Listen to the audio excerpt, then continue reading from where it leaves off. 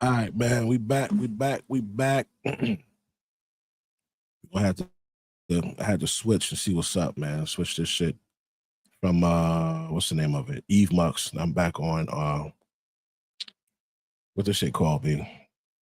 StreamYard. So we're gonna see if StreamYard is better. All right. If StreamYard is better, then you know what, man, I might have to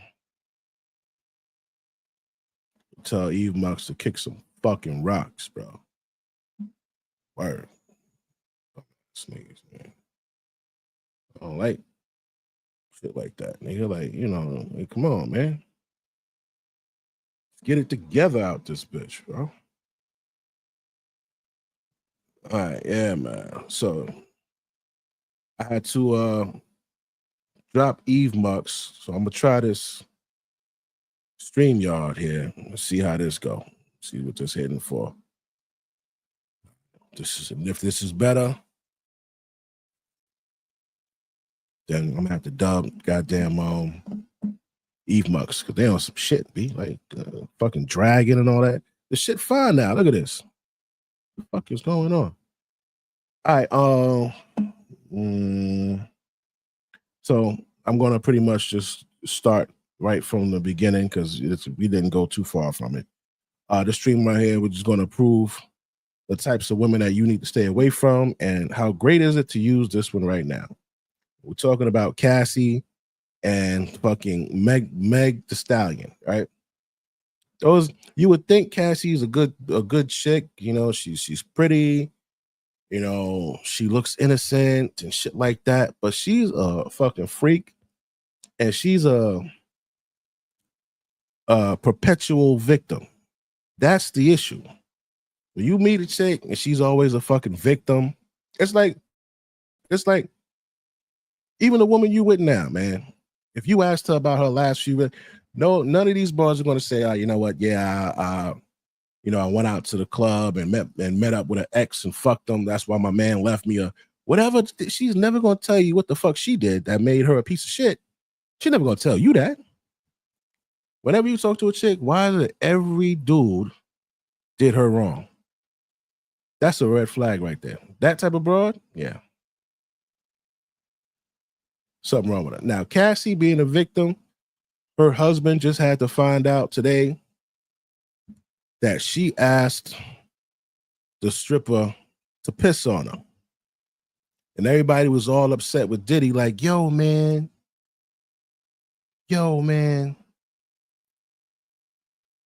Hold on, I'm just setting up this damn. Boom. Nice. So now everybody's like, yo, man, Diddy's foul, and how could he do all of that shit? Today, they found out that this bitch likes piss in her mouth. How about that? Right? But they're going to blow over it. Oh, she's 8 months pregnant, and she's this, and she's that. And she sucked so much dick that her throat was sore. I think she liked it. She said she was introduced to oral sex by Diddy. But before Diddy, she was dating a 27-year-old when she was 18. So if you expect us to believe that this 27-year-old wasn't eating your cat or you wasn't sucking his dick and Diddy introduced you to oral sex, you're a motherfucking fool. There's no way we believe that dumb shit, man. Come on, man. Stop it. Stop it. All right. And the way this bitch talks, I got to show the thing again, which I really enjoy this clip. I really enjoy this clip because it really shows the type of person that she is. All right, let's pull it up. Share the screen. How we gonna do this here? Let me see. I guess we'll do it like that. Listen to this. I think that's a great way to start off. Loving a loser. We've all been there. I feel like we've all been there. As women, unfortunately. As women, bitches, please. Bitches love to act like they're not losers. I the last stream I didn't say nothing about this because I say, you know what, it's not really that type of stream. But fuck that. Bitches act like they're not fucking losers. You're actually seeking out somebody to take care of you like you're a fucking toddler. Your 14-year-old kid You want somebody like fuck all of that, provide and all that. Nah, fuck out of here, bitch. You bitches want somebody to just give you a great life for what? Why you? Why should you get it? And as she say, oh, we all girls as women. Women pick niggas that got money and fuck them up and piss in their mouth. Apparently. Fortunately, we've all been there. It's something that we're probably all going to have to go through. Mm-hmm. But for you, what is that process like, loving a loser and getting out of that? Well, when I wrote the song, the lyrics are, I'd rather lose a lover than to love a loser. So I'd rather lose like the love of my life than to love a guy that's just whack. And right. I think I'd rather lose the love of my life than the love of God that's whack, aka broke. So she'd rather lose the love of her life. You know what, man?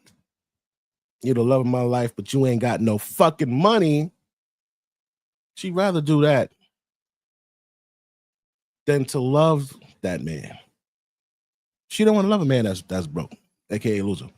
So when we talking about the two men that was in her life, Ryan Leslie, the child prodigy, if you will, who graduated Harvard at 19, when she met Diddy, compared to Diddy, he was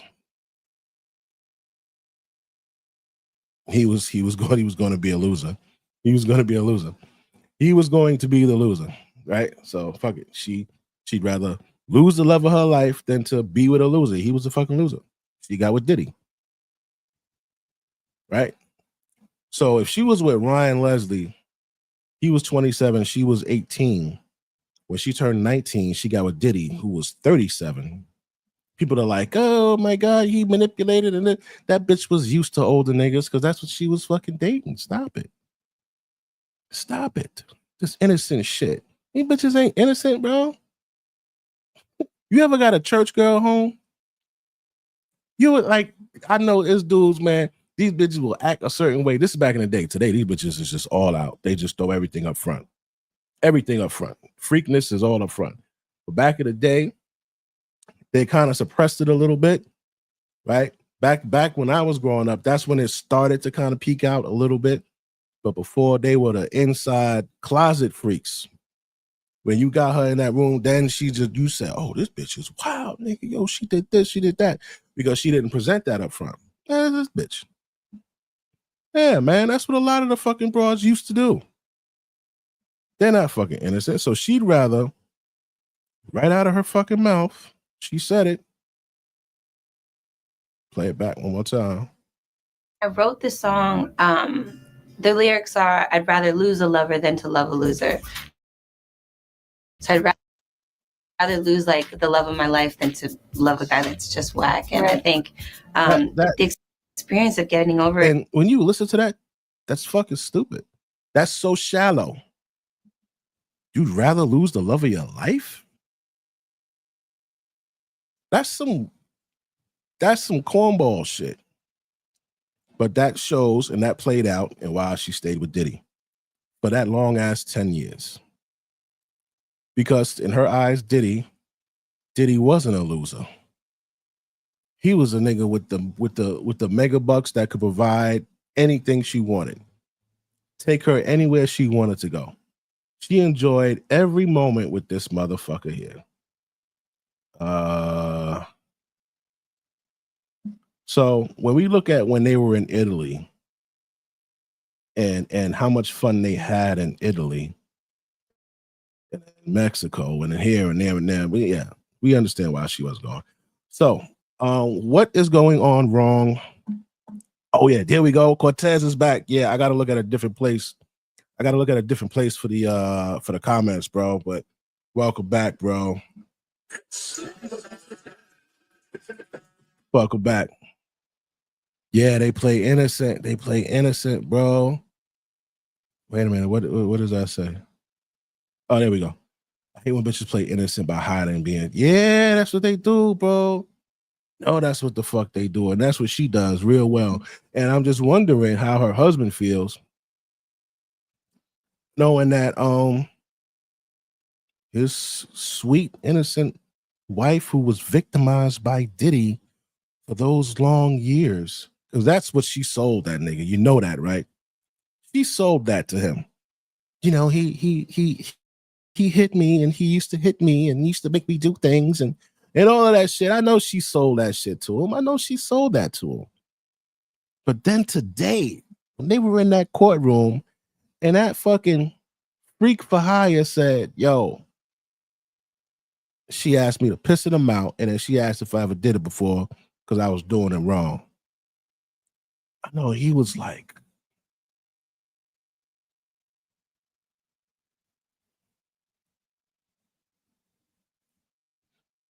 his little Brad heart was so crushed.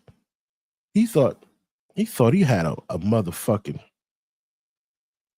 sugar plum good bitch, right? He thought he saved her from somebody. You ain't saved that bitch, man.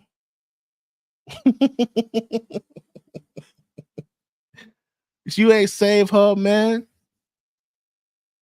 You got B. You know, I'm sure you enjoyed that pussy. You ain't wonder how she was so good at certain shit, man. You ain't wonder. Yeah, she learned that from that nigga, man. She learned that from that nigga. They out there teaching fucking male strippers, male prostitutes how to properly piss in a bitch mouth. That's what they're doing. Now we're gonna go over here real quick. Shout out to my man. I'm gonna use his shit right here because he's funny. What's his name? Shizza Zed. Yeah. It took me a while to learn how to pronounce his fucking name. Shizza Zed. Because when you hear him say it, he says, this is Shizza Zed. You're like, what? Nigga, slow it down. What you say? Well, look. Male escort claims Cassie was the one who requested him to urinate on her. Him to urinate on her. There's been a lot of really disturbing news that's been resurfacing from them retelling stories. I'm talking about the people on the stands, right? You have the escort. And also, today was the second day of trial.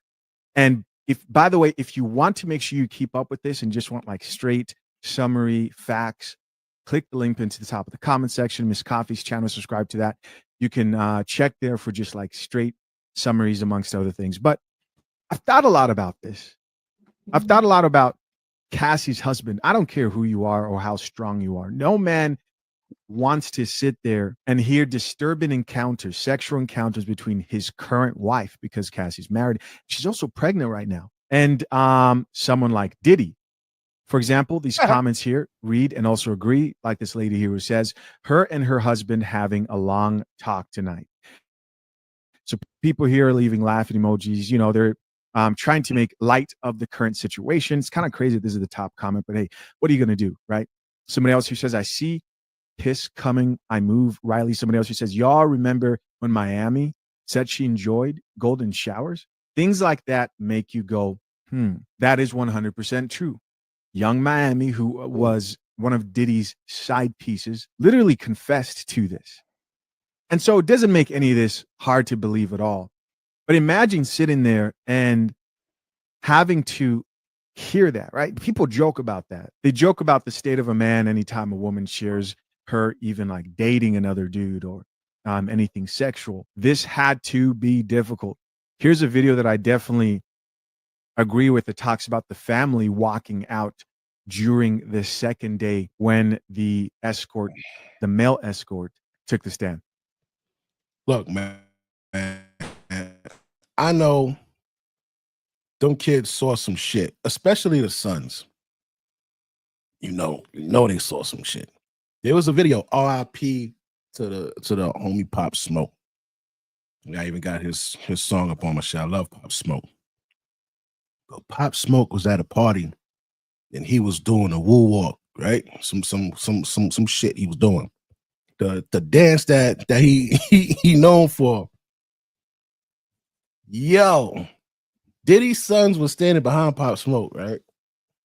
So Pop Smoke started doing this shit. That nigga Diddy said, I see you, boy. I see you.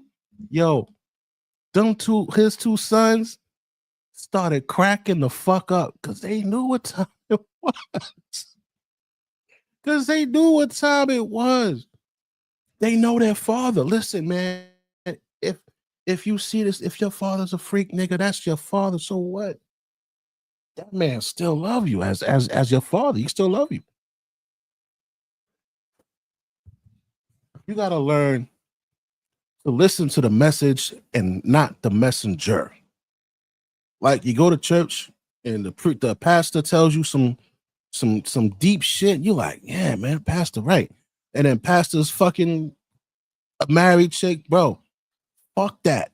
It's about the message. It ain't about that, nigga, unless he fucking kids. If you find out your pastor's fucking kids, lock them doors like what was it, TD Jakes, one of them niggas?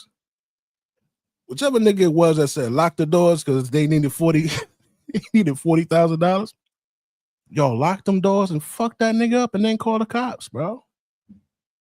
That's just it. You don't touch kids, bro. Bitches lie. They frame niggas for rape. Kids don't, bro. All right. You lock them doors. You whoop this nigga's ass, not to death because you don't want to catch a charge, but just hold that nigga down. Everybody just slap shit out this nigga. Bow, bow. You know what I'm saying? And when they come to it, say, yo, man, listen, hey, I don't know what the fuck happened. This nigga he got possessed and started running into the wall, whatever it is. But other than that, yo, man, if he's fucking somebody, he's fucking somebody, bro.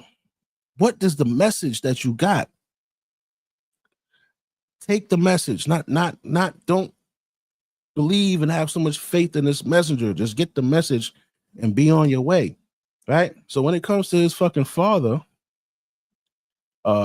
Christian, and I don't know the other niggas' names, but when it comes to your dad, man, if your dad love you, man, he's showing you how to do business and shit like that. Take that from him. You know, his practices with the bitches might not be the best thing for you to follow.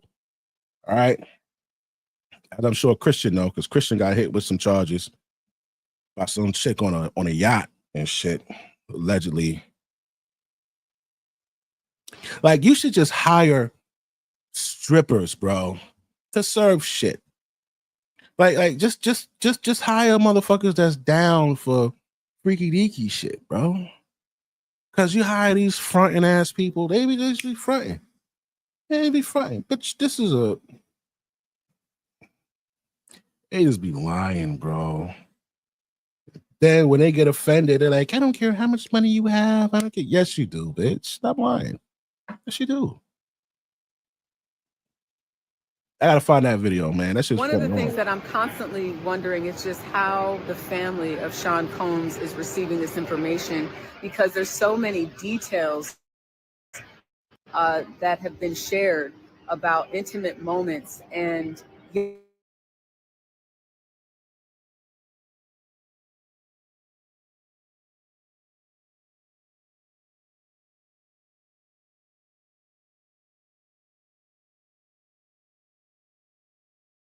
yesterday I noticed shit.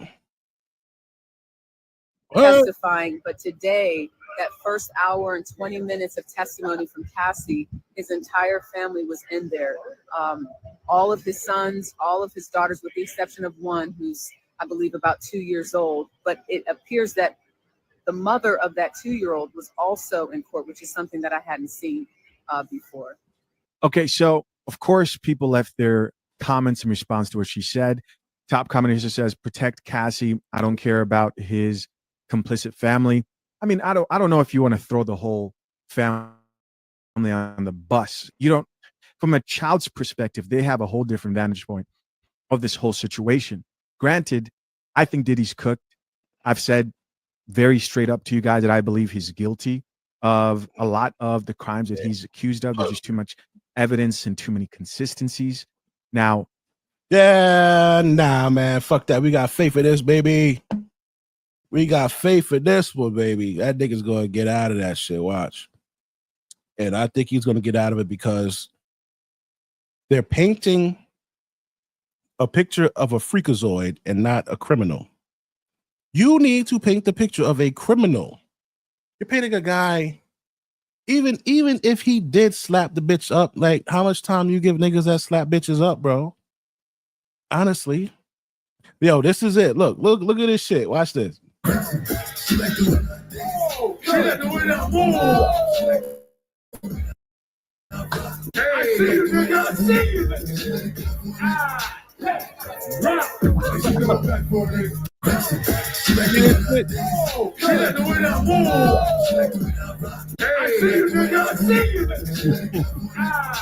at the silver plate.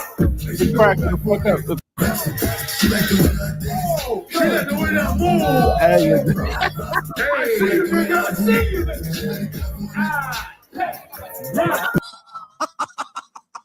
Yo, POP, man, bro, you can't be doing that shit around Diddy, bro. You can't be doing that shit around that nigga. That shit look kind of sassy anyway. Sorry, don't get upset, YNs, but that shit looks sassy as fuck.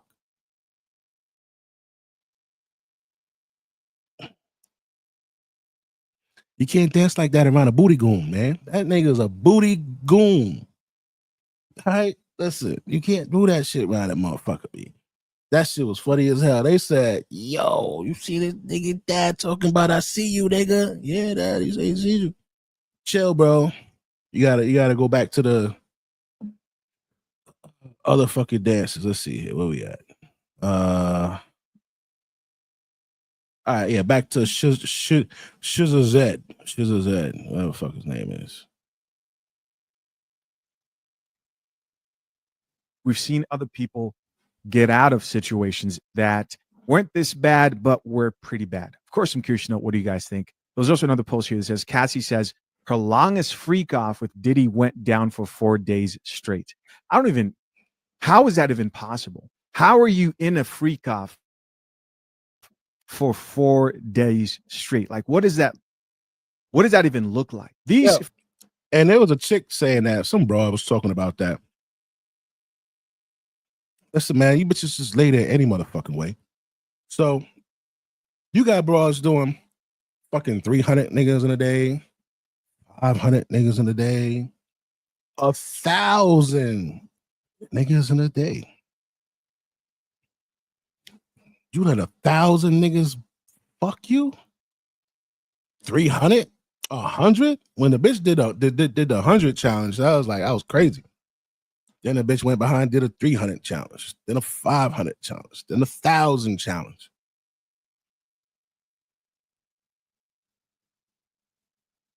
So to hear a bitch fucking 4 days straight, bro. To hear a nigga fucking 4 days straight? You know how sore your dick will be, bro? Like, bro, what? Bro. Come on, nah. You gotta, I mean, but testimony to that, right? She was talking about how, where that shit at? When she talked about how sore her throat was, man. Let me see. Is this it? Look at this shit here. I'm gonna see if this is it. I'm not sure.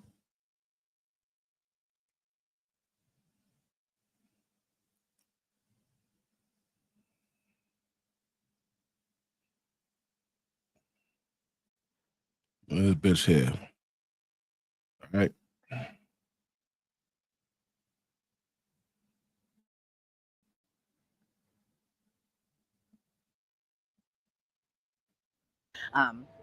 That the jurors were given during jury selection process. And so she thought initially that she was going to Miami for work. And a flyer was even made about her doing kind of a club appearance, a booking appearance down there. But instead, she was having sexual intercourse with Sean Combs on a boat. She said even later that night, that's when she started. She took a drug, and that was what they called a blue dolphin pill, was essentially ecstasy. She said she was given the ecstasy actually by Sean Combs, and that she had never taken a drug intentionally before. And she said intentionally because she said she unintentionally accidentally drank a drug from somebody else some other time, but that was the first time. The bitch is lying, bro. This laptop don't have it. The other one that I broke last week had it. I had my tabs. It's some bitch on there that was talking about, yeah, Cassie loved to party and get high. That's what the bitch said. Cassie loved to party and get high. I'm like, fuck. And you know what? I just might have it.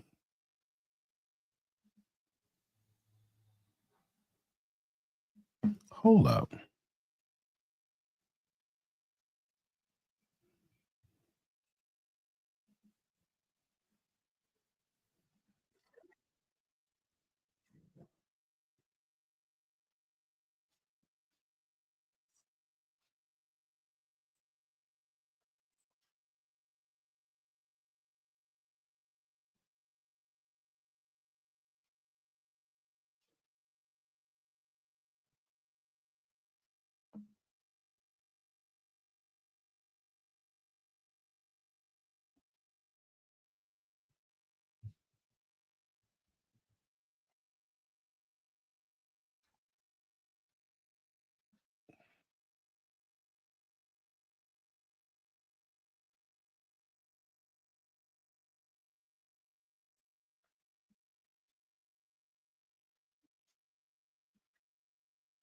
No, that's not the.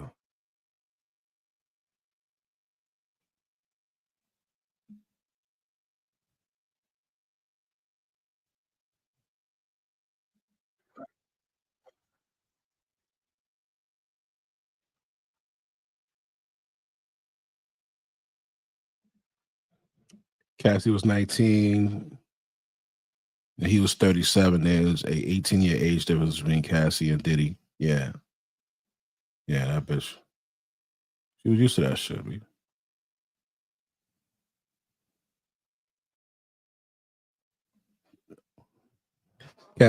Listen, man, Cassie's a rat bastard, bro. I'm telling you.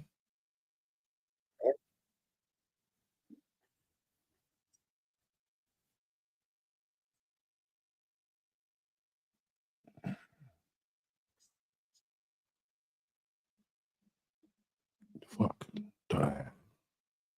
Thought I had it. I don't got it. So don't forget, right? Cassie left Ryan Leslie because he wasn't popping like that. He wasn't as popping as what's his name? Diddy. Time she intentionally did it, and again, that nigga was 27 when she was 18. So she never did it. She's full of shit, bro. And that was kind of her first introduction to it. She said ecstasy kind of made her feel euphoric, and then us in the gallery as well as the jurors, we saw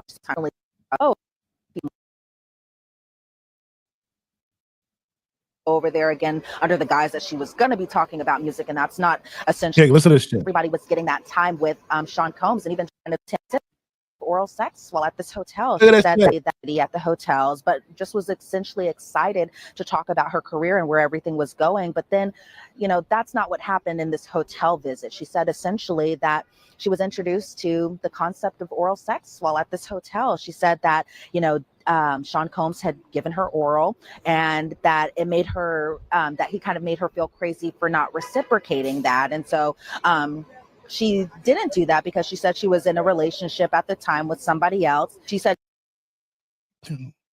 So you were in a relationship with somebody else, Ryan Leslie, and you went to Diddy's hotel, and that nigga ate your box, and you said, "Oh, I've never been introduced to oral sex before." So you was with Ryan Leslie all that time. And that nigga ain't you're lying. You're lying. You're a bad liar. See, when a dude knows how women lie, that they are capable of lying, you can't do that shit no more. It's like we see right through you, bro. We see right through your bullshit. Once you develop the eye, it never closes. Yeah, that bitch is capping. I used to wonder how certain dudes knew that a bitch was lying. It was like I used to be like, yo, they ain't got no faith in women. What the fuck? And them niggas were right about each and every one of them bitches. It was right about each and every one of them bitches. You gonna tell us that you ain't sucked dick or got your box ate and you were a nigga damn near 30 years old. You bugging the fuck. Who the fuck she think she talking to, bro? Who does she think she's talking to? That, you know, Sean Combs had given her oral, and that it made her, that he kind of made her feel crazy for not reciprocating that. And so she didn't do that because she said she was in a relationship at the time with somebody else. She said she felt sneaky, but she essentially just wanted to be around him because she said she felt sneaky, but she essentially wanted to be around him.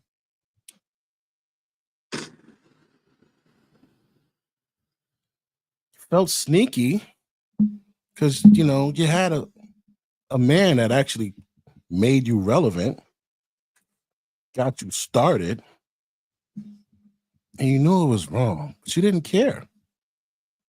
Yeah, she was a fucking slime ball. Yeah, Cortez, that's how you say that shit. She's a fucking slime ball. Yeah. You know you got a man and you kept doing because you wanted to be around him. That's so cute. That's so cute. The way that she framed it to make her sound innocent is just, it just shows the years and years of her doing that shit, bro. that. And so she didn't do that because she said she was in a relationship at the time with somebody else. She said she felt sneaky, but she essentially just. So you gonna go and get ahead, but just call it at that because you in a relationship. So when it was your turn to put dick in your mouth, you was like, nah, I'm in a relationship, but you let the nigga eat you. Like, do you see the bullshit? You see the bullshit? Come on, man. And these fucking hoes, man. Sean Combs had given her oral, and that it made her, that he kind of made her feel crazy for not reciprocating that. And so she. That is crazy.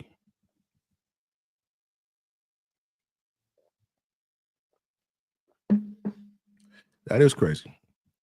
And niggas that settle for that shit, you're crazy. You gonna eat this bitch, but she can't suck your dick? Wildin'.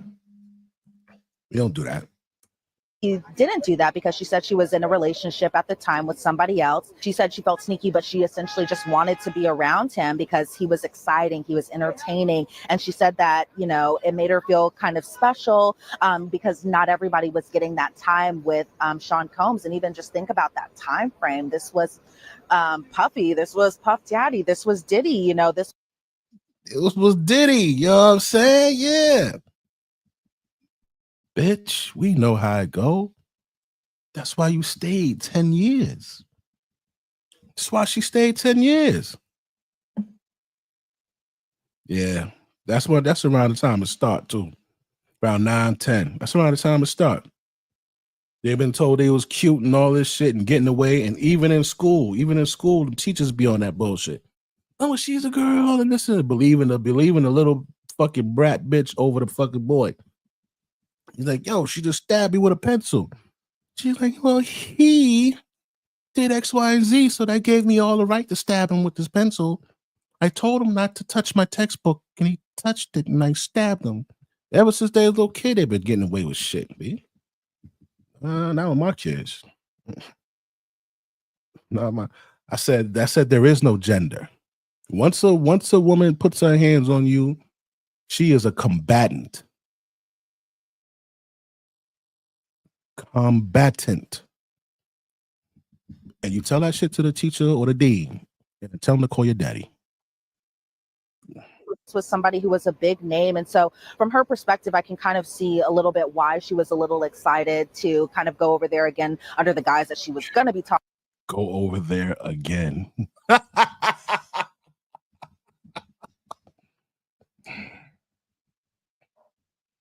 Yo, man, what an interesting creature, bro. Women, interesting fucking creatures, bro. Interesting. You know, this was somebody who was a big name. And so from her perspective, I can kind of see a little bit why she was a little excited to kind of go over there again under the guise that she was going to be talking about music. And that's not essentially what had happened. That bitch knew she wasn't going over there again to talk about music, bro. No, she wasn't going over there to talk about music.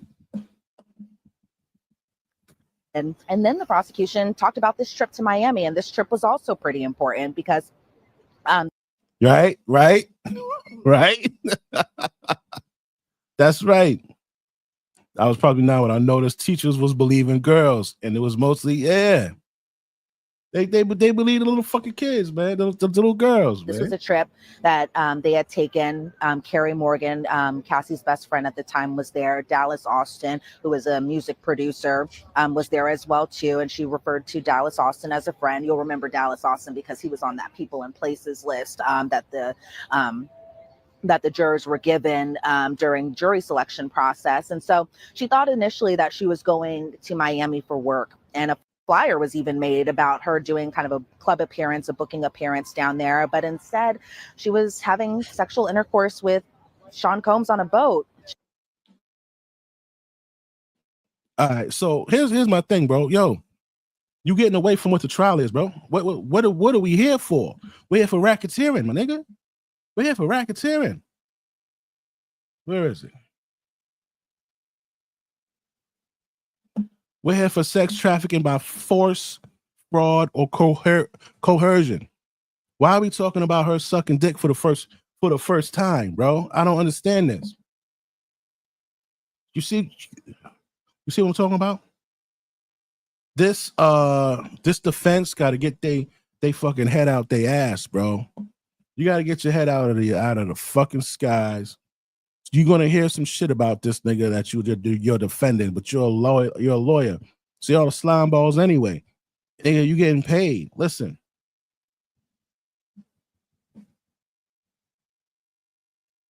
From 2009 and up,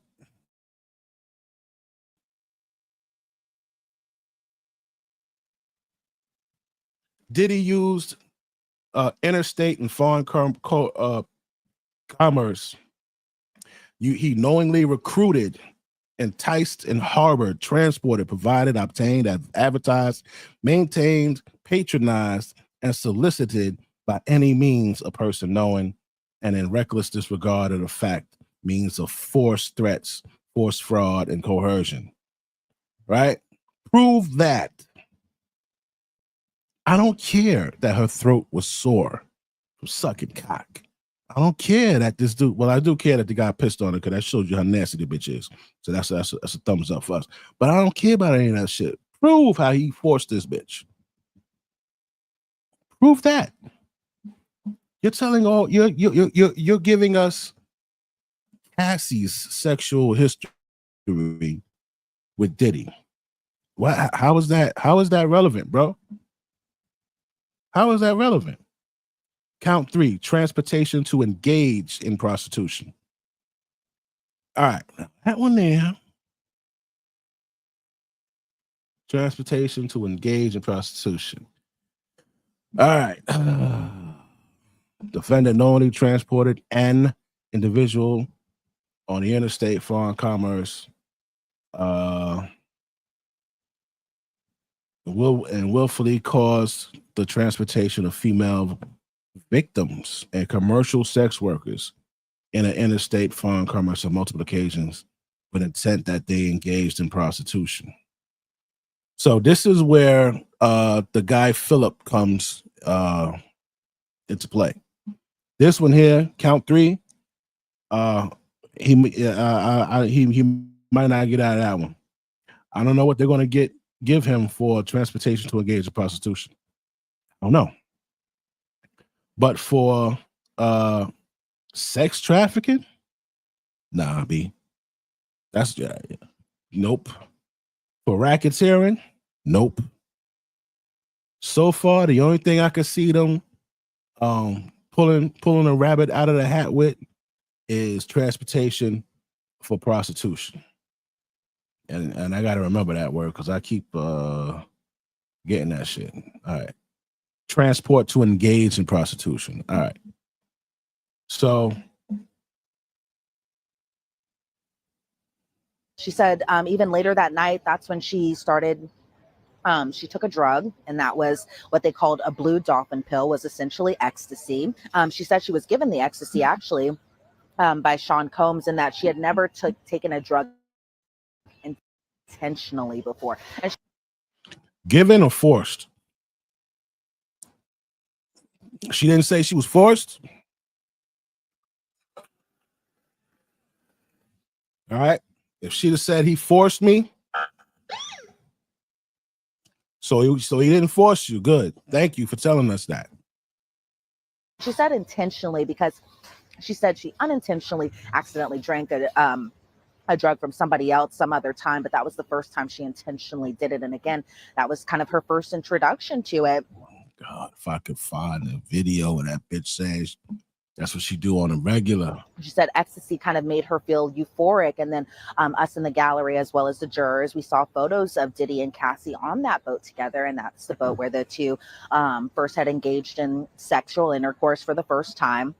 And then even after that trip, that's kind of where everything changed. She said essentially that they spent a lot of time together, and that she became one of Diddy's girlfriends. Now, at the time, she initially really just thought the two were monogamous because they spent so much time together. And she said even afterwards, you know, they didn't go public for years after that because publicly he was still dating Kim Porter. Even after this trip, she broke ties with her old management. And she said post Miami trip, that's when she started falling in love with Sean Combs. She said she called her, or she referred to herself as his shadow because that's how often the two were together. But she said that Sean Combs was her first adult relationship. We were later shown an exhibit. It was the photo of the two of them at a strip club in New York City together in Halloween of 2007. And we were shown photos of Sean Combs and Cassie in the back of a car together at their relationship. So you could really kind of see from her perspective, from what I saw from the exhibit, her just kind of smiling, her being what I perceived to be excited to be there. Again, she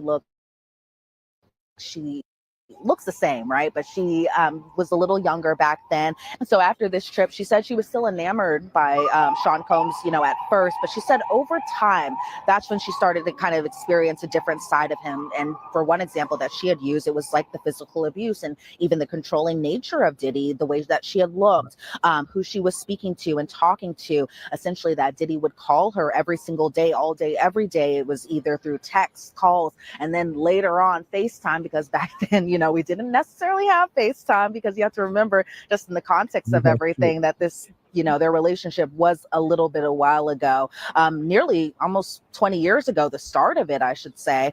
And so, you know, if there were times that she didn't answer the phone call, he would call her repeatedly. If she didn't answer the phone call, his staff would call her, and the staff included the assistants, the security. Said the staff would even go so far as to locate her in person if she didn't answer her phone. And she said that Sean Combs's or Diddy's moods impact her very greatly. She said she said when she would be abused, it wasn't really about her. She said there was physical and psychological abuse. She said even if she didn't smile the right way that he had wanted her to, he would say things along the lines of "watch your face, watch your mouth," and essentially Diddy would tell her kind of who to be. And then that's how we kind of slowly started getting into more just of the relationship between Cassie and even Diddy's staff members, including his security team, who was around 24/7. You know, Cassie named off names like D-Rock, Uncle Paulie, Bounds, Malik. When the assistants were named, it was important names like Christina Coram, David James, Neil Dominic. And so that's when we started to kind of get a glimpse a little bit into just her relationship with Diddy's staff too. And a lot of things to break down there, right? I'm actually going to do a sidebar episode where I'm going to take Ventura's testimony and say how it actually matches up to the elements. So now we're gonna go to this chick right here. She's the one who said Cassie had mouth sores and all of this shit. You know what I'm saying? So what? Because what I'm about to tell you that's coming out of this courthouse is going to blow your mind. Okay, let's start with Cassie Ventura, the prosecution's star witness who spent hours. Fuck that. Get to the. He says that the freak-offs wrecked her health, that she had crippling sores in her mouth after performing oral, and that it was so bad she could barely swallow. She also suffered painful urinary tract infections, UTIs, that made every moment agony. Yet Diddy allegedly forced her to keep going week after week, day after day. Like, how do you endure that as a woman? Well, she turned to party favors, okay? And she mentioned it in order that she had to numb herself. You know, this whole victim shit, bro. This whole victim bullshit. This is why you gotta stay away from these bitches, bro. Like this, you know, that don't own up to the fucking truth. On Hot 97. Ebro in the morning, the beautiful Laura Styles and the beautiful Cassie on the show. Give it up for Cassie. Rosenberg on assignment with the WWE. Cassie, what's up, kid? Oh, wow, she sounds crazy. Late night last. He said, "Whoa, wow, she sounds crazy." Hell yeah, she sound crazy. Hell yeah, you sound crazy. Did she come out now? The way the book shit went. Oh, what up, PJ? Hold on.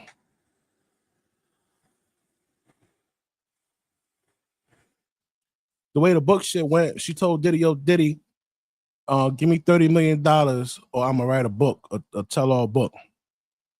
Diddy said, "Fuck you, fuck your book."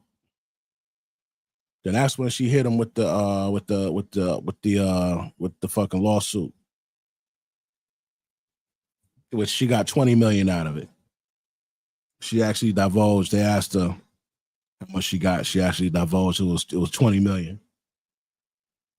That 20 million ain't gonna last. Ain't gonna last. And they're saying that her husband was mean mugging Diddy. Like, nigga, like, bro.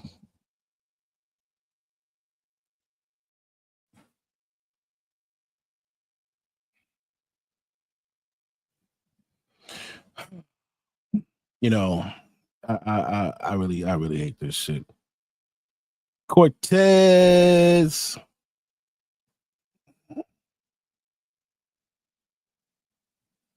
Part of Journey. We in here. All right. So yeah, her fucking throat is sore. Last night? Yeah, you know. What was you doing last night? I had to host at Sapphires. Oh, word. You was in a strip club last night. Okay. You know, it wasn't that kind of night, but definitely. How is Cassie at a strip club? Are you one to have like just stacks and throw it in the air? course. And They do you get gave busy? me, look, they gave me this gun, which I've never seen before. Oh, yeah, I seen that. And you put the ones in it, but they were like, you know, don't just power. She has a great time.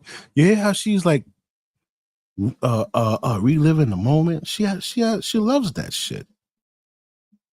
She loves it. You know?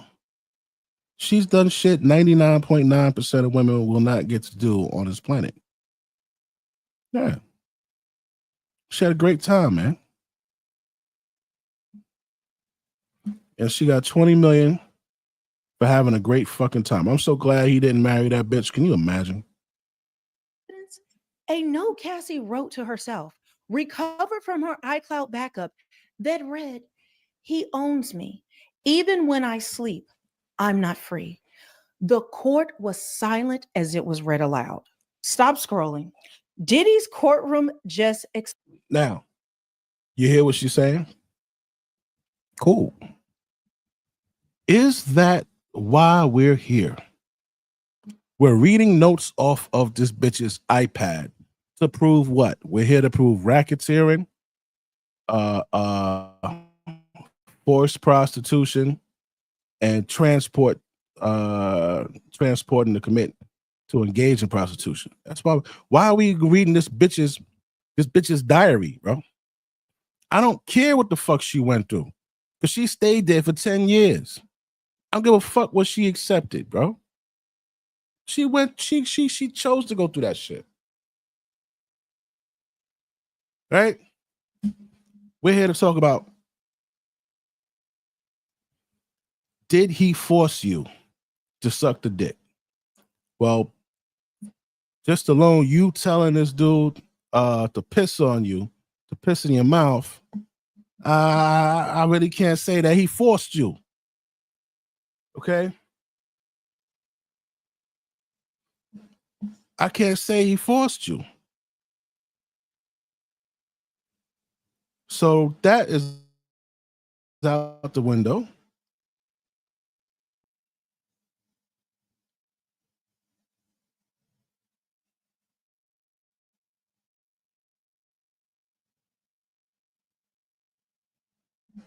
One time, Philip told jurors Ventura even asked him to urinate on her. Cassie was actually the one that asked me to urinate on her. She asked me if I had ever done that before. Apparently, I was doing it wrong. So, what happened, bro?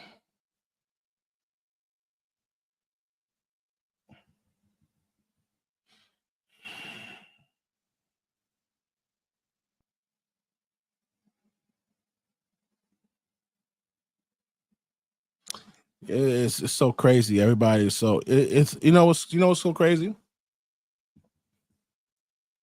This guy says my thoughts were that this was someone with unlimited power. And chances are, even if I did go to the police, I might still lose my life.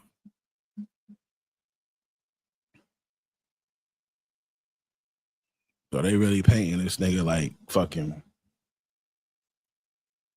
They're painting this nigga like he's really untouchable, bro. They're painting this guy like, come on, man. He has just as much power. So why'd you go back? If you was afraid that this nigga got that much power and shit over you, nigga, why you go? Why'd you keep going? He went on a regular basis. Why you kept going? Just don't answer the phone, nigga.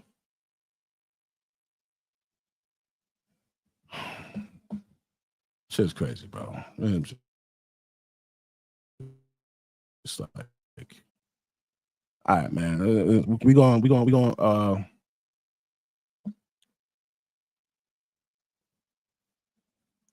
jump over here real quick.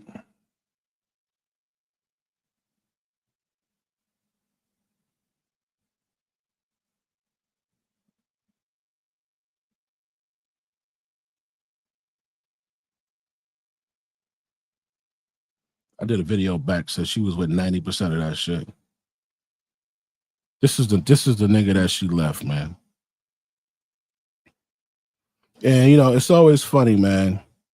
But that clip of her saying she'd rather lose the love of her life than to be with the nigga if he broke.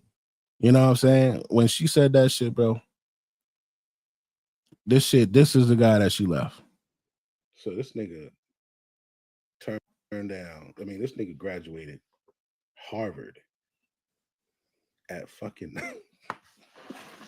nigga graduated Harvard at 19, B. Graduated Harvard at 19, scored a perfect 1600 at 14.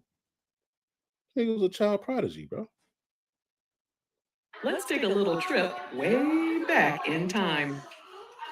Ryan scored a perfect 1600 on the SATs at the age of 14 and enrolled at Harvard at the age of 15. Dude went to Harvard at 15. He traveled the globe singing four-part harmony with the school's jazz group, the Crocodillos. He graduated in 1998 at the age of 19, and instead of chasing a career on Wall Street, he focused on making music and co-founded a music media company called Next Selection Lifestyle Group.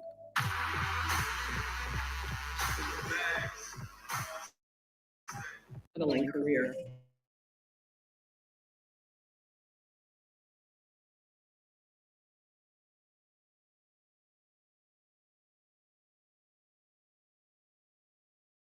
Ryan 5. However, Ryan told Parlay magazine the album was never officially released because there was a, quote, lack of demand for it in the marketplace. The social network site MySpace had just launched, and Ryan and his friends all created user profiles. During a live performance, Ryan stated that he and his associates decided to test the platform by concocting a social experiment. They created a profile for Cassie and included some of her cute modeling photos. Ryan added, "When you put a beautiful woman on MySpace, both guys and girls would like to be her friend." The profile went from 0 to 650,000 friends. Ryan wasn't satisfied, though. He wanted to find a way to turn those friends into customers. So he asked Cassie if she would be interested in recording a song. Even though she wasn't a traditional or professionally trained singer, she agreed. Cassie recorded the track Me and You, which Ryan wrote and produced. Then they put the song on her MySpace profile, and the track skyrocketed. So Shorty wasn't, you know what I'm saying? Damn, she got a nice mouth. Shorty wasn't, messing with no slouch beat. She wasn't messing with no bum dudes. This nigga basically was a child prodigy, and he knew how to just step into an industry and just like make it work, man.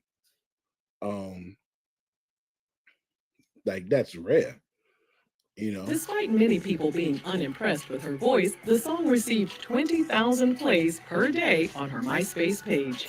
20,000 plays. It didn't take long for record label executives to start blowing up Ryan's phone. One of those callers was Diddy. Ryan said Diddy made him an offer he couldn't refuse. So Ryan decided to release Cassie's debut album on Bad Boy Records in a partnership with his production company. Cassie's self-titled debut album was released in August 2006 and debuted at number 4 on the Billboard 200. And then, well, you probably know what happens next. When you have a smoking hot product on your hands, people get excited about the product. People fall in love with the product. And Puffy fell in love with Cassie. And that's his girlfriend today. Damn. This nigga like he about to cry about that shit, bro. God damn. Yo. That's fucked up, bro. You know what I'm saying? So she knew what the fuck she was doing, bro. This was a good dude. She left this dude to get with Diddy. Cassie and Diddy rode off into the sunset and made their first public appearance as a couple in 2012. She became the face of his new Sean John women's collection. Yeah. Mm-hmm.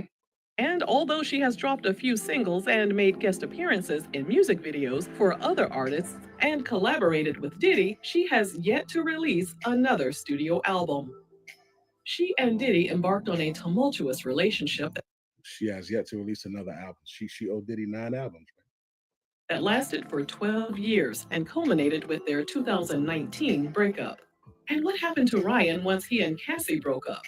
Well, he described himself as being completely heartbroken. Not only did he lose his girlfriend, but he lost his breakout R&B creation, and his deal with Bad Boy Records went sour as well. Yeah, no, Diddy probably kicked that nigga out. That was the boss. So like, what you supposed to do? The boss took your girl. He like, what you? That's a horrible relationship now. Ryan was asked about the situation in several interviews, but he always chose to take the high road. He told Essence magazine, "I've let folks pretty deeply into the areas of my life that I believe to be insightful, inspirational, and motivational. So the rest of it, I look at it as mine." He tried to move on and was linked to supermodel Chanel Iman, but it didn't last. Following their breakup, he shared the song Addiction on his MySpace profile. The song features Cassie and Fabulous.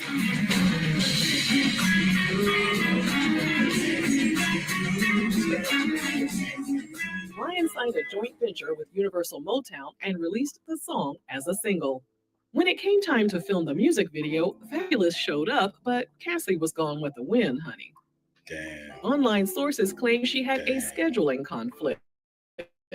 So Ryan had to settle for a Cassie lookalike instead. Oh my God. In the summer of 2009, risque photos of Cassie hit the internet. And of course, many people pointed the finger at Ryan. 2009. Racy photos.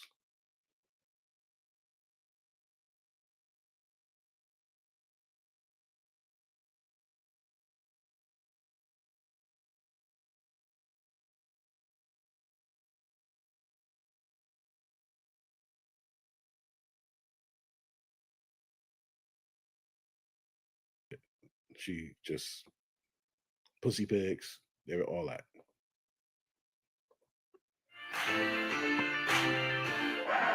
Oh. He insisted he wasn't involved in the incident, and Cassie later went on the record to say the images were stolen from her old Gmail account and she was getting closer to finding the culprit. Ryan finally released his self-titled debut album in 2009 on Tommy Mottola's Casablanca imprint. The album includes the fan favorite track, Diamond Girl. That same year, he released another album called Transition. Ryan said the album only sold 60,000 units, but he still received a Grammy nomination for Best Contemporary R&B Album. This was around the same time he started dating Australian supermodel Nicole Trunfillo. In October 2010, Ryan was touring in Germany and stopped at a nightclub. He left a bag containing a laptop, jewelry, $10,000 in cash, and his passport in the back seat of a Mercedes, while security guards escorted him inside the club. When Ryan returned to the car, the bag was gone. Desperate to retrieve the laptop as it contained his music and other personal information, Ryan offered a $20,000 reward to whoever could find it. Without the session files that were saved on his computer, Ryan was unable to release the new music he was working on. So he announced in a YouTube video that the reward had been bumped up to $1 million in the interest of retrieving the invaluable intellectual property contained on his laptop and hard drive. Ryan urged anyone with information to contact him at the email address ryanleslieLaptopReturn@gmail.com. But little did he know, offering such a massive reward would turn into a huge mistake. Wow. Shortly after increasing the reward, a man named Armin Augstein contacted the police and said he found Ryan's backpack in a forest and decided to bring it home. Inside the backpack, he found Ryan's passport, so he searched his name on the internet and saw the news about the reward. Ryan coordinated the delivery of his most prized possession, but according to ABC News, when he received the laptop, all of his music files were gone. Ryan argued that since the music was not on the laptop, he didn't have to provide the reward. So Armin took him to court and was awarded a judgment of $1,180,000 in damages. And then things got even worse. Nicole reportedly dumped Ryan in 2011. According to the New York Post, following their breakup, Nicole called the cops on him after he kept repeatedly calling her and knocking on her door. The responding officer, Detective Mortimer, left a message on Ryan's voicemail with his contact information and asked the singer or his attorney to call him back. Ryan moved on with model Kenza Ferrati, but that didn't last either. He released another album called Less Is More in October 2012. The song Joan of Arc is about love gone wrong. The original version of the track features the voicemail that Detective Mortimer left on Ryan. See that? He kept trying. Rich niggas get the same bitch broke niggas get. They ain't get nothing better. That motherfucker got sued for $1,180,000. That bitch left. Then he got with another fucking problem. Ryan's phone after his alleged incidents with Nicole. A few months after the album's release, the detective found out about the unlawful use of the message. He filed a suit against Ryan for unspecified damages and claimed the song caused him embarrassment and damaged his credibility as a police detective. Unfortunately, we're unable to locate the results of the case. By this point, Ryan had only made one payment of $5,000 towards his laptop judgment. When the New York Post shared the update in their newspaper, Ryan burned a copy of the paper on stage during one of his shows. So that nigga had to pay $1,180,000. He made a $5,000 payment. It was like, fuck that nigga. Man. That wasn't going to make his issues go away, though. Armin took the matter to court again for Ryan's failure to pay. And in January 2013, the court once again sided with Armin and ordered Ryan to pay the full reward, plus an additional $180,000 in interest that accrued between the time the laptop was found in 2010 and when the first decision came down from the federal court in 2000. Oh, this thing. That's a big fact, see. It's harder for them. You got millions of dollars, man. You think you're gonna be able to find somebody that I think a broke motherfucker got a better chance. Because if you find somebody, that bitch really like you, bro. She really likes you to take you on because you broke. Now, if you hit it big, then you good. But if you meet her and she already know, she could Google your fucking net worth, nigga. Nah, bro. Fuck. Nigga just got back. See, and it's always like that. The motherfuckers that be smart. What the fuck? Hold on, man. That motherfucker had a fucked up life, bro. Why that keeps happening? Is the reason why they're going to keep him out of tequila ads. They're going to keep him out of tequila ads. Oh, shit. Oh, you dirty bitch. In the foreseeable. Diego.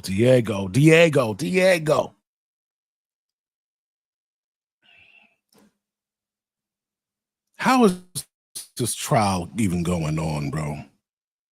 They ain't talk shit about the actual charges, bro. And they got to go do this shit again tomorrow. Court be hard for motherfuckers. Getting up every day, that's a fact. That's the best thing to do.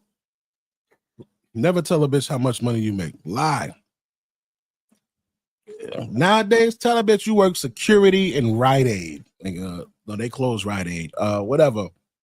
Target. Tell her you work security in Target. You're a mall security. You work at the Mall of America or some shit. Yeah, that's the name of the shit, right? Mall of America. Whatever. Don't tell them what you really do. Especially if you're like successful, you really like successful. You got a lot of these bitches. And what I learned, right? When you see people do certain shit, and you like, yo, why do they do that? Why do they do that? Time is gonna show you why. Time is gonna reveal why. Like, why did niggas make it a practice to give a bitch the wrong name? We see why today. They'll try to get you stuck up. They'll try to put a fucking baby on you. They'll try this shit like you richer than them. Drake fucked this broad. She went and tried to take the nut out of the garbage can. If that don't show you these bitches' nature, nothing will. He put hot sauce in that shit, which means when she went in the bathroom and she took that condom out, that shit was red, was pinkish. So you don't think maybe like, what the fuck, this nigga bleeding this shit out his dick or something? Why this shit pink? She looked at that shit like it was a golden ticket. And she shoved it up in her pussy and started burning.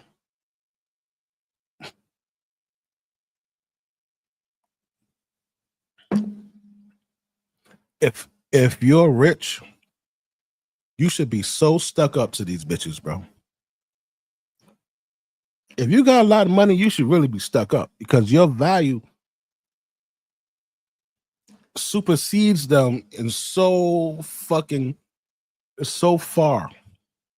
Especially them pretty bitches. The ones that the cookie cut fucking hair slap, baby hair slapped across the forehead and sewn on and shit. Like, no, man, no. Bitches got 10 ounces of fucking pancake batter on they. No, bro.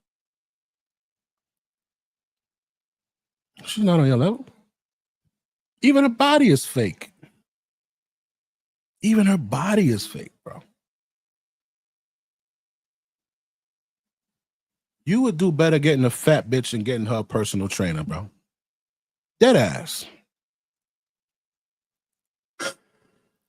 Get you, now not a super fat bitch. I'm not talking about a SSBBW. I'm talking about, get you like a chubby bitch. Get you a chubby bitch that's decent. You know what I'm saying? and put her ass to work, bro. Put her on what do you call that?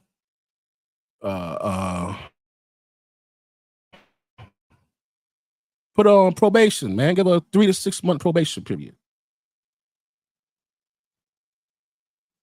Got this bitch a personal trainer. This is if you rich. You know what I'm saying? At least you know that her shit ain't fake.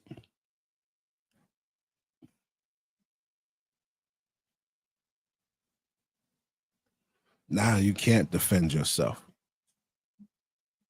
Now you can't defend yourself. Now they made it a law where you can't contaminate your own sperm.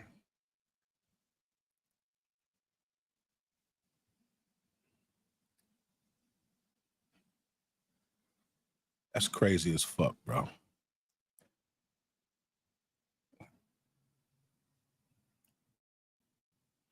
So they did that, but they didn't make it a law to steal the sperm. Crazy. They did that, but they didn't make it a law to go in there and steal the sperm. How does this shit going on, bro? Future for the company's push of De Leon. Combs had breached the contract, but the parties are still feuding over the use of up to $15 million in advertising and promotional budget, including for De Leon marketing next year. So essentially, De Leon is saying, brother love, we don't want you to be the face of the brand anymore. And by the way, it goes way beyond them caring about his case or the now selling case with him in Cassie. It's particularly about the fact that Diddy called them racist and they want to get Diddy forcefully out of the building. So they already severed ties with Ciroc. A judge will rule if they need to pay him anything, but they claim they've done enough and he breached the contract so they could end it. Now, the argument is this De Leon thing, and basically because Diddy has the control of where he could spend the budget, they don't want him spending the budget with anything to do with him because they're feeling that they don't want him to be the face of this tequila. And I don't think it's only because of the rape stuff, as I said. It's because Diddy's suing them about Ciroc. So they're basically trying to stick it to him, and this is helping them basically stick it to Diddy. Now, that's not the only thing happening with Diddy. Okay, his clothing brand has been phased out.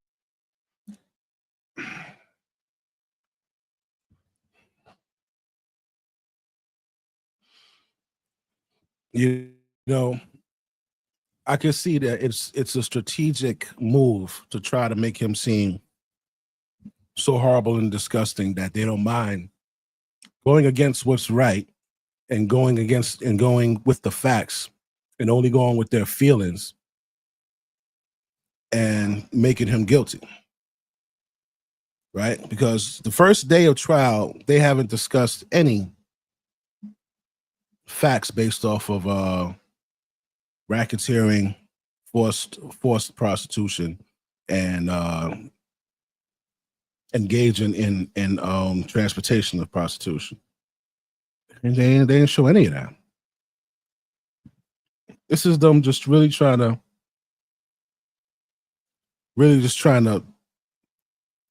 make him look like a horrible motherfucker.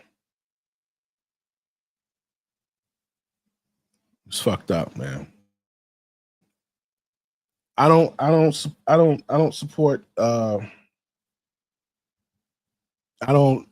support Diddy, the things he did, sexually or whatever.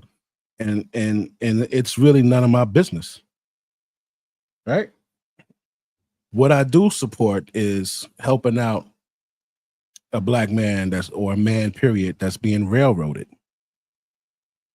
Right? If you're in court, you're in the business of court and making real judgments.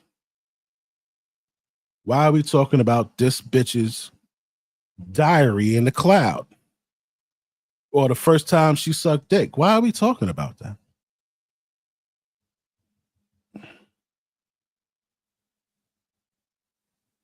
Why don't the defense use the shit that I just used? Why they don't scour social media and pull up shit that she said out of her own mouth and then question her about it?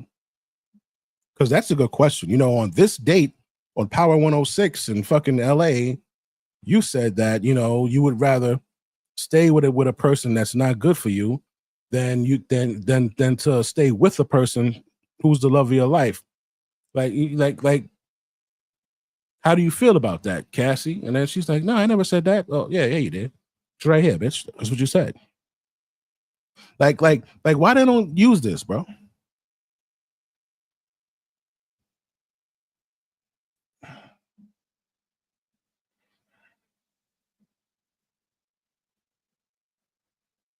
So if this bitch was so scared of Diddy, bro.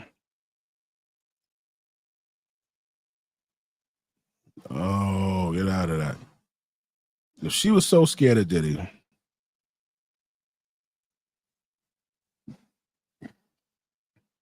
why did she just get with this personal trainer? Like, you know, he wasn't going to go upside her head. Like, she wasn't afraid of him doing anything. Pop star, R&B songstress meets bull rider. How did this go down? We got Cassie at LAX. So she's got her new boyfriend at the airport, and he's so hot. His name is Alex Fine. He rides bulls. He's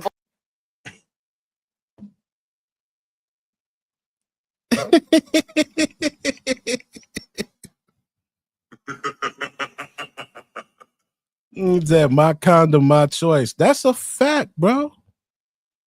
That's a fact. It's my sperm. It's my choice.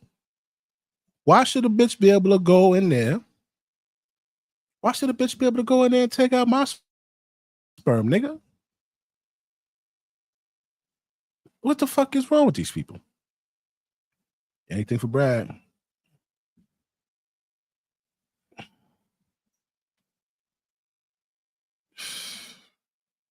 bull rider. Oh, he's got a Rottweiler puppy. So cute. We talked to them. We were like, how did this all start? And she said, friendship. It started organically, right? I love that. But wait a minute, this feels too pat. A very handsome bull rider with a Rottweiler puppy. They were friends beforehand. They were friends before they got together. How did they become friends? She was in a bull riding? I don't know, bull riding circle. So Cassie and Diddy together at the time. And Diddy hires an athletic trainer for Cassie. That's him. Oh, he's the trainer. I heard about this. Oh, God, this is so good. This is like when a man sleeps with his secretary. I love this. So the hose is all for this. But you know what, man? You know what? Heard about this. Oh, God, this is... This guy just heard. For Cassie. That's him. This guy just heard that his wife and the mother of his kids wanted the male prostitute to piss in her fucking mouth.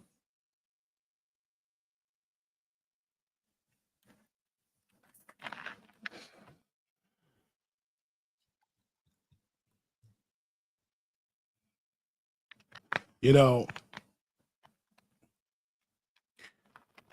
and this motherfucker, dude hires you and you try to take his bitch. The nerve of you motherfuckers, right? I'm glad that you got a used fucking whore. Mouth stretched out, mad UTI, venereal diseases, and fucking sores in her throat. Good for you.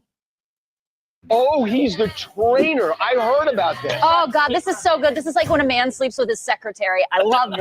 This is like so good. What is this? Is revenge for you? Nice. It's so, she just got with the trainer that Diddy hired.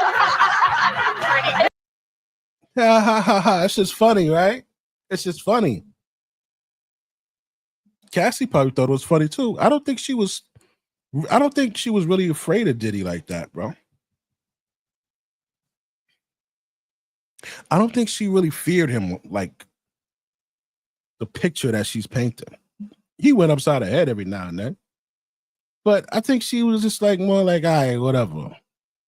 Because when he was dragging her ass down that fucking hallway, She mouthed off to him. Yeah, she got up and said some shit like that. I said, oh, she not afraid. She not afraid at all. Because he ain't even punched her in the back of the head. We watched that video. We slowed it down. We saw that he grabbed her, right, hard, and yanked her the fuck down on the floor.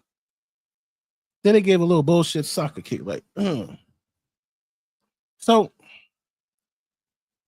he ain't really beat her ass like that. Then we watched the video of Zach. You remember Zach, the football player? When he yo, that nigga hit that bitch so hard twice. Then he threw her into the TV and then choke slammed her ass. And then choke slammed her ass onto the baby walker. Shit was crazy. How much time they gave that nigga? They fined him in maybe like 6 weeks or some real low, like nigga ain't get punished for that. So you want to call Diddy Ike Turner? Nigga, Ike Turner ain't even go to jail, nigga. So what you want to do? Yeah, they like that shit. If you don't do that, you know, you don't really love me. When he beat me up, I know he loved me. Sometimes I piss him off so he can beat me up and we can have makeup sex. Yeah, that's the shit they do. So she wasn't afraid of that nigga, man. She really enjoyed being on these yachts. You know what I'm saying? She enjoyed being on the yachts, man. And why do you think she went to Diddy and tried to sue him in the first place? She already left the nigga, had a baby or two, and was married, bro. So why'd she go up to Diddy? Why'd she ask for money? Cause that nigga broke. She married a personal trainer. She married a personal trainer. Word, nigga, let me know so I could blow it up. Wow, nigga. Whoa. Oh, man. Yeah, I got to look into this. Is she still alive? Because I'm fucking curse her ass out. You lying bitch.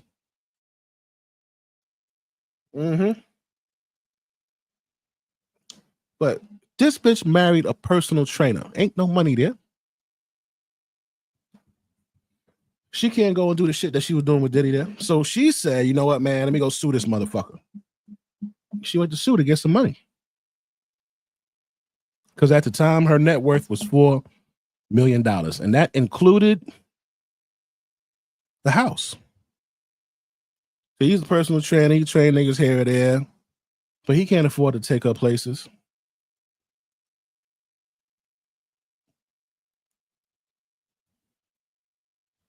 So she had to go and get the bag by any means necessary, any way she could, dog. That's what she had to do.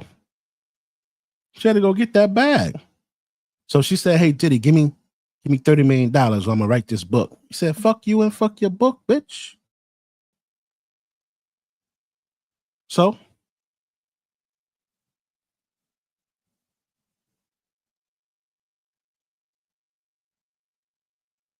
Yeah, I want to hear what this cunt got to say about that.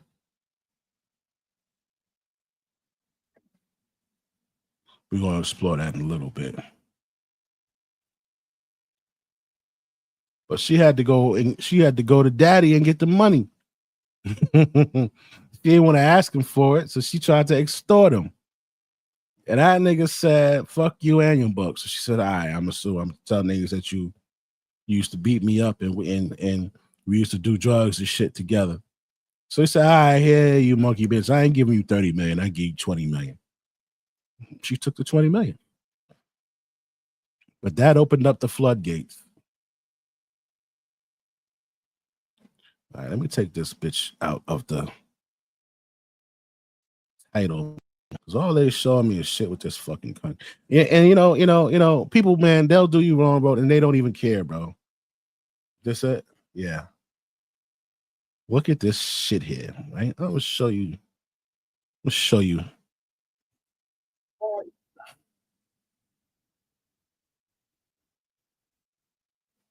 I'm gonna show you how this bitch gets down and why she ain't leave this nigga.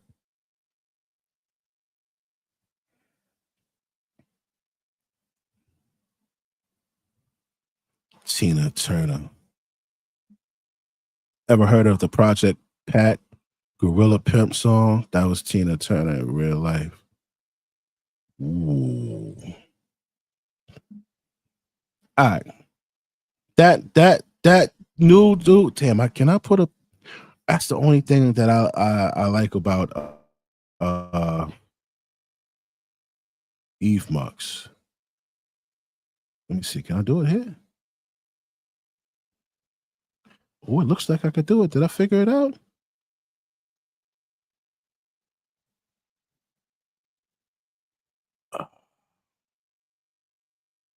Yeah, I figured it out. All right, cool.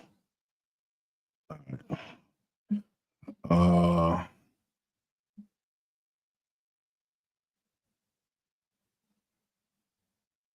Where's that damn TMZ shit? Here you go.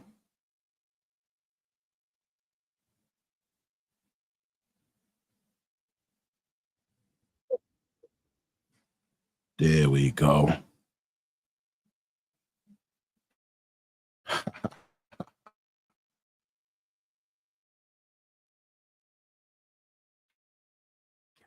All right, come on, stop.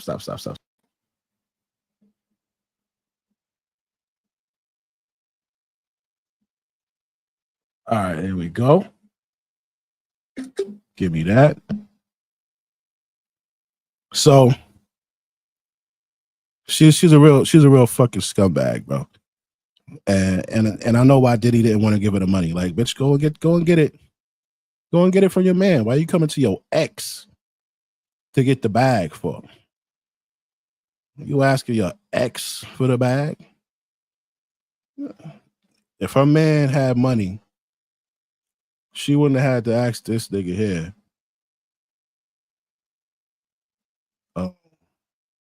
Man, can I change the size of this shit? Pause. You got this guy, right?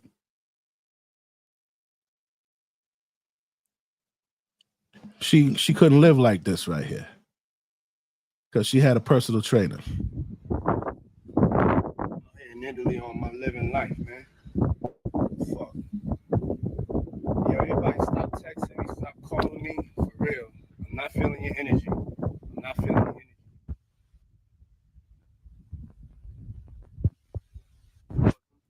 Need a little bit of lotion for these ankles. You know I'm from Harlem. Ain't nothing wrong with that. I still need lotion. It's my bad foot right here. I'm talking about like, it's not my prettiest foot. You did? I said I called you black. I opened them and I was here.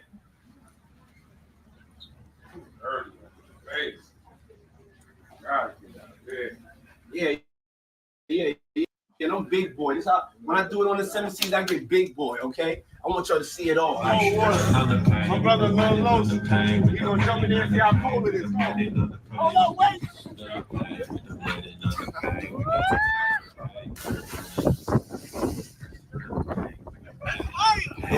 Does it feel like black excellence?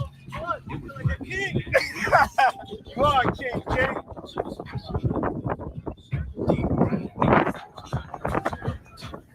Look at my hat, man. You think I'm out here playing? Look at my hat. You know? Deli on Don right here. You know? Come here, baby.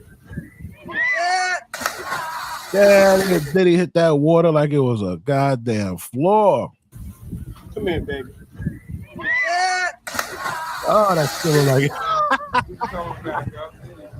oh, that's just sound like a hurt. That feel good, right?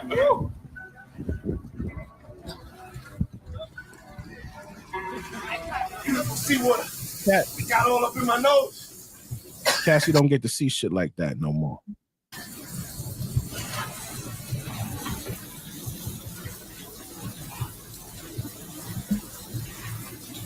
Go get my hat. I'm doing more things in life that maybe I have fears of. Sometimes you gotta just jump. Jump. You can do anything you put your mind to, baby. Jump.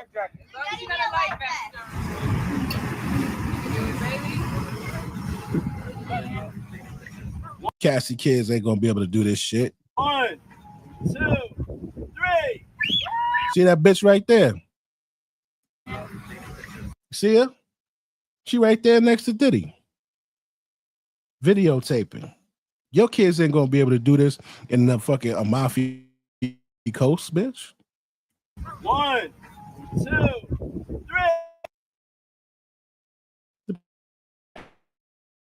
Bitch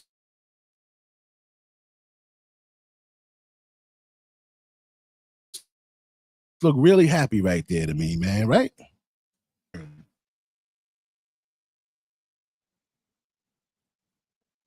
Oh, come on, cocksucker, let's go.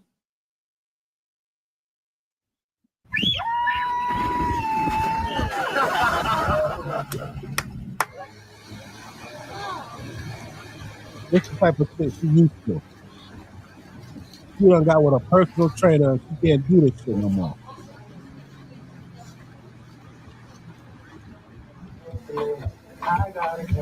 It was over. That shit told her just for her no more, man. So she had to go her ex-man and get a $2 million.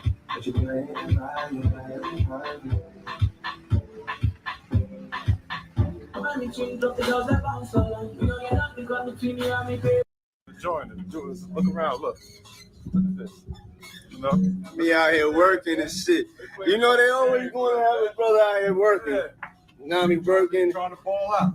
Man, I'm about to start balling. For real. My vacation about to start. I can't post none of this shit. It's too much balling. Yo. What the fuck? Nigga said I can't post none of this shit. And that's all right, man. Enjoy your life, bro. That's why you gotta watch motherfuckers you bring into your life, man. Sir. Sir. You're right place. You gotta deserve it. Just look happy, Jimmy. Just wave. OG. Oh shit. Yeah, let's get that money.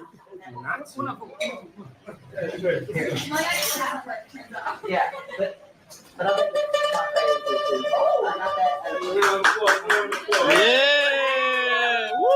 Yo, did he always wait for motherfuckers to walk away to ask them something? You ever notice that shit? I noticed that.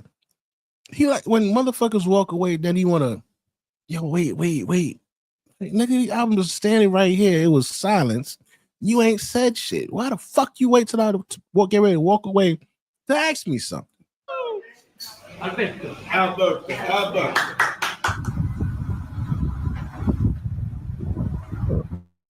Fuck y'all niggas at?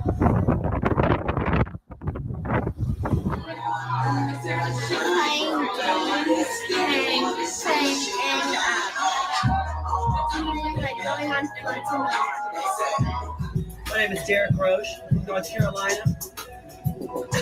I ain't gonna lie, you got mad faggots around this nigga, B.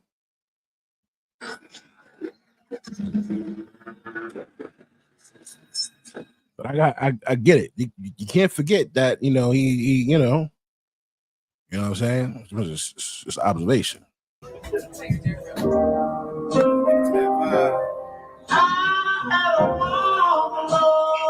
Now I'm gonna show you a part that's gonna come up. I'm gonna put it on big screen. They weren't arguing, but they were saying things back and forth. And it shows you that she's not scared of this nigga. And then there's going to be a scene where she's sitting on his lap. And you're going to see how she's like you'll see. Who was always around? But when I lost my Lord, yeah. One of these days, there'll be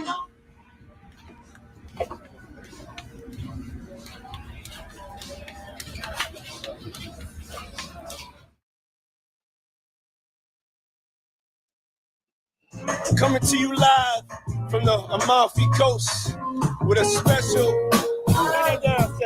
With a special announcement. That was my shit. Thank you to everyone for making Can't Stop, Won't Stop #1. Just got off the phone with Jimmy Iovine, said we did over south. What's up, y'all? Coming to you live.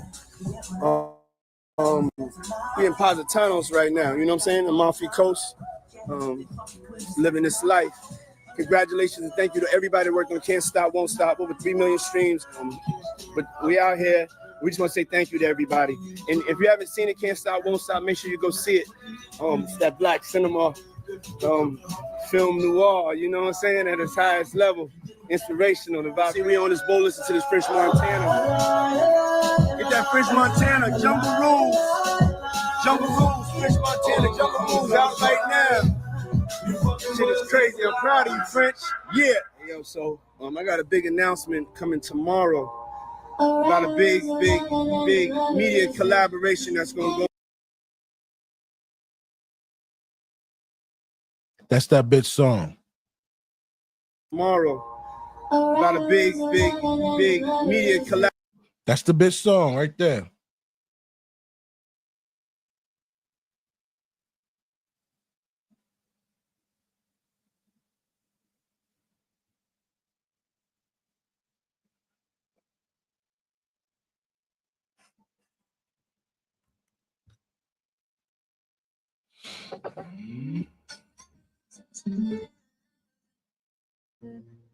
Everything you did, I wanna do it to you. Got my vision clear, so now I'm feeling through you. Write you a letter, I'ma send it to you. Rather lose a lover.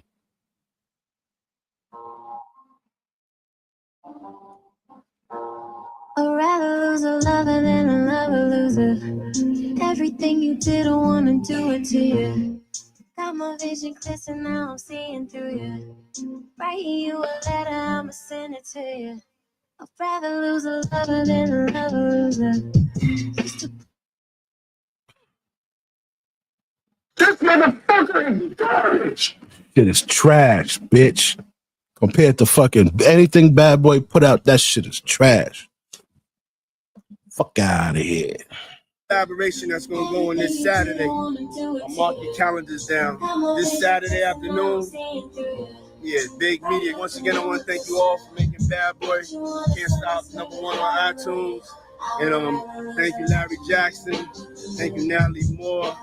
Thank you, everybody at Nino, Tariq, Blue Flame, Dear, Pierre, Can't Stop. And I cannot forget Johnny.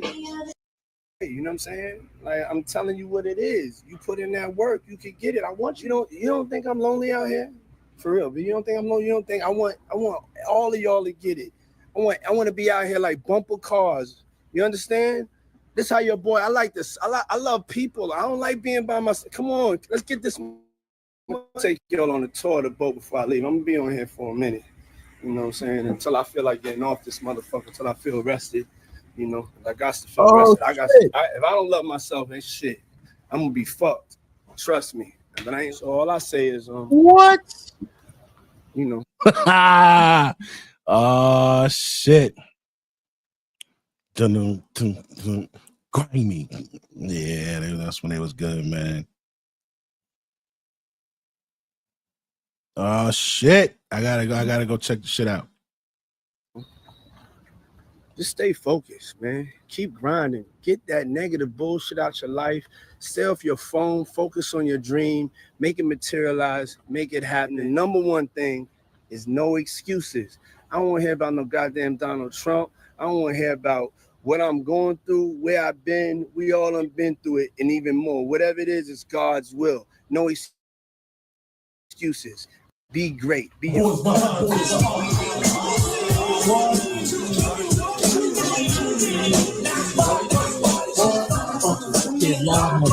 Don't think I'm out here eating pasta. I am eating some pizza though, but I'm slowing down. I ain't gonna come back 20 pounds heavier. You niggas is in trouble. Fruits and vegetables. Me confused. You rather be old rich me or new you? And old niggas that stop acting brand new like Tupac ain't having nose ring too. Happy birthday. Nigga Diddy on. Because I know the cash rules everything around me. Tupac lies. Any motherfucker whispering about mine. And from Brooklyn's finest. You rewind this bad boy behind us. Free my nigga Diddy, nigga. I don't care what nobody say. I don't give a fuck. I don't give a fuck, man. Fuck that bitch Cassie. Fuck all them bitches. Free that nigga Diddy. Free R. Kelly. Free, what's the other nigga name? The young nigga. What's the young nigga name, man? Tory Lanez. God damn, he got hit up. What? That's crazy, bro. That nigga was wrongfully sent to prison. Wrongfully R.I.P. Biggie, bro. Oh, we were the kings on the East, nigga. What? Damn. Tory Lanez. I can't believe that nigga get wrongfully sent to prison and got stabbed 14 times.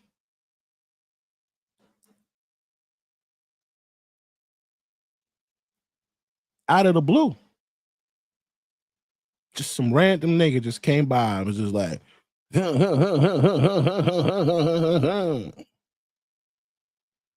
yo, you know he made an album while he was in jail, in prison, and that shit's on a top 10 charts.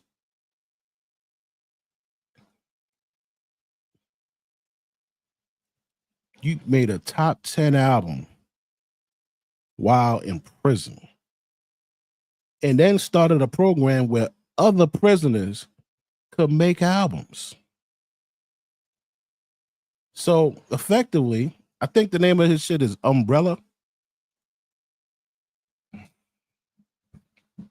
So effectively, he could be like what's a big music exec that been doing it for years, right? Like one of them white dudes. Oh, it was the old white dudes, old black dudes. He could be like a Quincy Jones, a fucking prison rap. He could sign R. Kelly and we could hear another R. Kelly album. Lil Durk, free Lil Durk.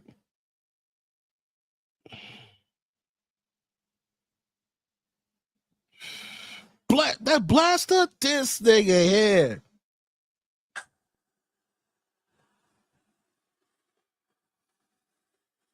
Where the hell you been, man?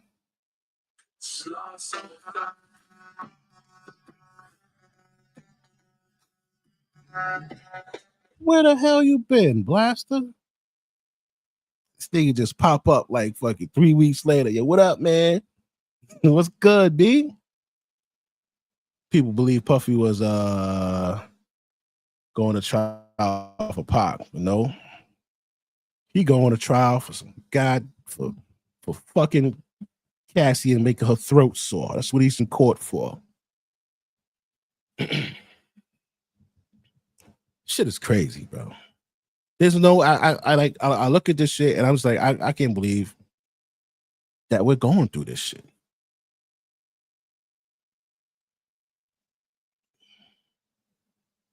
Nobody died. Everybody got paid. It's like everybody got paid. Why are you niggas mad? Why is the prostitutes mad? You got paid, bro.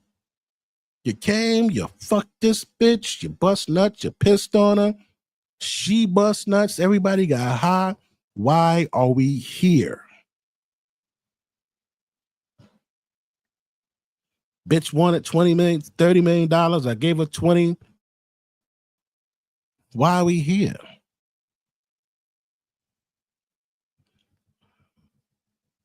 It's just you know, you could be. Hey, Cassie don't deserve no better nigga than Diddy, bro. She don't deserve no good nigga. Look at what she did to Ryan Leslie. Ryan Leslie was a good nigga. Good nigga. It's a good man. Good man, Savannah. He was a good man. Look what she did with him. She don't deserve nobody better than him. Look, she got what she deserved. She got Diddy. You know, she got a nigga keep her occupied and on her toes and give her the right amount of drama. And yeah, she liked all that shit. That's why she hung around 10 years, nigga.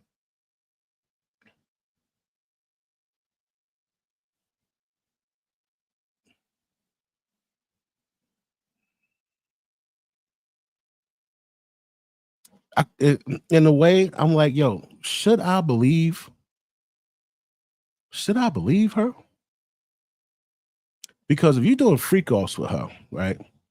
Or I'm not even saying freak offs because it's an orgy.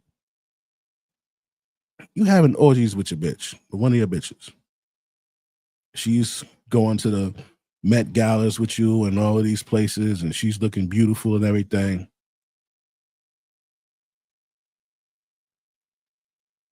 But other niggas is making her throat sore because she sucks so much dick. Can you really respect her? I think that's why she got with that fucking personal trainer. She had to get with somebody outside of the industry. Cause niggas know what time it is with her. You ran through literally bad. You are like the old tires on a fucking semi, bro. Your pussy is like this is where's she at?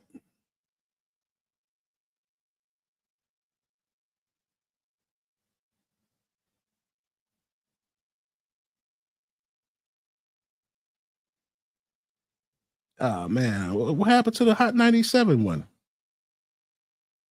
I got rid of it. Ah, well, fuck it. Yeah, man. She's a stretched out, washed up joint, man. She don't deserve nothing better. And this was damn tip top shape good for her. This was great for her. Yeah, she pregnant. I think she set that up from the goddamn from the fucking start. Got her pregnant now. Puffy has gray hair, skinny. Now that the accusers are just broke. That's what why they're saying. That's why I'm saying yeah. Yeah, man. They run in his pockets. He got 7. I think he got like 7 lawyers. Yo, this nigga Diddy got 7 lawyers, bro. I ain't even mad at that nigga. 7 lawyers.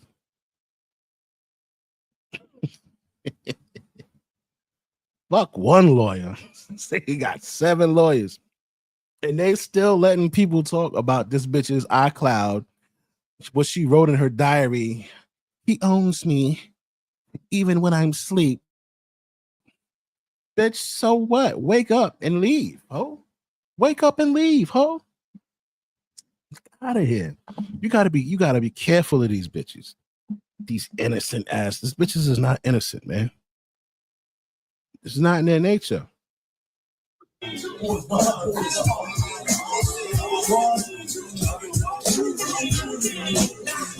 Once a woman comes into the consciousness of how pretty she is, and once she realizes, yo, people are doing shit for me because I'm pretty. People keep telling me I'm pretty all the time. Oh, I got ice cream when we went to the store. The man behind the counter gave me ice cream for free because I'm pretty. Yeah. Oh shit, we could get into the club. I don't gotta pay. People are buying me. Once they realize that shit, bro, that's where the narcissism begins, bro. Men we don't have that. We don't have that. But them, once they realize that, they always gonna play on that. There is no innocent shit, bro.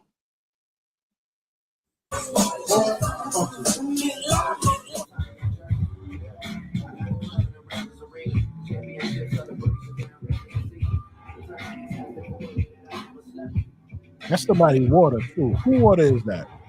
I'm there with the grace. Steps that I take. Can't trace. Don't met your own base. Gotta get your print right.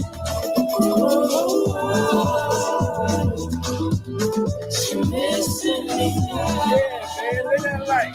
They don't like people. Yeah. So the evening cocktail tonight is going to be the dairy. It's 3/4 ginger ale, a quarter pineapple juice, and a shot and a half of Ciroc. Cocktails up. Cocktails up. Christina. Cocktails up. Thank you for this food we're about to receive from his words, and thank you for everyone coming to my group. Amen. Sometimes you gotta get on that ass, you know what I'm saying? You feel me? You want to work tonight? You know what I'm saying? Yeah. 1, 2, 3 times after that, it's over. We rocking and rolling.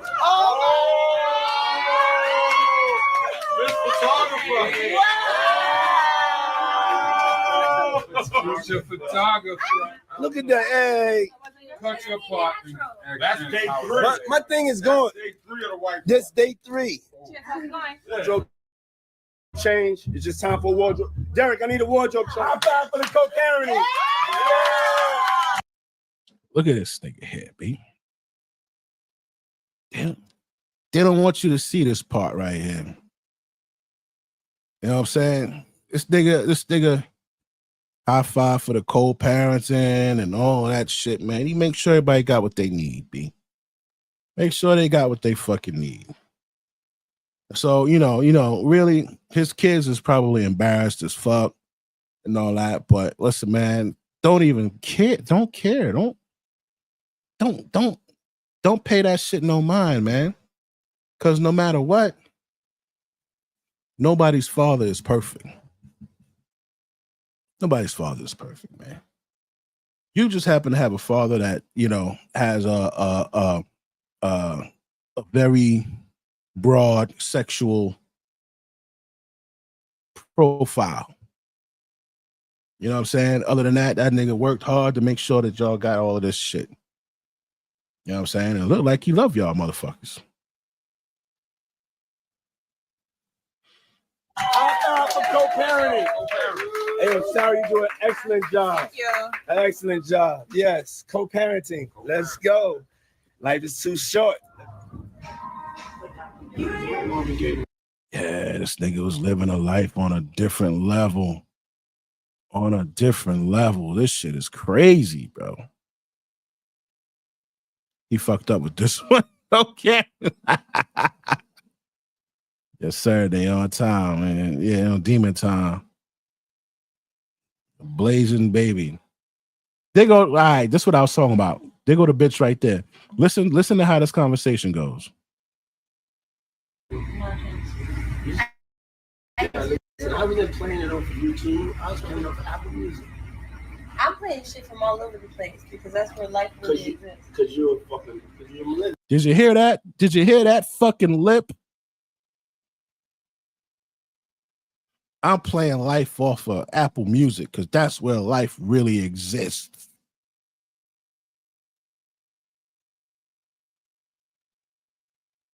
That bitch wasn't afraid of this nigga, bro. Don't let nobody tell you that bitch was afraid of this nigga. That bitch had a smart mouth, bro.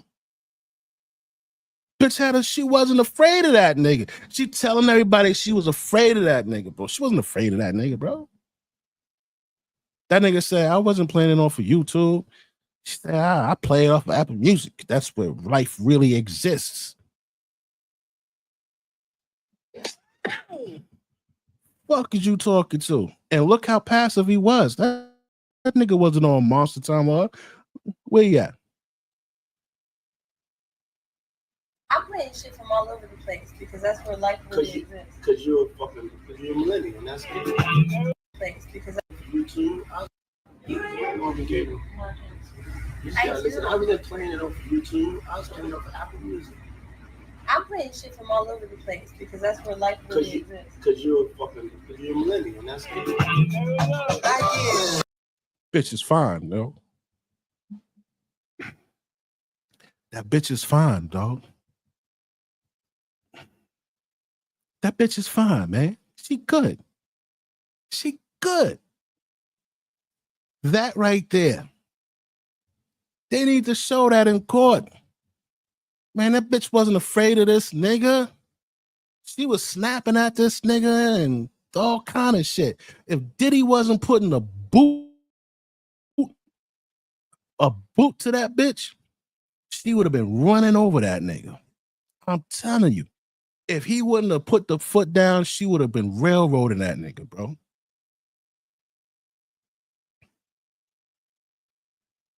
Yeah, look at this shit here. Look at this shit here. This bitch, she look like she got horny. Look at this bitch. They probably got a freak nigga on a damn boat.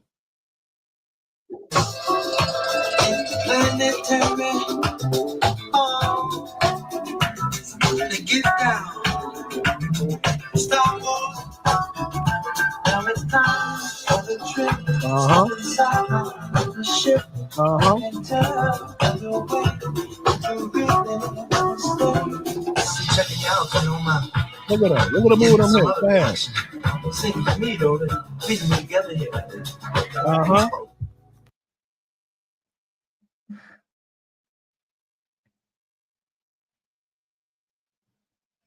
That bitch is fine, man.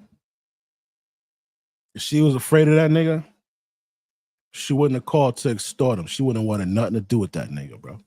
Where she get all these balls from all of a sudden? She always had them.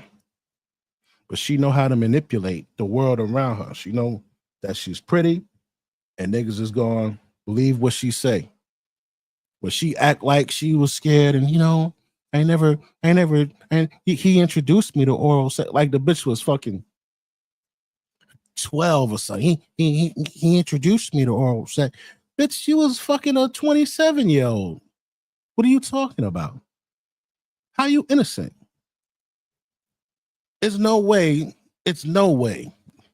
you dating a nigga almost 30 and you ain't give him head. All right, let's say you didn't give him head. That nigga ain't eat your box. The fuck out of here with that, man. What are we talking about here? Bitch is a lying ass fucking cunt, man.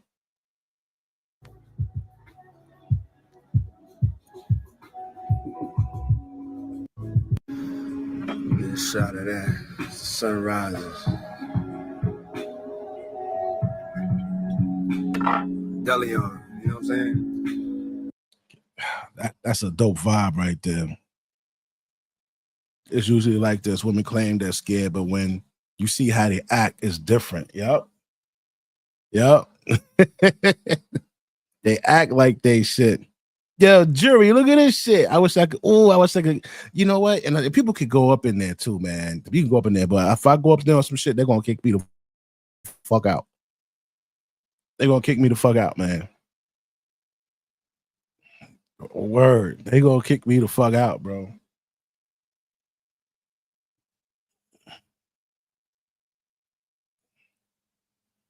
There's clips of her showing that she was not scared. Ike was a shy one. Just like Blueface and Krishan. Yeah. That bitch Krishan is crazy. Niggas thought Blueface was the one that, he violated that. Now that bitch was bonkers. That bitch is nuts. She probably got some amazing pussy too, though. I ain't even gonna lie. Sean shit probably all right. She batshit crazy, bro. She's batshit crazy.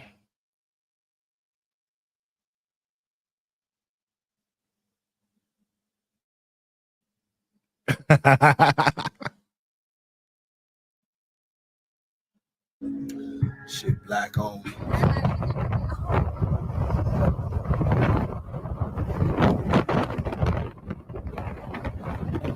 Blue suede Versace. Blue suede Versace.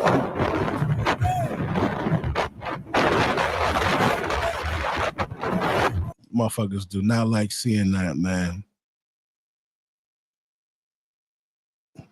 That's one thing I think, man. I think she told Blue, I will beat your ass. You know what it is? You like, man, I know I could beat this bitch, but I actually gotta put some effort into it, because if I sleep on her, she might sleep me for real. So I really gotta wild this bitch out. I don't feel like doing that. I don't feel like beating this bitch up, bro. She just keep fucking with me, man. Like, nigga can't chill. She just listen, man, with certain types of women, bro, you gotta put boot to ass, man. And Cassie, one of them bitches, you gotta put boot to ass, bro. That little clip right there, I saw that snap. Yeah, that bitch ain't scared, bro. She's not fucking scared. Let me ask you a question. Do you think if Diddy was broke, she would have stayed that long? She'd have been afraid to leave? If Diddy was Ryan Leslie, no, she left that nigga quick, right? She left that nigga real quick.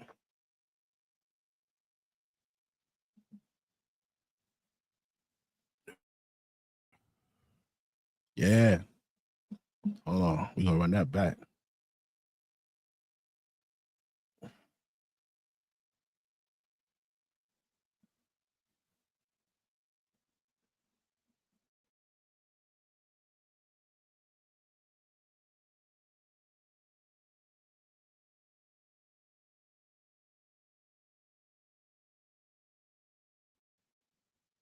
Come on. Oh, here we go.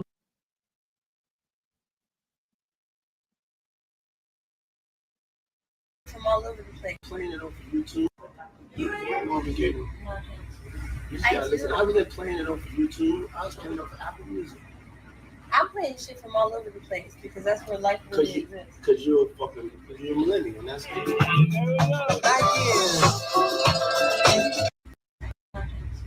It's too short.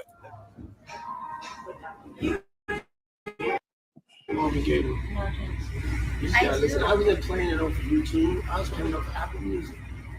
I'm playing shit from all over the place because that's where life really exists. Because you're a millennial, and that's it. That nigga. She got a smart ass mouth, B. That motherfuckers probably don't don't see, bro. I really believe that shit. Let me see something.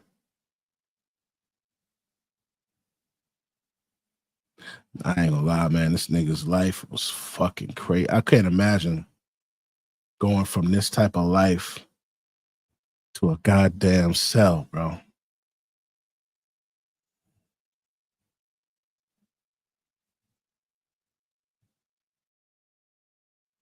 This nigga's life was amazing, dog. This nigga's life was amazing. You know, when I come off the stream and I be like, yo, be safe, be smart, don't let motherfuckers trick you out. Don't let motherfuckers trick you out of position. We talk about shit like that, man. Look at this shit.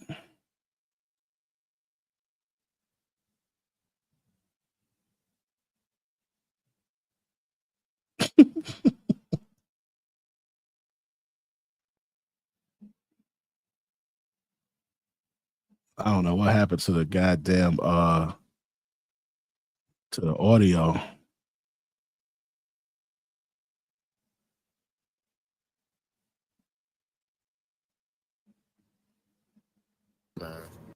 What the what is she doing, bro? Man. What the what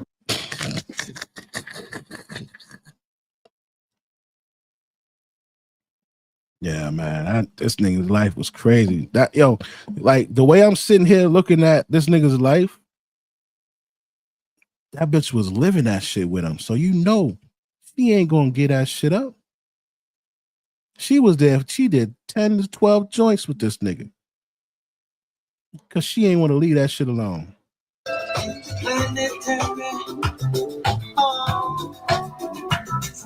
get down. Star Wars. Now it's time for the trip. Step inside of the ship. I can tell your way to really stay. Checking out, you know, man. Getting some other reaction. Sing to me, though. Keeping me together here.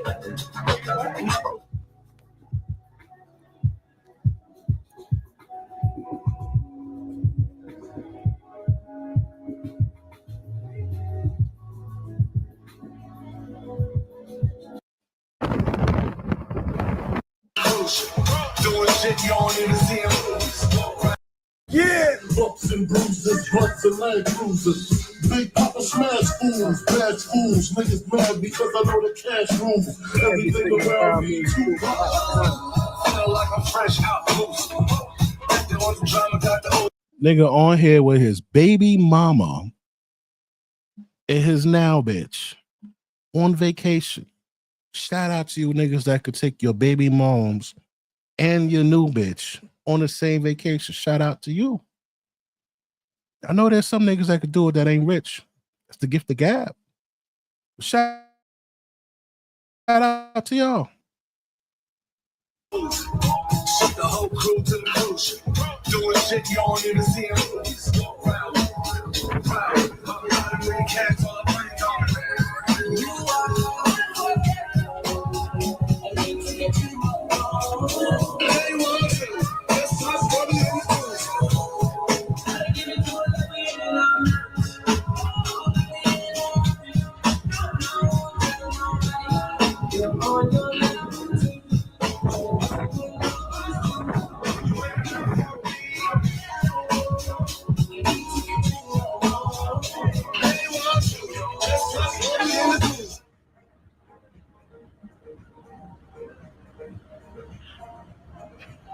Nigga say to you, oh, the white man, the white man, the white man. Oh, the white man, the white man, the white man, the white man. Yeah, that nigga there in the shadows, you know what I'm saying? He'll do some fuck shit to you if you get to that checkpoint. But it appears that when you come to the checkpoint of these bitches, they the ones that fuck with you. White man ain't taking you to court. White man ain't suing you. White man ain't put you on child support. White man ain't accuse you of false rape and false assault and all that shit. That wasn't him. Who doing that? Bitches. The only white man that fuck with you really is the tax man, Uncle Sam. Now, like I said, I ain't saying that, you know, he ain't lurking in the shadows, but when you get to that checkpoint, there's a way that you deal with that shit. But we live in a society where the motherfuckers that are bringing down men of power are bitches. I'm not saying, you know, I ain't promoting no type of freaky deaky shit. I'm just saying we got to change the way we think about bitches. This innocent, beautiful queen and all that shit. No, nigga. No. You got to look at them for what they are. They are landmine if you step on them, bro. You step on these bitches, Boom. They lie. Look at this nigga, Jonathan Majors. He was literally running from a bitch. They got him on camera running the 40. And this bitch chasing. The retarded bitch is chasing him. He don't even have nothing that belong to this hoe. Why are you chasing him? If he'd have turned around and punched her in her fucking chin and she went to sleep, it'd have been a problem, right? Yeah, it'd have been a big problem. Why this bitch? You chasing him? Why'd you chase him? Why the fuck did she chase him? Yeah, they all in the same fucking pot, bro. Pussy power. Yeah, we gotta change how we think about these bitches, man. Cause they got their mind made up. They telling all their little crony bitches, get niggas for what you could get them for. They ain't shit. They hate us all and all this. All right, well, you know what, man? Fuck y'all bitches then, man. All right. Fuck y'all. Y'all gonna come around. You're gonna come around. You know what I'm saying? And just focus on how you gonna feed yourself for the next 60 years, bro. When your ass is 20 years old, in 60 years, you're gonna be 80. How you gonna feed yourself for that next time? You got a short window to accumulate enough money to carry you to the rest of fucking life. Stop worrying about a bitch, trying to take care of a bitch and be a man to this bitch. You know, fuck all that shit. That shit is whack now, man.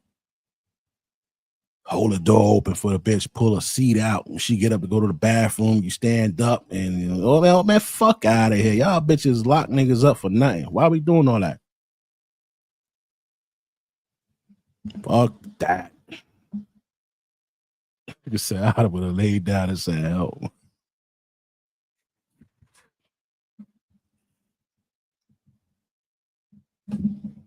Yo. Gotta play the role, man. You gotta act like there's cameras on you at all times. That nigga, she chased him and forced him into a charge, bro.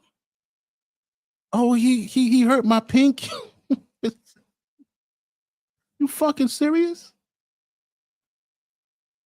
And I cope them together because look at Johnny Depp.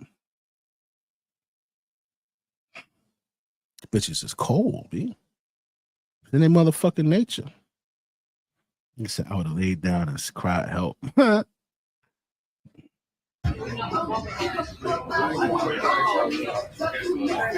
yo.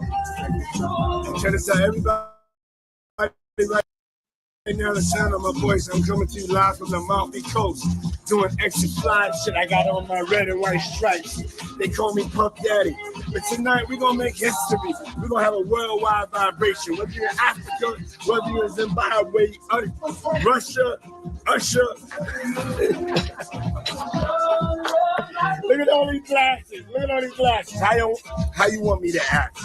OVO Radio, right now, live right now. Bad Boy OVO collaboration. Shout out to Drizzy, Chubbs, Oliver.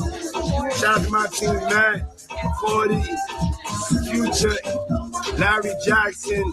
We going live. I want you to get with this vibration. I'm in Sardinia right now, you know what I'm saying?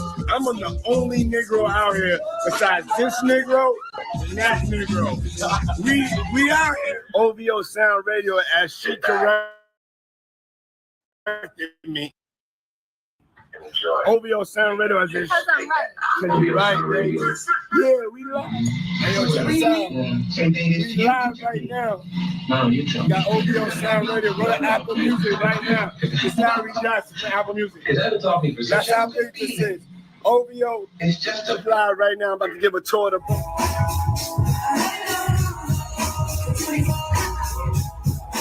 live from the yacht in Sardinia. We wasn't free, motherfuckers. I don't know.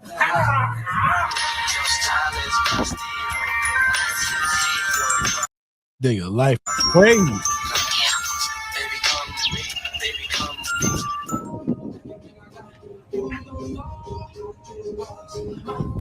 He ain't lying. He said, I work for everything I got.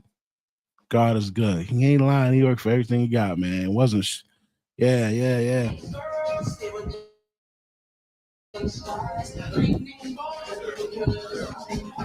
What's up, world?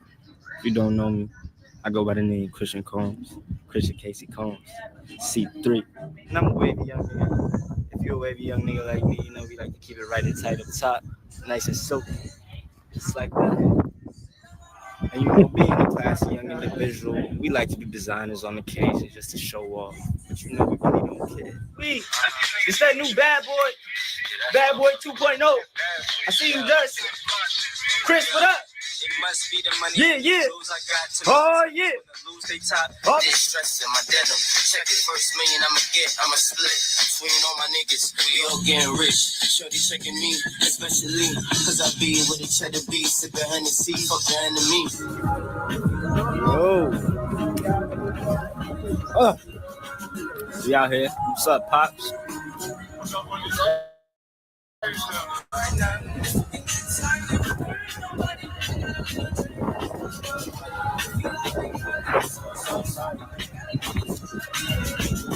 Man, that's a great feeling to be able to pass that on to your kids, man. That's some dope shit, man.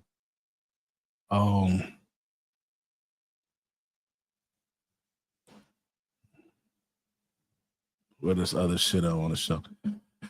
So when he had people, right, running from this nigga, they're like, oh, nah, man.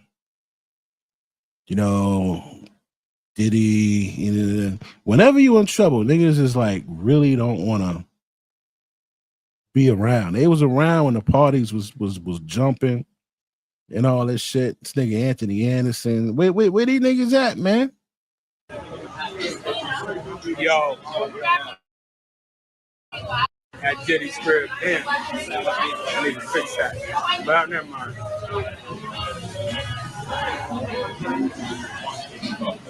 Look at them fucking things.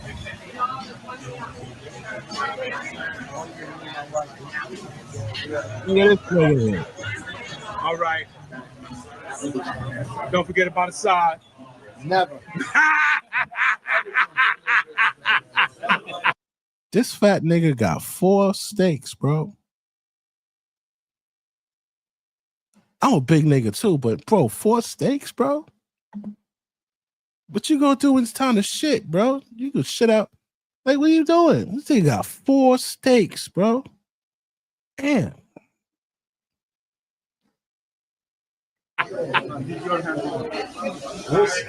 All right. It's on now. It's on now. Okay. Okay.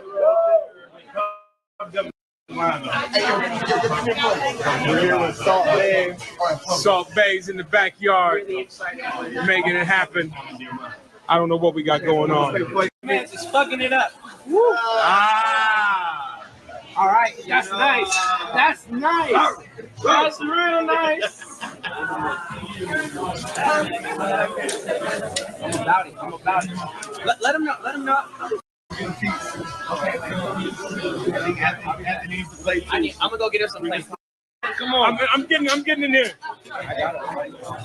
All right. It's going down. Yo, friend, I got them same Dolce pants. I almost wore them tonight. I almost wore them tonight. Yo, look at this. It's on fire. It's on fire. Oh,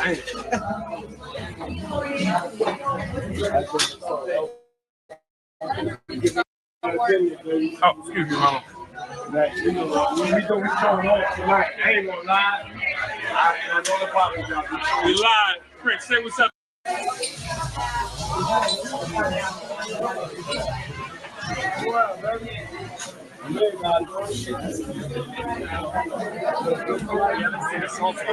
No, I ain't saying anything that. I think we're giving. Oh, that shit all right? Come on. What you got, Starface? Come on. Come on, who you? Yo. All right, put it in there.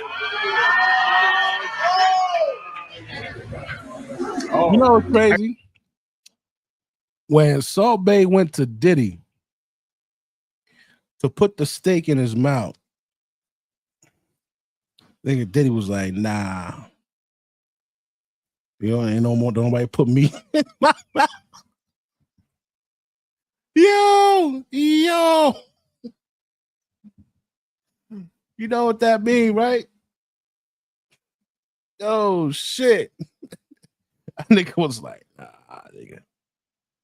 That nigga Diddy, he don't play that, bro. He don't do that. He don't do that. That shit all right. That shit all right.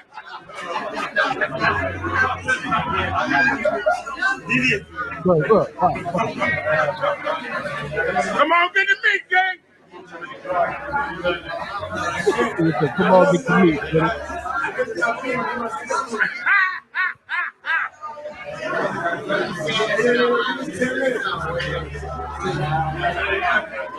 They like, nah, man. Yeah, I fuck with you, but I'm good. You know?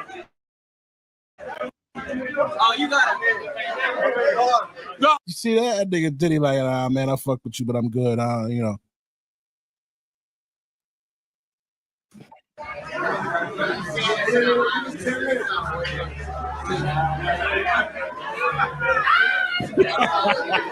So fuck you, I'm out.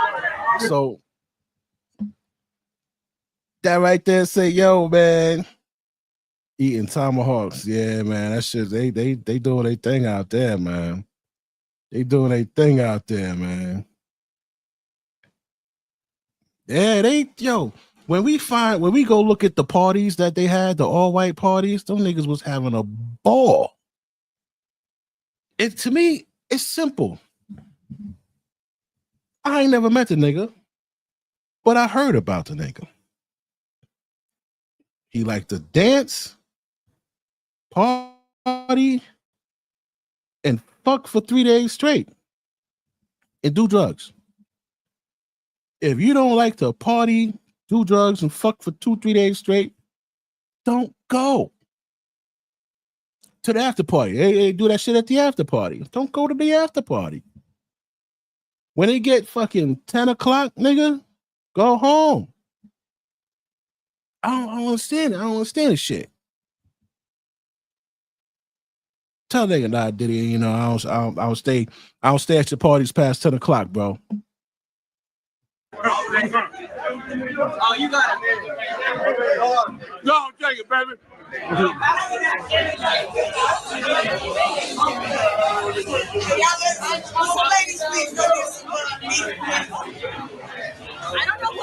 Yo, I didn't want to be disrespectful to Salt Bae, nigga. I let him give me the meat. It's all good. It's all good. No, they know I'm a real motherfucking man. I ain't no need to say pause about that shit. Yeah, I didn't want to get disrespectful to the chef. The chef want to feed you some shit? You want to take? Goddamn right. There you go. Yeah, it's not like you was fucking chef. It's shit. Goddamn right.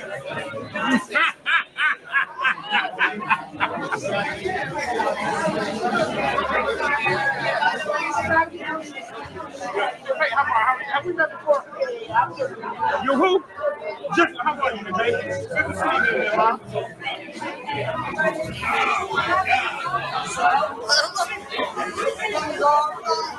All right. Yeah, I ain't gonna lie. That shit was all right. You can believe the hype. That shit was all right. That shit was all right, nigga. Y'all should be here. Dallas Austin over there getting fed.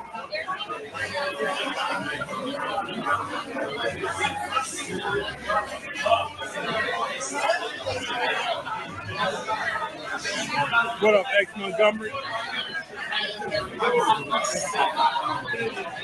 Oh, what you got? Oh, I had that nigga cut me a piece of that tomahawk. I just had my birthday. Oh, yeah. Oh, okay. See? You have me beat. You have me beat.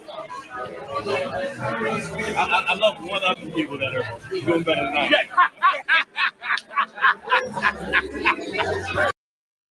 Yo, I ain't gonna lie. That nigga Anthony Anderson sound like a clown, man. Shout out to him for having a successful acting career, I guess. That nigga, like, they don't have real niggas there, man. You know what I'm saying? It's almost like if you really like a real straight dude be, and you don't get to live like that. You ever notice that shit? One of Sean Diddy Combs' infamous parties was a ticket to rub shoulders with Hollywood's elite. Welcome to Watch Mojo, and today we're taking a closer look at the infamous parties of Sean Diddy Combs, explaining everything to do with the mogul's legendary white parties and his so-called freak-offs. Warning, certain information contains distressing details. You're gonna hear about my party, they're gonna be shutting them down, they're gonna probably be arresting me, doing all types of crazy things just because we wanna have a good time. White parties. Few events were said to hold as much cultural prestige as Diddy's white party. Well, I've always heard about the white parties. I think it'd be really exciting. We have the Miss Universe and the Miss USA here, so we thought what a way to show them beautiful Beverly Park, and it's for a great cause. Organized and hosted by Sean Diddy Combs starting in the late 1990s, white parties were high-profile, lavish events particularly known for their exclusive guest lists. The dress code was simple yet strict. Everyone had to wear all white and nothing but. The decor was also exclusively white, which many say created a sense of luxury, simplicity, and high status. The parties, which ran from the daytime to wee hours of the night, also often served as public relations events, blending celebrity culture with various charitable causes. White parties were held annually, with notable events taking place in the Hamptons, Beverly Hills, and other high society locations. The last major white party occurred in 2009 and was co-hosted by Ashton Kutcher. Attendees. I think all the celebrities are already out here, so it's a whole different vibe when you party in LA, because people have like the Hamptons, all that, but we shut it down. Diddy's white parties were notorious for attracting A-listers from across the entertainment landscape. Veteran celebrities were mixed with the most of-the-moment stars along with those in high society. Patrick McMullen, a nightlife photographer who attended some of the parties, told the New York Times that the events also featured a lot of, quote, young people and, quote, nightclub kids. The fetes became a significant networking hub for those in music, film, fashion, and beyond. Notable attendees over the years included the likes of Leonardo DiCaprio, Salman Rushdie, Donald Trump, Jay-Z, Beyoncé, Paris Hilton, Kim Kardashian, Sarah Jessica Parker, and Chris Brown, among many others. Notable incidents. Being such a high-profile spectacle, Diddy's white parties often made for extravagant scenes. No expense was spared, and no detail was overlooked. The 2009 party was said to feature dancers, quote, gyrating in giant plastic balloons. It was also at this event that Ashton Kutcher memorably swung like Tarzan across the swimming pool. It's said that models often wore angel wings and occasionally went topless. In fact, photos from the 1998 party show Diddy pouring champagne over a couple of partially nude attendees. In 2004, Diddy reportedly brought out an original copy of the Declaration of Independence, accompanied by tight security, of course. Over-the-top incidents like these helped cement the party's reputation as an event where anything could happen. This party, I think half the people there were butt naked. You would have loved it. Unlawful activity. Another woman is accusing Sean Diddy Combs of sexual assault in a lawsuit. It's important. Yeah. Fuck all that. Yo, so check this out. Oh shit, wrong shit. Check this shit out. You're gonna see a couple dudes here. And you're gonna be like, yo, they did what? And ain't nobody get in trouble. Check this shit out. Let me see. Where's the guy? Where's this guy?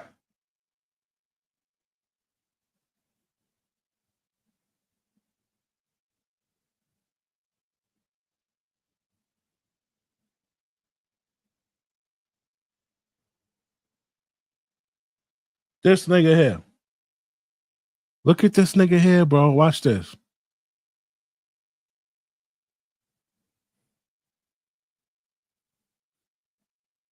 Exploded over the Nevada desert.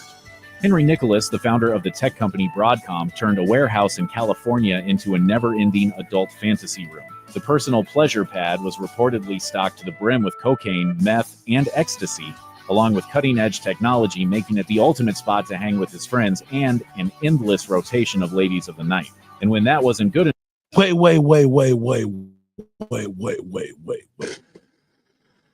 Did he say this nigga had an endless rotation of ladies of the night? Ain't that one of the charges that they hitting Diddy with? What's the charge? Transportation to engage in prostitution. That's count 3. Let's keep going.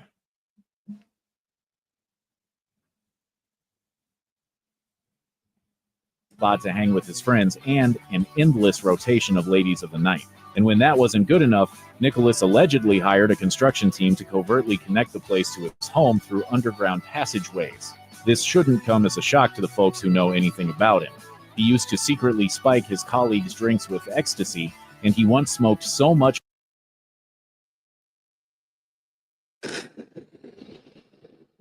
This nigga used to secretly spike his colleagues' drinks with ecstasy. Wait, let's go back to the tunnel. He had niggas dig a tunnel from that warehouse that he was fucking everybody at to his house. What? This nigga here, look at this nigga. And he's a doctor. He's a doctor? good enough, Nicholas allegedly hired a construction team to covertly connect the place to his home through underground passageways. This shouldn't come as a shock to the folks who know anything about him. He used to secretly spike his colleagues' drinks with ecstasy. Now, spiking your colleagues' drinks with ecstasy when you're a doctor is crazy work, bro. And he once smoked so much marijuana on his private plane that the pilot was forced to put on an oxygen mask. Unfortunately, at least for Nicholas, it all came tumbling down when he was arrested for his Caligula-esque lifestyle, along with a laundry list of securities fraud. He was acquitted of all charges, but his rap sheets... Let Diddy go. Let Diddy go. When a nigga does it, it's the problem. Let him go. What the fuck? What? Endless supply of prostitution, bringing prostitutes out there, digging tunnels under the ground so that they can go under the ground, fucking spiking his colleagues, drugging his colleagues with fucking ecstasy to get them freaky deep, like acquitted of all charges?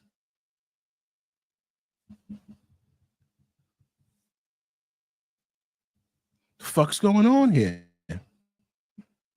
What the fuck is going on here? Look at this nigga's face. Yo, he is so fucking wasted, man. Look at look at this nigga's face.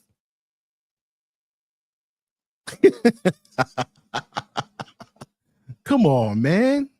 Tech billionaire facing drug charges.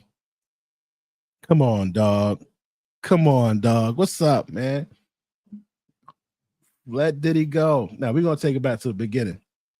Of wealth. The jets become private, the apartments become penthouses, and the parties get real epic real fast. Here are the secret parties billionaires don't want you to know about. In the hanky-panky filled parties of Silicon Valley, dinner comes first, usually prepared by the host to avoid the prying eyes of cooks and cleaners. Social media is strictly forbidden for obvious reasons. Then the drugs come out. MDMA seems to be the top choice, although it's far from the only offering. The guests break off into groups of 2, 3, or more, usually for cuddle puddles, a cute way to describe a gang of groping millionaires and billionaires. Cuddle puddles, huh? Yeah, that nigga eyes was, yo. Cuddle puddles? Yeah, nah, I don't think so. From there, things get really freaky. The mostly male bigwigs of Silicon Valley have these drug-fueled love parties on the regular, bringing in a bevy of young women from anywhere they can get their hands on them. Isn't that what Diddy got charged with? That's what Diddy got charged with, bro. So this is a known practice, but everybody acting like Diddy, was the first one to do this shit or the only one to do this shit. And you got videos up here dropping names of niggas that did it already. Count 3. Transportation to engage in prostitution. Oh shit, I can't highlight this one. Oh yes, I can. All right, come on, right here. Transportation to engage in prostitution. That's the count 3. Count 2 was what? Whoa. Sex trafficking by force, fraud, or coercion. Victim 1. Right? And the count 1 is the racketeering.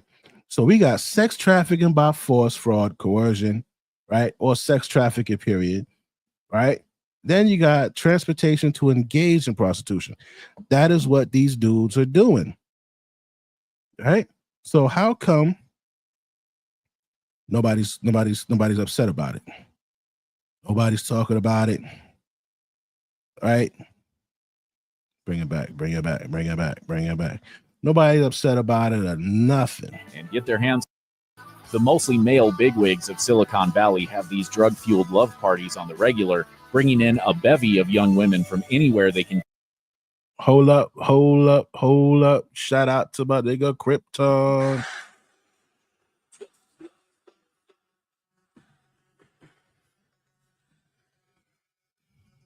Welcome, bro. Did he learn that from somewhere? Yeah, he learned that shit from somewhere. Somebody taught him how to spend that money and get those bitches and things like that. Somebody taught him how to do that. Get their hands on them. And get their hands on them they do, often with their wives and girlfriends right beside them. These men tend to be the wealthy tycoons behind some of the biggest brands in the world. As Emily Chang, author of the book Brotopia, describes it, they like to treat these parties as extensions of their world-changing professional philosophies by overturning traditions in their private lives. In the end, that means a boatload of hookups in private mansions, estates, and yachts the world over. You won't find a lot of Carvel ice cream cake at a billionaire's birthday party. Even Jay-Z and Beyonce dropped $200,000 on their daughter Blue Ivy's first birthday. Businessman Ronald Perlman likes to celebrate his on a 188-foot yacht in the warm waters of St. Bart's, often flying in famous folks like Barry Manilow to sing him happy birthday. Retail tycoon Philip Green once surprised 100 of his friends with a last-minute trip to the Maldives for his 55th. And that's nothing compared to Joe Low, the Malaysian billionaire who turned his 31st birthday into the biggest bash Las Vegas had ever seen, even though no one was quite sure who he was. Low built what looked like an aircraft hangar on a vacant plot of land and then filled it up with some of the world's biggest stars. Leonardo DiCaprio, Kanye West, and Kim Kardashian were there, along with a Ferris wheel, carousel, circus trampoline, and cigar lounge. Jamie Foxx hosted with performances by Britney Spears, Q-Tip, and Chris Brown. To end the night, a giant fireworks show exploded over the Nevada desert. Henry Nicholas, the founder of the tech company Broadcom, turned a warehouse in California into a never-ending adult fantasy. A lot of things, from a glamorous party to an over-the-top trade convention. Hollywood heavyweights cut deals and schmooze with their favorite movie stars. But for the working girls who fly in, it's a bit of a gold mine. Thousands. For the working girls that do what in? For the working girls that fly in.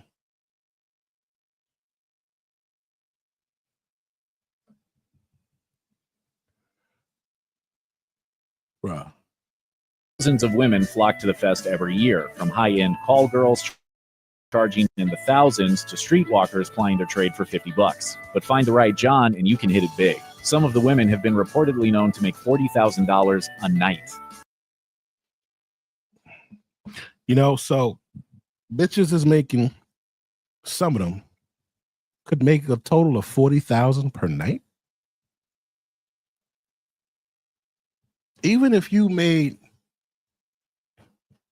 $5,000 a night, like, that's a come up.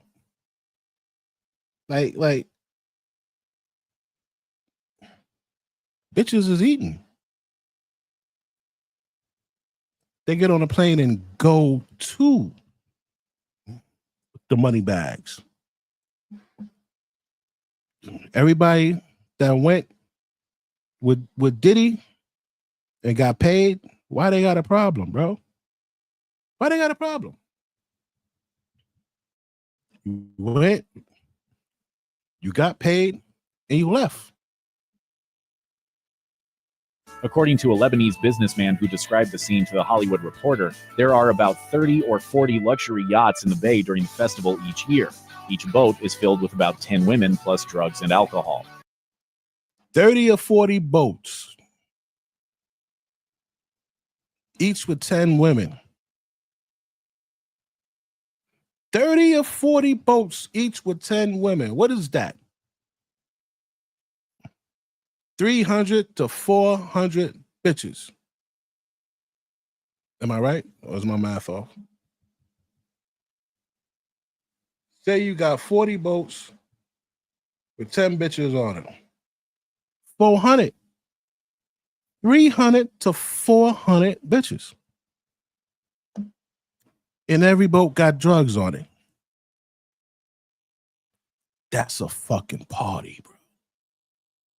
I don't care what nobody say. That's a fucking party, bro. What?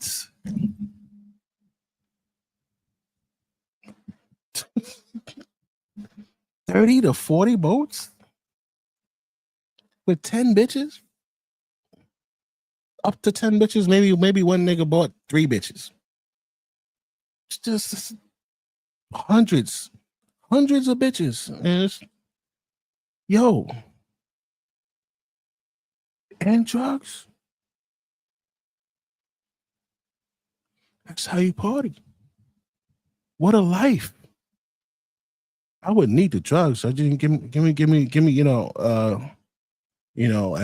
a box of cigars, man. Box of cigars, some coffee, and some cognac with some fucking juice. I'm good with that. And then the bitches. It's a great time, bro. What? What do you mean that's illegal? Oh, but it's on the water. Oh, does that make it different? Is there maritime law? Does that make it different?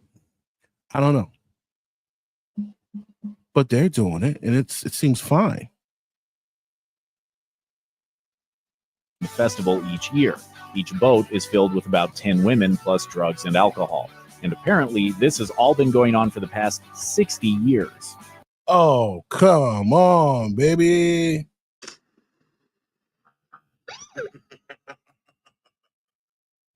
For the past 60 years. 60 years? What? The 2012 Kappa Beta Phi dinner, a secret gathering of Wall Street royalty, began with the address, "Good evening, exalted High Council, former Grand Swipes in waiting, fellow Wall Street Kappas, and worthless neophytes." The dinner was designed as an ultra-exclusive financial community fraternity at the dawn of the Great Depression. Kevin Roose, author of the book Young Money, described it as a sort of one-percenters friars club. It's a chance for some of the richest men in the world to shut the doors and let loose. It may be the only place you can see literal billionaires perform sexist and homophobic skits and sing lame song parodies about how rich they are. As Roose put it, here were executives who had strong ideas about politics, literal billionaires. Yo, this is a dude. This is a dude. This is a dude. This is definitely a dude. That's a dude. Look at that. They're all dudes. Yo, these are all dudes. Yo, you niggas is weird. But they call Diddy weird, man. Diddy's the freak monster, right? Niggas said this shit been going on for 60 years. Need to show this shit in court, man. Need to show this shit in court, man. Come on, man. You motherfuckers think it was just this motherfucker here. It ain't just him. And if you're gonna give him time, You gotta give them niggas time. You gotta go back and that nigga, the tech billionaire guy who was a doctor and drugging his co-workers, you gotta give that nigga time, bro.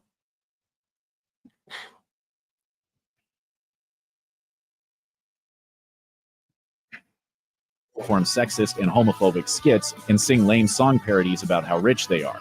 As Roos put it, here were executives who had strong ideas about politics, society, and the work of their colleagues, but who would never have the courage to voice those opinions in a public setting. Roos snuck into the 2012 festivities, and when he was discovered, none other than Wilbur Ross acted as a one-man.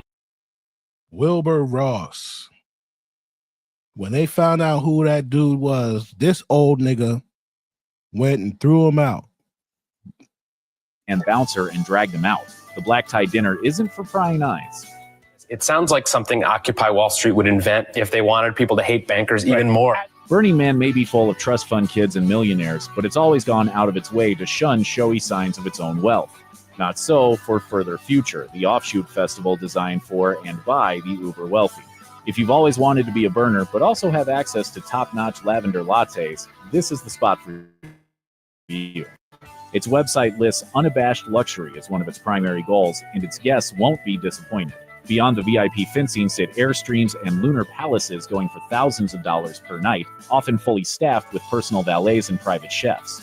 If that's not good enough, Nobu offers $250 a seat dinners, or you can just take part in something called a smudging aura cleansing. Saline and vitamin transfusions are available, and there's a beer and foie gras torsion tasting. Dressed in the steampunk futurism style that's the official aesthetic of the festival, entrepreneurs and tech billionaires mingle, cutting deals between wellness panels. So let the burners eat cake. This is where the powerful come to play. As Mel Brooks once said, "It's good to be the king." In Saudi Arabia, it's good to be one of the kingdom's 10,000 princes, flush with cash and a lack of concern for their family's oppressive rules. Why else would a deeply religious theocracy look the other way as its royal class hosts decadent parties, breaking every law in the books? One Saudi prince named Faisal is a second-tier cadet prince, which is about as far from the throne as you can get, but he still enjoys all the perks and privileges of princehood. His epic 2009 Halloween party, whose details were revealed in a leaked diplomatic cable, is still the talk of the town. Alcohol was plentiful at the party's bar, despite being prohibited by Saudi law and custom. There were also plenty of working girls among the guests, which is allegedly not uncommon at such parties. A guest list determined who made it inside the exclusive affair. The scene resembled a nightclub with alcohol, dancing, a DJ at the turntables, and guests in costume. It's a good thing Saudi Arabia just lifted a spokesperson for Bohemian Grove, the mysterious annual retreat of political power players in Northern California. The club is nothing more than a chance to share a passion for the outdoors, music, and theater. But then again, this is where the early planning for the Manhattan Project took place, so it might not be all fresh air and camp songs. No outsiders really know for certain what this place really is, but when former President Bill Clinton was asked about it, he said, "That's where all those rich Republicans go out and stand naked against redwood trees, right?" Spy magazine reporter Philip Weiss managed to sneak into Bohemian Grove back in 1989 and then reported on the handful of rules he encountered. Basically, they were don't do business, don't pee on the trees, and always be drunk. Only the last rule was strictly enforced, though. Inside the campgrounds, he found powerful men making powerful decisions over copious amounts of alcohol. In one notable bit of Bohemian Grove history, in the summer of 1968, Ronald Reagan reportedly agreed not to primary Richard Nixon as the two mingled there. At the 2018 President Club charity dinner at London's Dorchester Hotel, host Johnny Gold declared, "Welcome to the most un-PC event of the year." That may actually be an understatement. Supposedly a fundraiser for a variety of English charities, the real purpose of this men's-only gathering seems to be a bit more nefarious. British power players from the worlds of finance, politics, and business gather every year to throw their money around, imbibe, and leer at the scantily clad hostesses. In fact, that last part seems to be the main purpose of the party. Hostesses are hired based on their looks and then ordered to wear black underwear to better match the skimpy outfits they're given upon arrival. Once their phones are confiscated, they're given drinks to loosen them up and then paraded out for the men to gawk at. This was reported by Madison Marriage of the Financial Times, who went to the dinner. Now, this lady here, you see this lady? Madison Marriage. She went to the dinner right? And she found out that they were doing all kind of shit there. They told all of the broads, hey, you got to wear matching black bra and panty set, right? And they got to be a certain weight and all of this type of shit. So they went over there and they told them, yo, listen, some of the dudes, you know, when they get drunk, some of them they might try to grab on you and all that shit. Is this it? Yeah.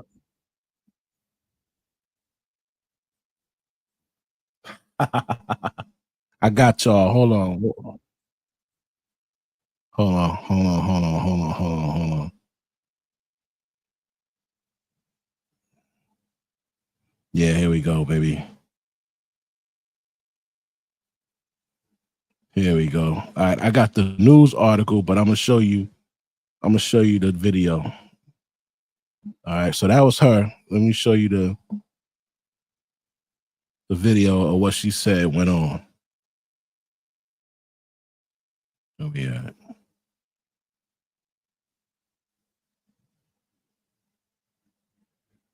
There she go. Check this out.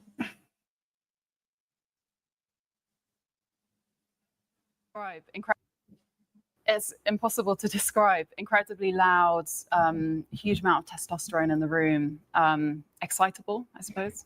130 women hired as hostesses, and you could have a drink or two on the night. You can have a drink on the night. Okay. Yes, which I'm not an experienced hostess, but I've spoken to several who have said that that is very unusual. Did they tell you there would be a lot of groping and things like that? Or what sort of build-up? I just want to know how reasonable it would be to expect that the women knew what they were going to be getting. I was warned that the men might be annoying. People are presumably getting steadily more tipsy and then drunk. And what's the sort of physicality? Or what was your experience of? I was groped several times. And I know that there are numerous other hostesses who said the same thing had happened to them. You know, it's hands. Now the crazy part, right? When motherfuckers get groped nowadays, what do? They file fucking civil suits. They want to get in the motherfucker pocket that groped them, right? That's what they do. And he touched me. So why aren't they doing it now? Hands up skirts, hands on It's bums, hands up skirts, but also hands on hips, hands on stomachs, arms going around your waist unexpectedly. I mean, this isn't kind of, I suppose, high-level groping, but one of the strangest things was you could be talking to a man and he'd suddenly just start holding your hand. Were you surprised by what you found there? I mean, you'd obviously been told. Bitch, that shit happened at a bar. What are you talking about? That's hands on It's bums, hands up skirts, but also hands on hips, hands on stomach,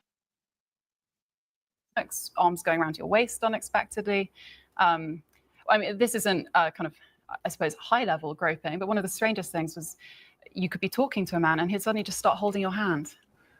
See, it's amazing how women act like things are strange and like they don't know what flirting and shit like that is. And like, I hate that shit, man. Either go get worldly, go find out what happens in the fucking world, or just don't fuck with people, bro. Like, oh, you know, so they're talking and all of a sudden he'll start holding your hand.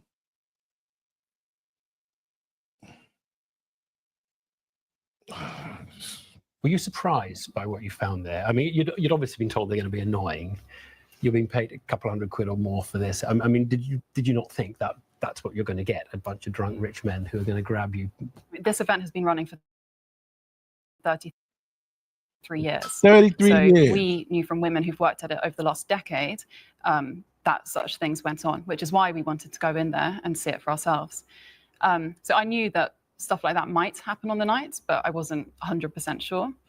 But there are plenty of other women there who had absolutely no idea that that was the kind of event it would be. And I had one woman tell me that she was shocked. She was asked if she was a prostitute on the night. Who were the other women? I mean, you were an FT journalist. Yeah. What are the others? Students? You know, aspiring lawyers, marketing executives, film producers, ambitious young women. So, and then, so yeah, you had the students, and you also had models, actresses, and dancers who do a lot of hostessing work on the side, basically to make ends meet because their work isn't very regular. One of the details that was quite interesting was that your behavior was controlled by your side of it, the agency. For example, at the toilet. I was followed, strictly asked, where are you going? When are you back? Be quick. How did you feel as you came out? Well, at 3 a.m. that day, I'd just done a 10-hour shift and I'd been working in the office beforehand, so I was exhausted and depressed, but I had a long day ahead of me on Friday, so. Can I ask what was the worst that you saw on that night? It wouldn't necessarily have happened to you, but I mean, clearly there was a lot of sort of grabbing and groping going on. The worst I was told by one of the hostesses was a man taking his penis out in the during the course of the dinner. Damn. The other one was another man telling a hostess to down her glass of champagne, rip off her knickers, and dance on the table. I can't believe that it still goes on in 2018. I think that's quite shocking. There are people who will say, well, the women go for it, and there are some, we should say, who go back time after time, or go back more than once, so can't be surprised at what they're getting. Plenty of women genuinely enjoy it. They find. Oh, plenty of women genuinely enjoy it. So why are you stopping these bitches' money, bro? Why are you stopping their money? Because after she made her report, she's a journalist. After she made her report, they canceled it. It's just yeah. Fun. It's there's free alcohol. They have a laugh. Sometimes they make friends. They get job offers. There are some they get women, job offers. So, some women, well, on the night told me they'd had multiple job offers from men in the room that night. What bitch they got a job? I spoke to several women. Well, today I've spoken to a hostess who worked at this event 3 or 4 years ago, who said it is the worst job she has ever done in her entire life. If you want to run an event where, so don't do it. Don't do it. Don't do it, bro. You know what I noticed? Women are spoiled in this society because you'll have an entity, an agency, an entity, or whatever running how it normally runs, and a woman wants to be a part of it. So she'll get a part of it and then be like, yeah, but I don't want it to go like that. I don't want this to happen. Like, bitch, this is how we run this shit here. If you don't like it, go. But they will come into your area and try to dictate and change and punish niggas for the way they're running they're running their organization. That's why I say that even in like corporate, you let this bitch go from answering phones and filing shit to into your back offices, man. They're gonna fuck you, and not the way you want to get fucked. Oh, we go sit down there, we're having lunch, we're having guy talk. Fucking Sally walks in, and all of a sudden we got to go to HR because Sally got fucking offended by some shit we said. Yeah, man. women are voluntarily walking in there in the knowledge that they will be groped, then fine, make that clear in the hiring process. But that wasn't made clear. And there are plenty of women in there who had absolutely no idea what they were letting themselves in for. Madison Marriage, thanks very much. Thanks. Thank you. Fuck you, Madison Marriage, all right? Bet you ain't married, bitch. Yeah, I I really agree with that. Like, I think they'll go into something and try to change it. Don't change shit. I don't care how you feel or what you think. This is how we run this shit. This is what we do. Like, you're coming along in here and you want to, no. We can't do that. I'm going undercover at a secretive charity dinner held every year at Dorchester Hole. What was it? That's it now. Was that it? I fucked up.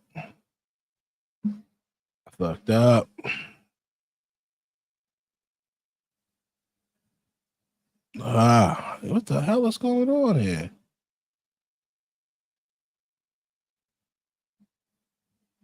All right, here we go. So they were asked to sign a 5-page non-disclosure agreement about the event upon the arrival at the hotel, right? So why are you butting in? Like this bitch is just like, I just don't like, I don't like when they do that, bro. And they do that shit in every organization, bro. Making life hell for everybody else. Right? It says, let me see something.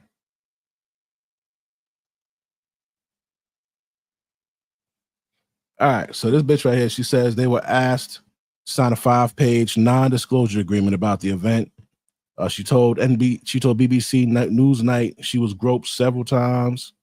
It's hands up skirts, hands on bums, blah blah blah. What else? What else? What have the charity said? Over more than 30 years, the annual dinner has raised $20 million for children's charities, including Great Ormond Street Hospital and London Hospital. The Great Ormond said it was shocked, and Evelyn London Children's Hospital said it was alarmed by these allegations. Right. So they have these charity events in the names of these they'll have these events in the names of these charities, right? So they have rich donors go to the charity event and donate. So what do they want at the charity event? Well, they want some pussy and they want to play and let loose and shit like that. And in return, you'll raise money for your charities. You want to donate to children's hospitals? You throw a party for billionaires? They want bitches in pretty lingerie. Right?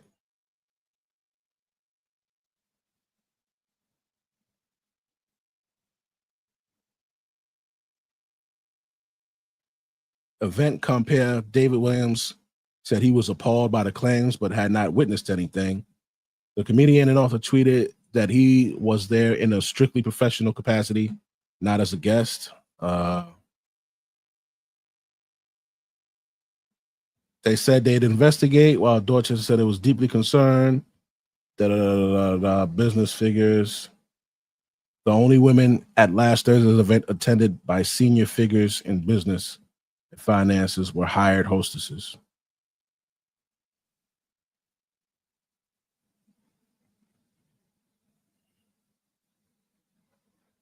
All right, look. She said the 130 hostesses were told to wear skimpy black outfits with matching underwear and high heels. So what do you think is going to happen if they tell you what type of underwear to put on? You go into a charity event with some rich old men, and they say wear a skimpy black outfit with matching underwear and high heels. And you could drink alcohol while you were working. What do you like? I hate when bitches play stupid, man. I really hate when they play stupid. And then upon arrival, you got to sign a 5-page NDA. So they know what the hell's going on. They know what the hell they're getting into. You know, like stop the bullshit. All right. Hold on.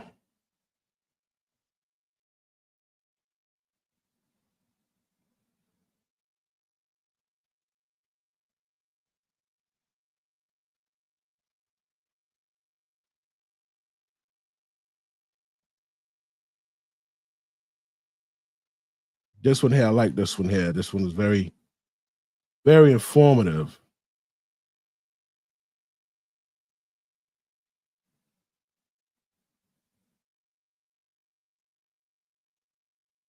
Let's see what this guy's got to say about these mega rich parties.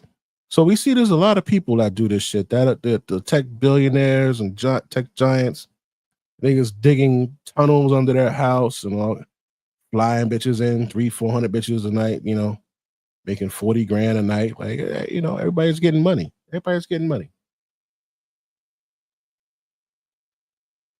The hotel industry is a wild experience that helps you understand how disconnected the wildly wealthy are. I've seen the darker side of humanity: suicides, murders, spousal abuse, human trafficking. That shit stays with you for a long time.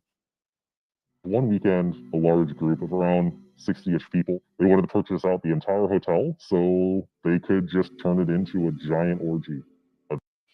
These motherfuckers wanted to rent out the entire hotel to turn it into a giant orgy, bro.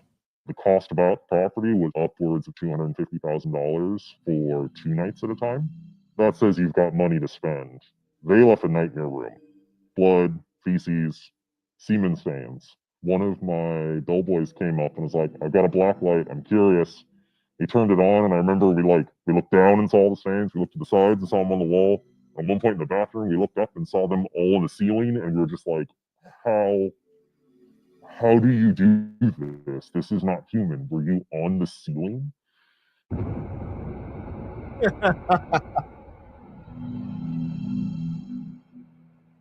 I worked as an operations manager for around 10 plus years.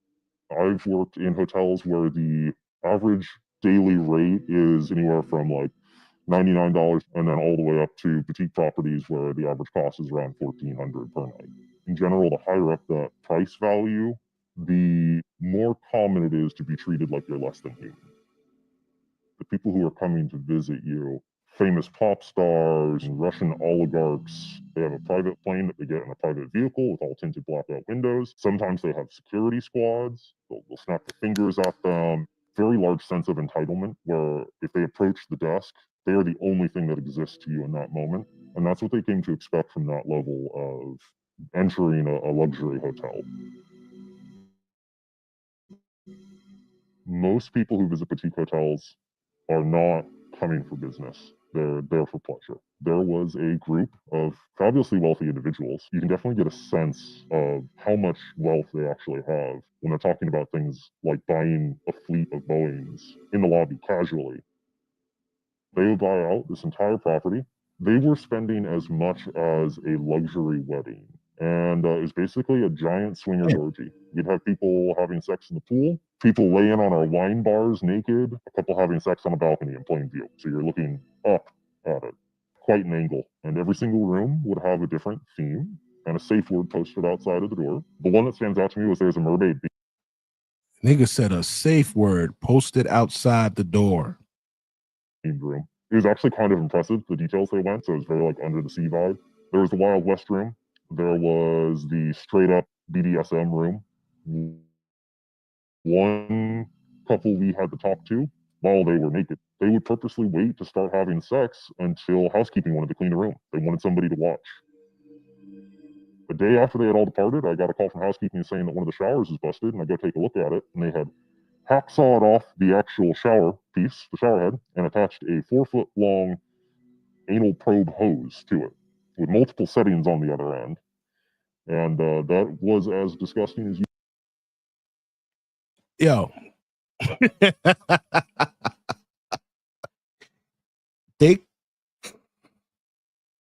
They sawed off the shower head and attached their own anal probe hose, which we're going to take a look at this.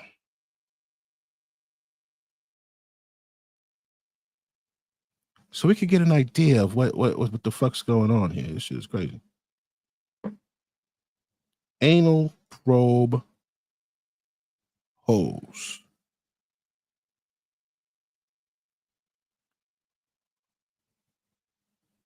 Okay. They got everything blacked out. So let's see what we're talking about here. They sawed off these people's like Like fuck your shower. So this is the anal probe hose. Let's see. What's the first one? Oh, this shit's on Amazon. View image.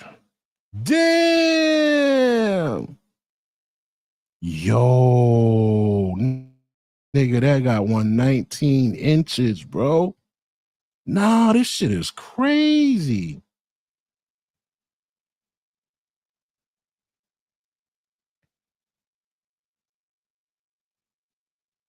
Wow.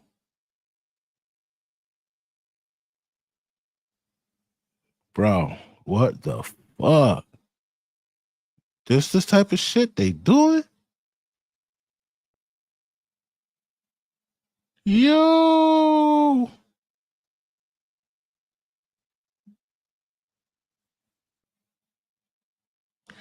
Oh, so they use that to clean out their ass before they fuck. Oh, that shit is crazy, dog.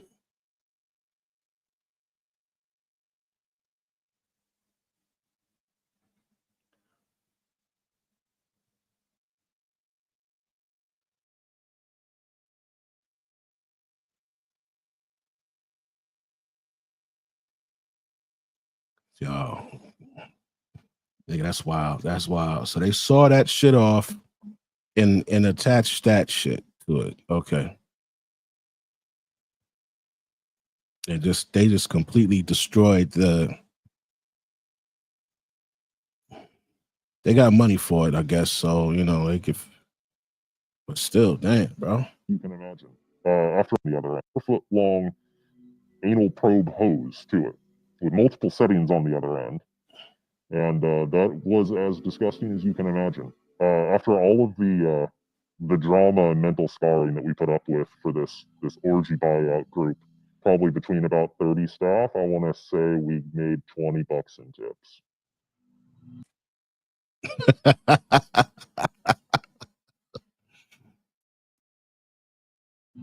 $20.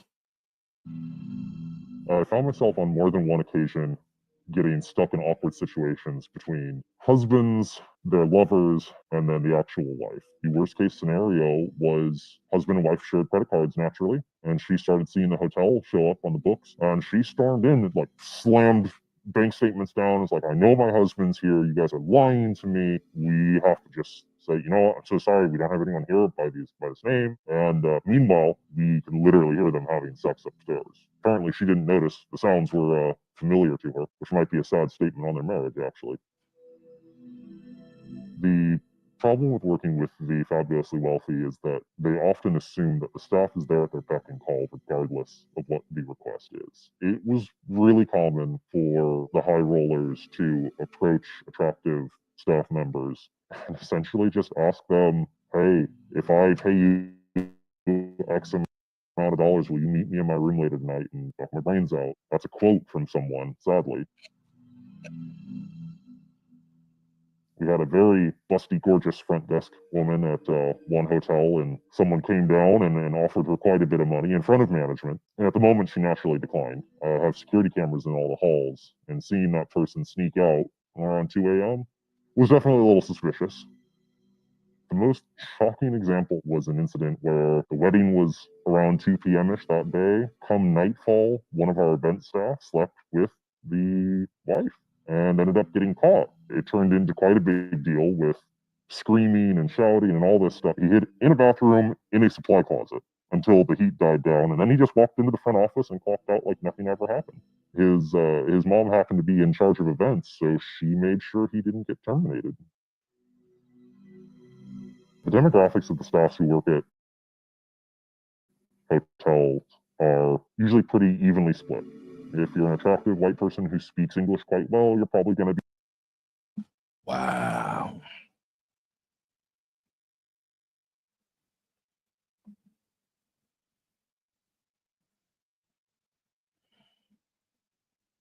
So that's what the rich get, kid.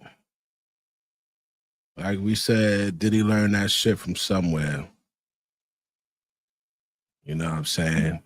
And they acting like this little broad is innocent. She ain't motherfucking innocent, man. That bitch know what time it is. That bitch know what time it is.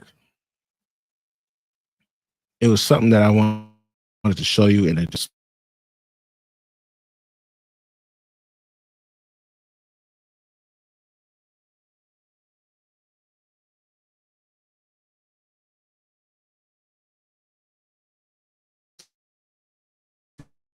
slipped my fucking mind. Oh, God damn, I forget what it was.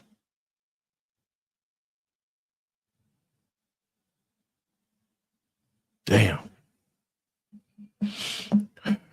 So, all right. So, Cassie, yeah.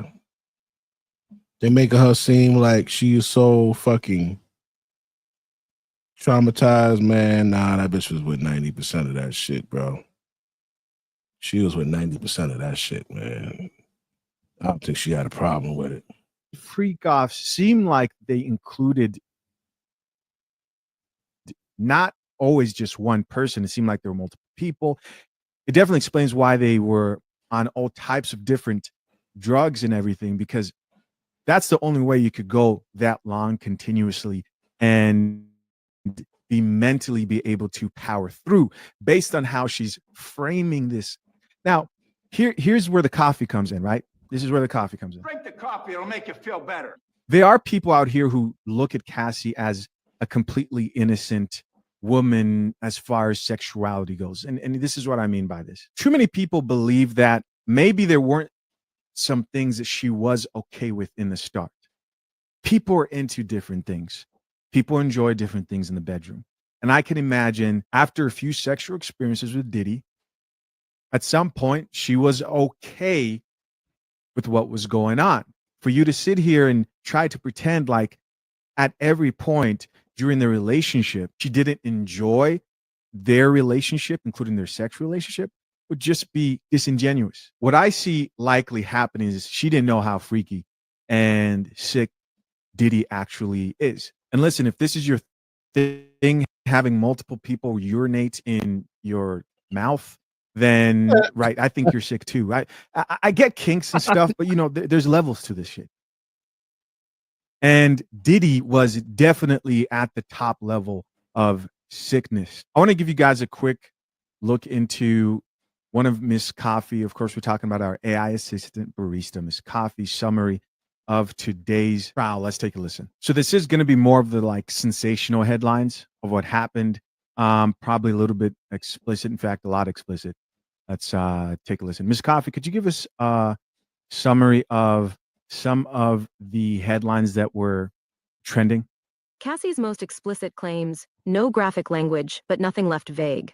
Forced group acts. Cassie testified Diddy demanded she organize freak-offs every few weeks, usually 2 male escorts, sometimes 1 woman, while he filmed from a sofa, gave verbal directions and pleasured himself. She says refusal meant verbal tirades or physical retaliation later. Non-consensual drugging. She told the jury she was required to swallow MDMA capsules or crushed pills. If she resisted, Diddy threatened to cancel studio sessions or leak prior footage. Urinating incident in one 2018 Miami suite. She says Diddy ordered a male escort to urinate into her mouth, laughing that she should taste loyalty. Damn, laughing that she should taste loyalty. One thing that you will realize here is keep in mind, both parties in court are trying to frame their narrative as best as possible, right? Even if the escort did allegedly say, hey, Cassie's the one who asked me to do that to her, it's in Cassie's legal defense's best interest to probably say something along the lines of, well, that's because Diddy made her. Prosecutors say they will introduce a still frame that shows a man standing over her. Video audio allegedly captures Diddy's voice instructing the act. Beatings tied to filming the LA hotel hallway video shows Diddy dragging Cassie Spilled coffee. Did they say they have video? My bad. by her hair and kicking her ribs after she took Let's go back a little bit. My bad, guys. urinating incident in one 2018 Miami suite. She says Diddy ordered a male escort to urinate into her mouth, laughing that she should taste loyalty. Prosecutors say they will introduce a still frame that shows a man standing over her. Video audio allegedly captures Diddy's voice instructing the act. Beatings tied to filming the LA hotel hallway video shows Diddy dragging Cassie by her hair and kicking her ribs after she took too long in a bathroom. She says he then forced her, bruised, to finish a freak off immediately after. That's the same tape he allegedly tried to bury with a $100,000 cash bribe. Interstate trafficking angle airline manifests list. Escorts flown from Atlanta and Houston to New York 3 to 4 times per year, always paid in cash. So, yes, those are the headline details jurors heard. Now, Diddy's defense strategy from day 2. 1. Mutual kink, not coercion. Here we go. Lead attorney Ben Brafman opened cross by reading flirtatious texts. Cassie sent Diddy circa 2017. One calls a planned freak-off our private adventure. He argued the relationship included consensual BDSM elements, and Cassie is relabeling them as abuse to fortify civil settlements. 2. Lifestyle perks equal consent. They displayed ledger entries showing Cassie received a $3 million condo, 2 Bentleys, and monthly allowances. The implication, she had agency and stayed because she enjoyed the benefits, undermining claims of fear-based captivity. 3. Settlement equal to motive for exaggeration. Defense reminded the jury Cassie accepted a confidential 8-figure payout last November. They suggested today's testimony is leveraged to inflate future claims or secure movie deal money. 4. Selective memory. Brafman pointed out Cassie couldn't recall exact flight dates for 2 escorts yet remembered precise dialogue about Suge Knight. He called it Hollywood recollection, sharp on dramatic beats, fuzzy on logistics. So the situation they're talking about with Suge Knight, apparently in the middle of a freak off, right? Diddy's in the middle of it. Some freaky stuff is going on, of course. And all of a sudden, for some reason, he leaves to go, what it sounds like, check Suge Knight, right? Yo, I want to show you something. I want to show you.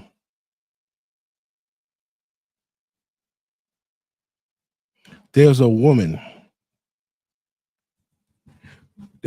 by the name of Vicky Morgan. All right.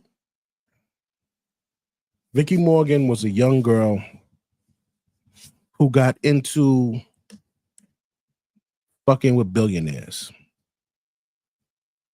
She's about 17, maybe 18, or 16, 17, 18, around there. And she gets a taste of what it's like to be with a billionaire.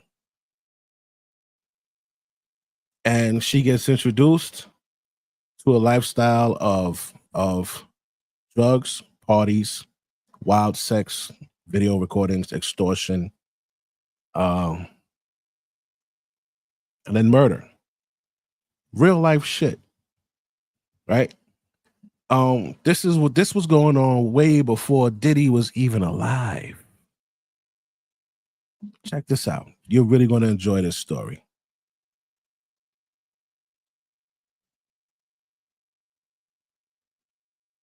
Let's get to it. Victoria Lynn Morgan was born on August the 9th, 1952 in Colorado Springs, Colorado. Her mother's name was Constance Morgan and her father's name was Delbert Morgan. Now, unfortunately, Victoria's dad abandoned the family while her mother was still pregnant with. What? Brad abandoned the family? Brad abandoned the family. Look at that shit. Crazy.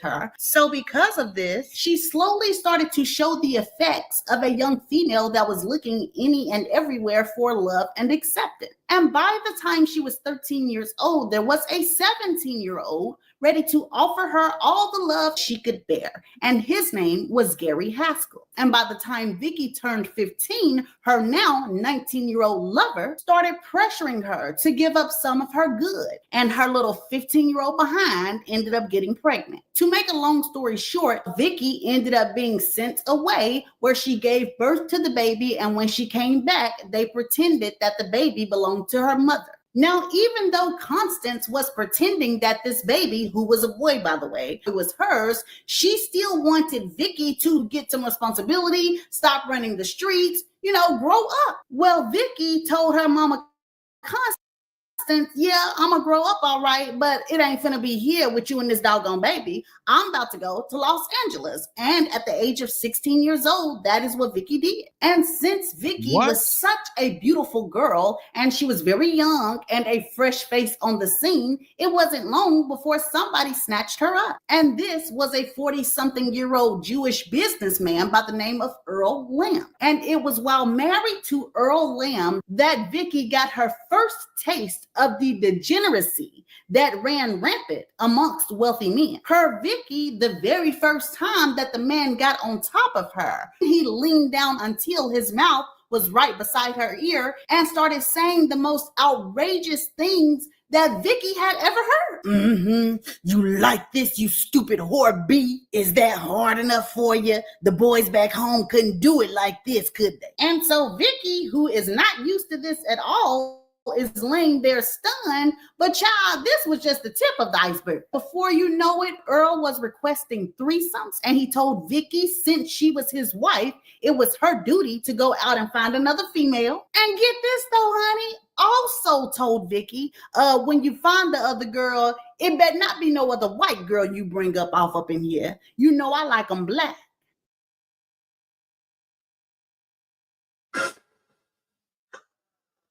What? Say word. This what we doing?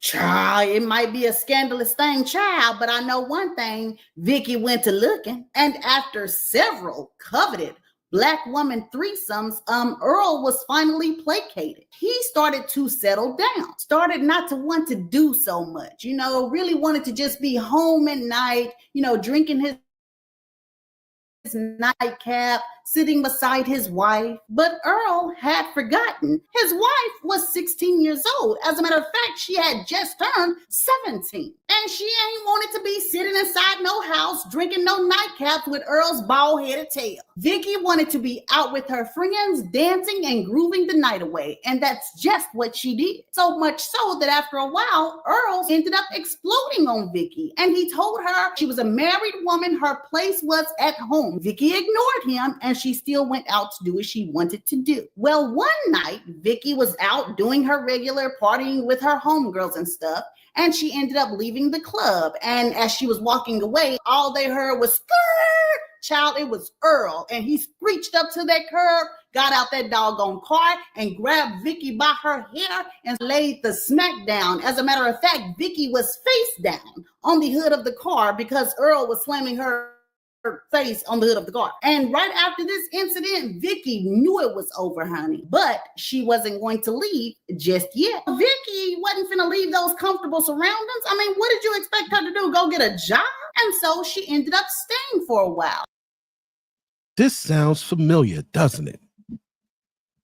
This sounds like that Cassie bitch. She was with Ryan Leslie.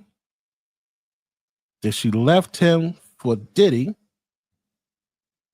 right? This young girl got pregnant, left the dude, and got with a rich nigga.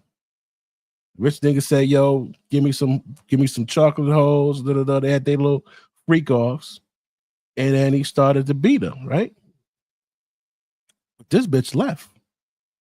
Cassie stayed, right? She stayed. I mean, what did you expect her to do? Go get a job? And so she ended up staying for a while until one day the heavens seemingly opened up for Vicky Morgan. The folks say that she and a couple of homegirls were going out for a shopping trip. And the homegirls were supposed to meet Vicky at a restaurant, but when Vicky got there, the homegirls were nowhere to be found. So Vicky took a seat at the bar. Well, while she's sitting there sipping her drink, she hears the front door of the restaurant chime. And so she looks back and she sees this older guy staring at her with a young woman standing beside him. And so Vicky looks at him, she kind of smiles, and then she turns back around to focus on her drink. That is until Vicky started hearing, "May I take your hat, sir? May I take your coat, sir? How's the stocks today, good sir?" I mean, just all type of employees making a fuss around this man. It's a big boss nigga. So Vicky knew immediately that this guy was important, but she still didn't really understand exactly who he was and how important he was. But baby, let me tell you how important he was. The man standing at the door was the one and only historic businessman, Alfred Bloomingdale. Yep, Bloomingdale's from the department store, nigga. Yep, that nigga right there. Mind you, she's around 18 at this time. This nigga, he's no place near 18. grandson to the even more historic businessman, Lyman Bloomingdale, who was the original owner of the clothing chain Bloomingdale's. That's enough right there. But Alfred wasn't just a trust fund baby. The big brown bag. Oh no, he was a true businessman on his own accord. Alfred Bloomingdale pretty much is the father of the credit card. So when I'm talking about money, I'm talking about money. Like I said, though, she understood that Alfred was important, but she didn't really know how important just yet. However, when Alfred and his young lady beside him, he walked past Vicky to go to their table, Alfred tapped Vicky on the shoulder and he says, you know, you must be waiting for somebody. Why don't you come over to the table and sit with me and my companion? Just sit with us while you wait for your friend. When Vicky gets to the table, she don't want to seem like some little broke girl while everybody else got money, you know, so she starts to talk about her husband, Earl Lamb, you know, how he's a businessman, and then she tells the table that Earl is getting her private tennis lessons with a famous tennis player. And this right here was the open doorway for Alfred to make his move. So what I feel like, yeah, that shit cool, but that nigga don't got money like me. he does is tell Vicky, Vicky, you said you're about 17, right? Well, I have a daughter that's your age, and she's also playing tennis. And so let me just give you her phone number, and maybe you can call her, and y'all can go play tennis together. And Vicky's not dumb. She's been to enough social functions to understand that this older guy is basically giving her his number, but she's not attracted to Alfred Bloomingdale the way he looks. So in her mind, even though he's handed her this phone number, like, she ain't finna call this man. And so while they're finishing up the conversation, Vicky's friend ends up coming into the restaurant. And so Vicky ends up leaving the table to go sit with her friend. Well, I guess Alfred knew that Vicky wasn't going to take the phone number seriously, because on his way out the door, when he walked past Vicky, he tapped her on the shoulder again, and then he handed her a folded up piece of paper. Vicky didn't open the paper until Alfred was out of the door, but when she did, baby, it was a check for $8,000. Hot damn, baby. Vicky's heart started beating through her doggone chest. She could not believe it. So she's looking at it, and then she's showing her friend, her homegirl, very excited, and then her friend gets to looking at the name on the check, and she's like, Bloomingdale, he's a Bloomingdale, the clothing store Bloomingdale's. And as far as Vicky calling the phone number that Alfred Bloomingdale gave her, baby, she didn't have to, because that very next day, while she was sitting at home, Alfred Bloomingdale called her.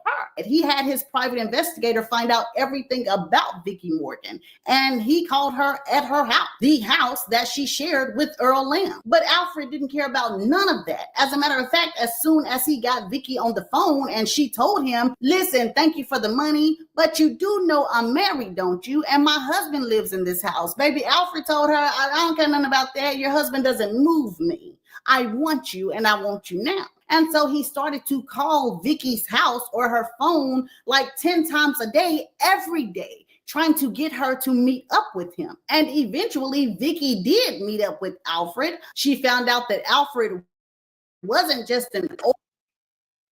When we talk about Cassie, when she was with Ryan Leslie introduced her to Diddy. Somehow, the relationship went from professional and yeah, you know, this is my girl. She's also my artist. You know, it went from that to, you know what, I think I want this bitch. So this was how she met him.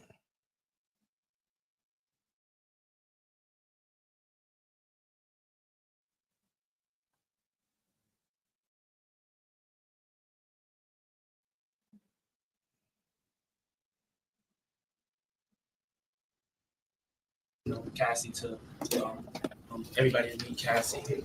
Y'all know. And hear the story directly from Miles. And then get down to some business about, just so we can be on the same page of what the plan is, as far as from Tommy's concerned, and from we're concerned as also a label and one at Atlantic. So everybody's on the same page. I think the best thing to do is to kind of give an overview or a history of how we came to the project. Can't know where we're going unless we know where we came from. Ryan is a producer that I've been working with for the last 2 years. So Diddy been working with this nigga for the last 2 years, right? Yeah, he went out there and got him. Oh, my nigga just.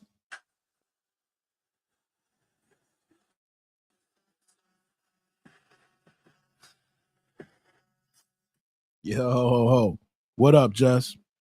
So this is how she got the motherfucker in there. Yeah, how he got her in there. Right? He was working for Diddy and sitting at the table. She's like, you know what, man? Yeah, my boyfriend Ryan is cool, but this nigga's sitting at the head of the table.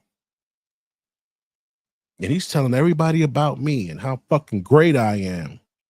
He's the HNIC. It was brought to me by Ed Woods, who Dick Ryan assigned to their label, and also as a producer and has done some stuff for the label. And somebody is like one of my go-to people.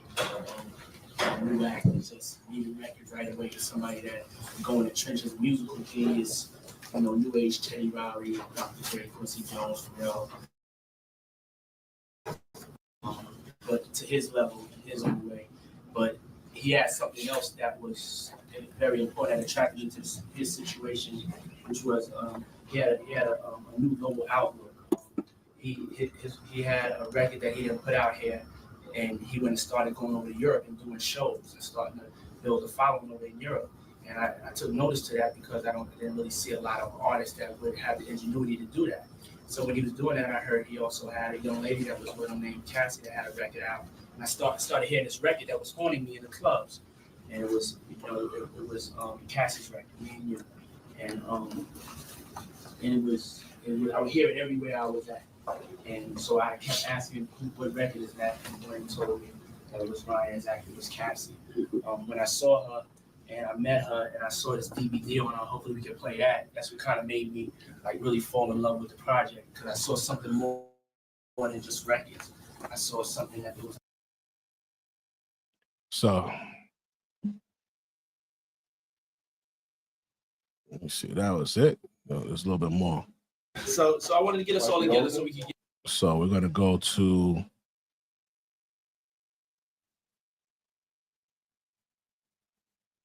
Play that. That's what kind of made me like really fall in love with the project, because I saw something more than just records. I saw something that there was a personality there. There was something that the whole world could fall in love with.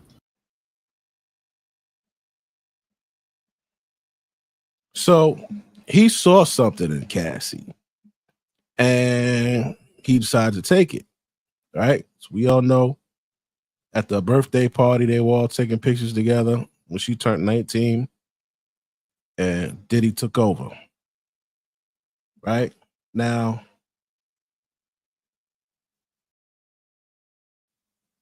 that's also what happened in this situation here.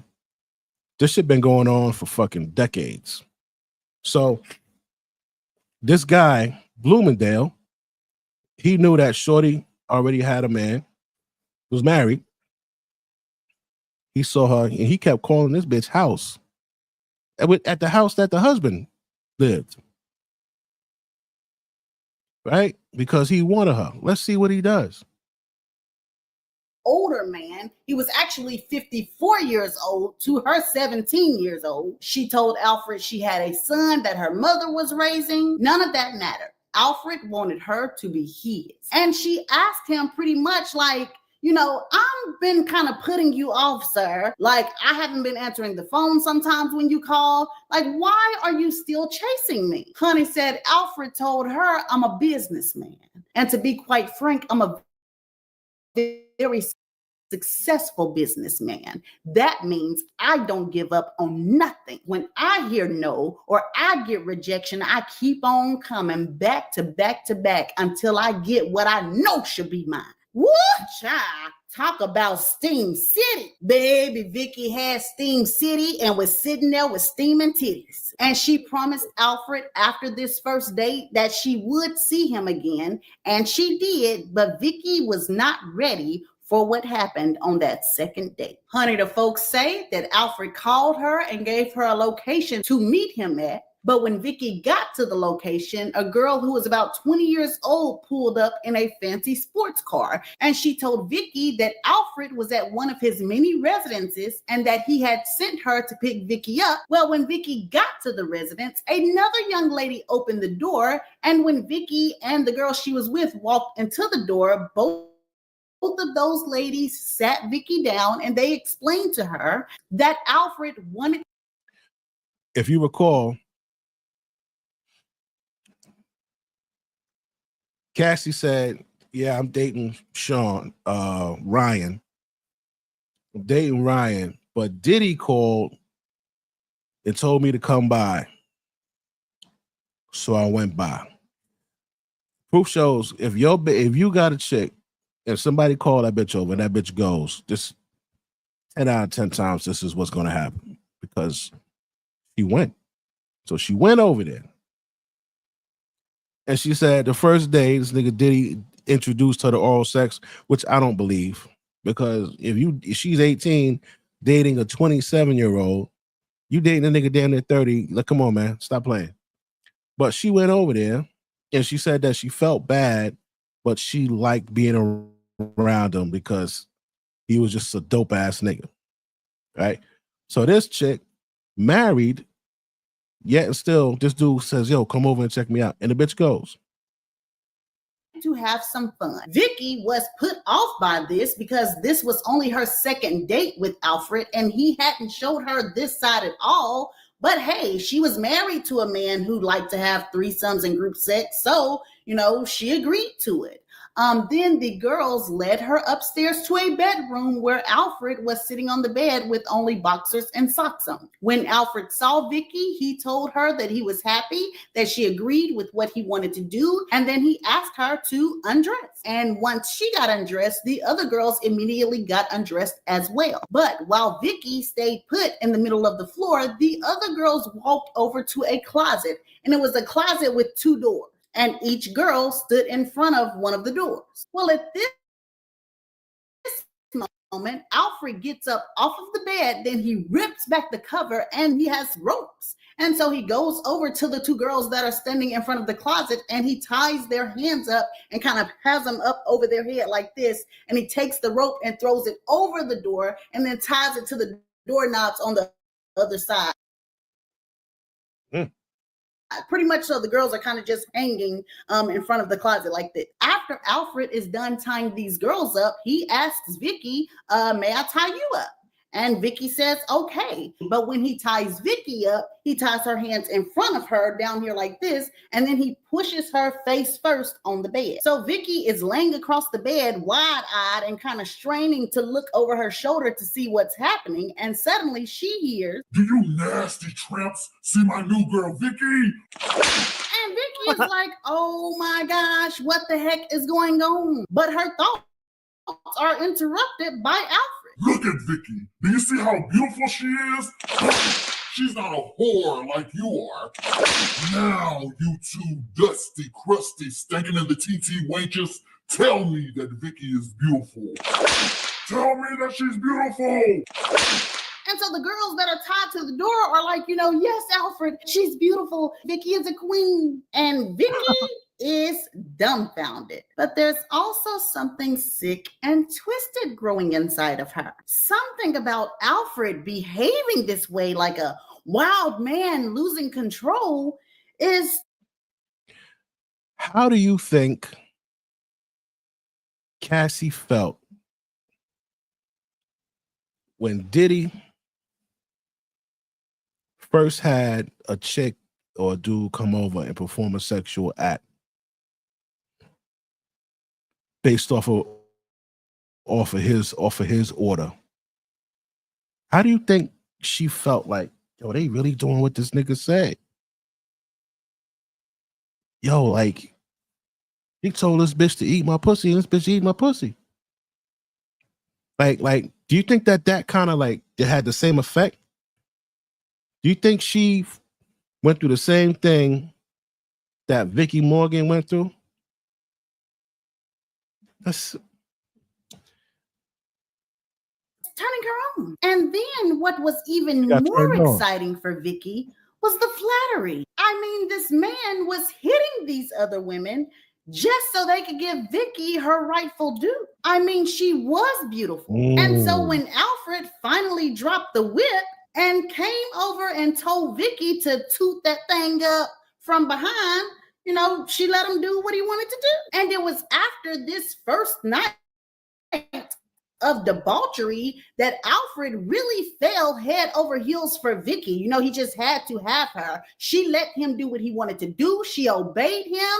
You know, she didn't get up running and screaming when he started spanking these other women. And so he told. And I think that's why Diddy fucked with her for so long. She didn't run. Cassie didn't run. She could have ran. That bitch wasn't scared. That bitch stayed. She liked what was going on. They had a great time, and they were fucking rich. You think if he was broke, she would have did that shit? She'd be like, nigga, you got an Altima. You in a one-bedroom apartment. Like, nah, nigga. I ain't doing all that. But this nigga got Maybachs and Rolls Royces and boats and jets and mansions. And you know, so she was like, all right. That's why she stayed. And this guy, Bloomingdale, reminds me of Diddy. But rather, Diddy reminds me of Bloomingdale because he had a certain fixation and certain bitches be down with it. Look at who was the other bitch that he had? Young Miami. Bitch was down with it. He was down for anything. Anything. He told her, yo, go over there and fuck that nigga Lil Rodney. He went over there and was grabbing a nigga dick and tried to suck the nigga dick right in front of the party. You know, them bitches was down with all that shit. So these two kind of remind me of something. But we're going to see what happens to Vicky. Vicky, he would have her now, even if he had to pay big money to do it. And allegedly, that's exactly what he did. Soon after this session, Alfred called Earl and allegedly offered him $50,000 so he could buy his wife. And the folks say that is when Earl threw his hands up and signed the papers and he took the money. Gossip claims that as soon as Alfred got Vicky all to himself, he basically wanted to have group sex all the time and he made Vicky the madam. And not only did he make Vicky out to be a madam to go find the girls, she had to dish out orders for the girls to do. That sound like Ghislaine Maxwell, right? That was the same shit Ghislaine Maxwell did with Epstein. Right? These bitches, man, if you got money, they're gonna do whatever the fuck you want. But also you gotta realize that they're gonna pretend that they're a victim through the whole shit, bro. They're gonna pretend that they're the fucking victim, they didn't know what was going on, all this type of shit. They're gonna lie. Like Vicky would say, come on over here and give me some crunching and munching. And you better make it fast too. And if the girl came over too slow to crunch the munch, baby Alfred would tell Vicky, you know what to do. And he would hand Vicky the whip and she would whip the girl. And then sometimes slap the girls or whatever. And one of Alfred's biggest kinks during these group sessions was, dun, dun, dun, you guessed it, black girls. And allegedly when he got a black girl to participate, she had to be a slave. He would tell all of the other women in the room to take off their clothes. And then when they did, he would, you know, snap his fingers and tell the black girl, hey, you slave, go pick up those clothes off the floor. And so the black girl would go and pick up the clothes off the floor. And then he'd be like, you know, hey, you slave, go get our drinks. And the black girl would also have to say things like, you know, yes, massa. Yes, thank you, sir. Yes, massa. And do all that kind of stuff. And they was doing that shit. Could you believe that? These bitches. Then in the midst of her doing everything that Alfred tells her to do, the black girl was suddenly supposed to say, Massa, F you. I ain't doing nothing else you say. F you, master. I'm running away. And this is when Alfred would stand up and grab the black girl by the neck and be like, what did you say to me, you black wank? And then Alfred would drag her back to the bed, bend her over his knee, bring out his whip, and then start whipping her. Matter of fact, the subject of my next video, a lady named Tanqueray, said that she was one of these black girls. But child, Tanqueray said when Alfred started hitting on her with that whip, she got scared, child. She took her $300 and got the H up out of there. And y'all gotta make sure y'all watch both of these videos to get back to Vicky's video. As you can see, Alfred was allegedly a big freak. And there also were rumors that sometimes he would have these group activities with men, but I don't know how true that one is, because allegedly Vicky's first husband, Earl Lamb, also liked to have relations with men. So I'm not sure which one of those is correct, but that's the rumor. Either way it goes, when it came to being or dealing with Alfred Bloomingdale, Vicky was dropped into a world of illicit and crazy behavior of the elites. And so with Vicky by Alfred's side, she saw plenty of politicians, plenty of movie and music executives, heck, plenty of CEOs of corporations getting down and dirty. Oh, baby, I'm talking about very nasty golden showers, possibly even number 2 showers. Golden of course, shower. men on men, women on women. Number 2 showers. The what they call that shit? The something, the Dubai porta potties. And like I've said plenty of times before, everybody was grown and adult and doing their own thing. But here's where the dark part came in. Allegedly, Alfred would have Vicky to go to the place that everybody was going to meet at early and set up a hidden video camera. And so the Wow. Set up the fucking video camera. Yeah, man. You can have an Alfred. Alfred had him whenever the fuck. And you know what? This is earlier. This is, bro. This ain't like it was now. This is fucking fresh out of civil rights. Like you'd have thought like this shit was, nah, bitches was free when they was doing this shit, bro. Rather fighting for freedom. That's crazy. Yo, what the fuck? Dave, we fighting for freedom, and you over here playing a slave to this dude. No morals.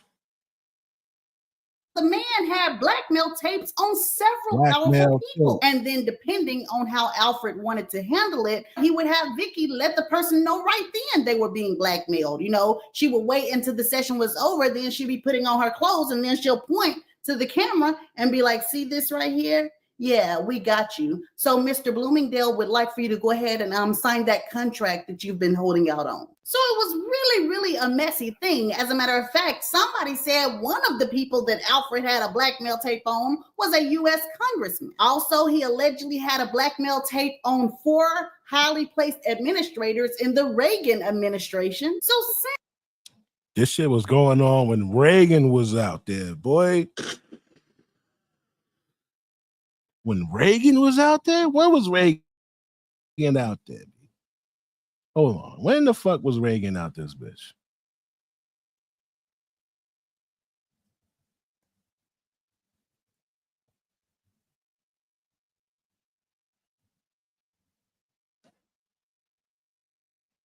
(1981 to 1989).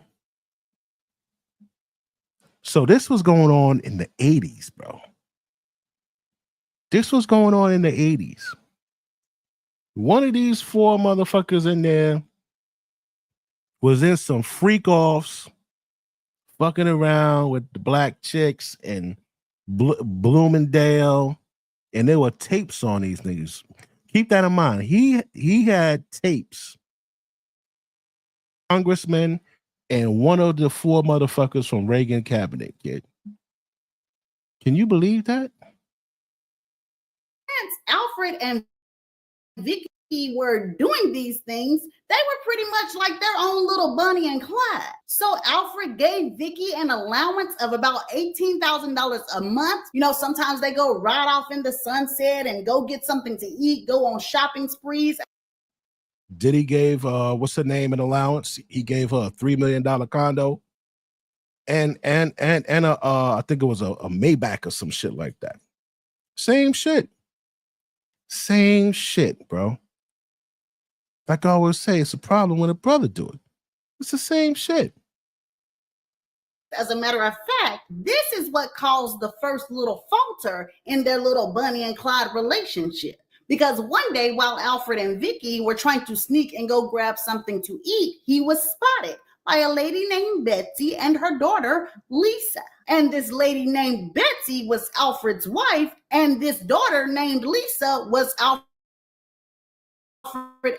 and Betsy's daughter. And Betsy didn't act no fool in public. You know, she didn't yell out Alfred's name or nothing like that. She waited until he got home and she lit into him because Betsy wasn't just anybody. She wasn't just some broke poor girl who had married up. No, baby, she was a wealthy debutante in her day. Her father was a neurosurgeon. In fact, Betsy Bloomingdale was one of the original socialite swans, somebody on the top of the social register. And if you think she was going to let her husband running around with nobody in her eyes ruin her social standing and her image, oh, baby, you had another thing coming. Betsy cursed. What I like about this Betsy chick, right?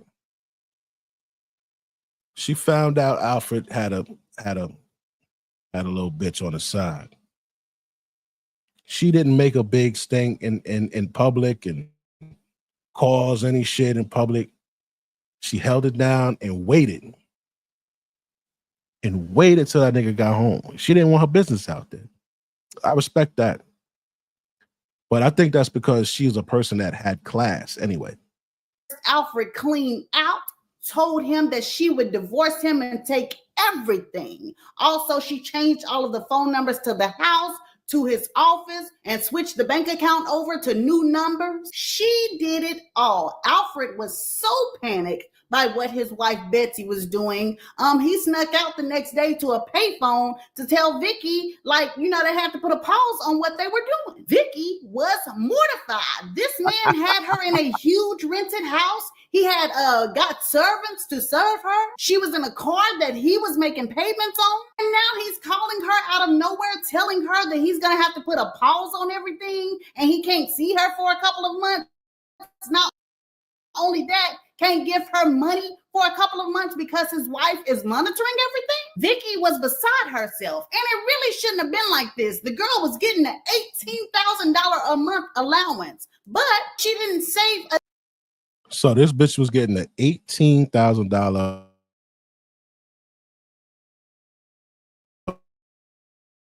a month allowance in the fucking 80s. Oh shit, we froze. Yo. All right, there we go. So she getting an $18,000 a month allowance in the fucking 80s. And she ain't saved none of that shit. She blew all that shit. So his wife came down, put the clamp on the cut the water off, and now this bitch about to be regular average chick. A dime. Matter of fact, around 3 months after Alfred had cut her off, Vicky was about to get evicted. She was about to lose her car, and she ended up getting desperate. And she did something that I believe was one of the great mistakes of her life. She went down to Alfred's business office and she started to act a fool. She told his secretary off. She pushed her way into his office, even picked up an ashtray and allegedly threw it at Alfred's head, basically asking him, you know, what am I supposed to do? What am I supposed to do? Your wife called and you just cut me off like that? And I'm not saying that Vicky made a mistake because of Alfred, because right after she did all of this, Alfred forgave her. And then very soon after that, they started to mess around and do what they were doing all over again. So I'm not talking about Alfred. This was a mistake because of the other people Vicky had been involved with in her life. When the word got around to the other elites, some of Alfred's friends, they didn't really like how this girl would just lose her emotions and just pop off and start talking crazy. Who's to say that she wouldn't just get mad one day and just start telling everybody's business? So believe me, there were notes taken and kept. But to move on with the story of... That's very interesting. Interesting aspect. And I wanted to put this in here while we talk about Diddy because we could kind of see how things played out, right? So were other people looking at Diddy like, yo, man, that bitch telling? You know what I'm saying? Like, she telling, bro, you got to take care of that ASAP. Don't let her, so. Like, when they're talking about tapes, they had videos. They were trying to bluff their way to the other stars. Yeah, we got you on tape. We got you on tape. But they only arrested Diddy, right?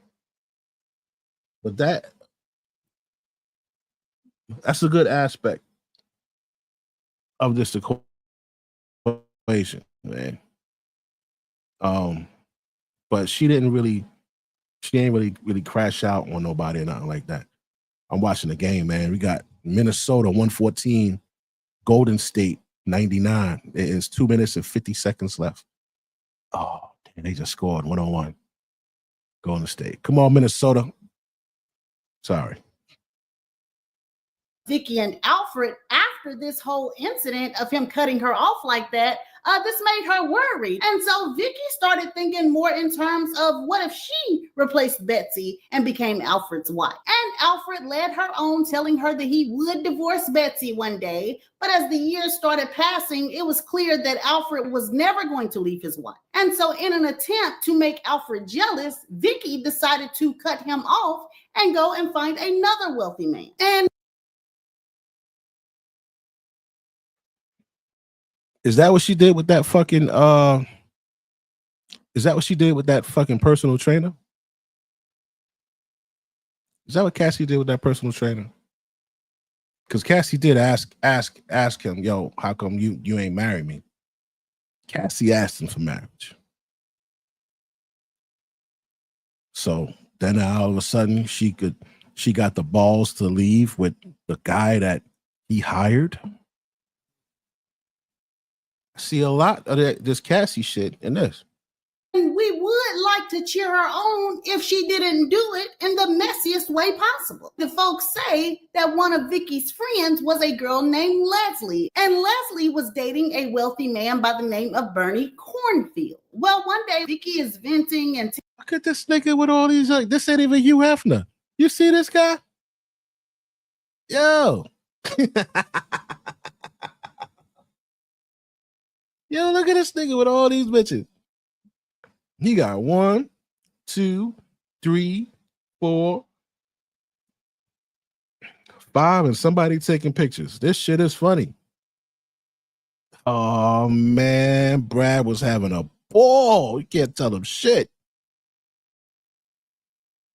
Hell yeah. telling Leslie her problems that she's having with Alfred. And she tells Leslie, you know, I just want to get away. And Leslie tells Vicky, well, me and my boyfriend Bernie, we're going over to London. You're free to come with us if you want to. And so Vicky does go on that trip. Well, when Vicky gets there, she can tell that Bernie is into her. And because of this, she starts getting a little bit messy. Like when Bernie would take Vicky and Leslie shopping on these shopping sprees, Vicky would pick out something ridiculously expensive, something even more expensive than what Leslie would ask for, just to see if Bernie would buy it, just to see how much he wanted her. And Bernie bought every single item. And it all culminates one night when Vicky is in her hotel room laying in her bed, and Bernie comes in her room and he gets in the bed with her. Now, I got to give Vicky a little bit of props. She did not sleep with Bernie on that trip. As a matter of fact, she made him get up out of the bed and go back into the bed with Leslie. However, when they got back to America, Leslie was put out of Bernie's house and Vicky was moved into Bernie's house.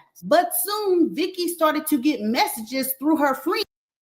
Yo, you heard that shit? She got the bitch moved out. That Alfred wanted her back. And Vicky tried to play hardball, but in the end, Bernie Cornfield just did not have the type of money that Alfred had. Now, her new man, right? That fucking guy, he don't got the money that Diddy got, bro. That's why she went back to sue that nigga. Well, try to blackmail him. She tried to blackmail him with the book. Give me 30 million. I'm gonna write this book. He was like, fuck you and fuck your book. And then that's when she pushed the button on the fucking lawsuit for and she ended up getting 20 million. But he don't. Oh damn! Go ahead. Edwards to smack the shit out of that ball.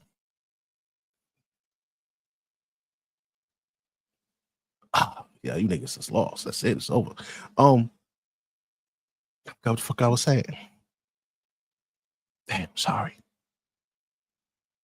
He didn't have no money to give Vicky no $18,000 a week for an allowance. And so Vicky ended up going back to Alfred, but not before allegedly getting a Maserati out of Bernie cornfield. When Vicky got back with Alfred, she realized that her little disappearing act still didn't make him want to marry her, and she finally just made a deal with him. You know, Vicky told Alfred that she's going to go and continue to see and sleep with whoever she wants. She's going to marry whoever she wants, and if he still wanted her time, he would continue to give her her allowance while she went off and did what she wanted to do. And this is when Vicky Morgan really started to get into all type of trouble. She was just out there pooking and putting TT everywhere. Rumor has it she even loaned herself out to a modeling agency so they could hook her up with several wealthy men. And it was this modeling agency that allegedly almost had Vicky Morgantail disappearing for good. The folks say that the agency called her one day and told her there was this huge modeling job off in Morocco. So Vicky gets to Morocco, and at the airport, this mysterious man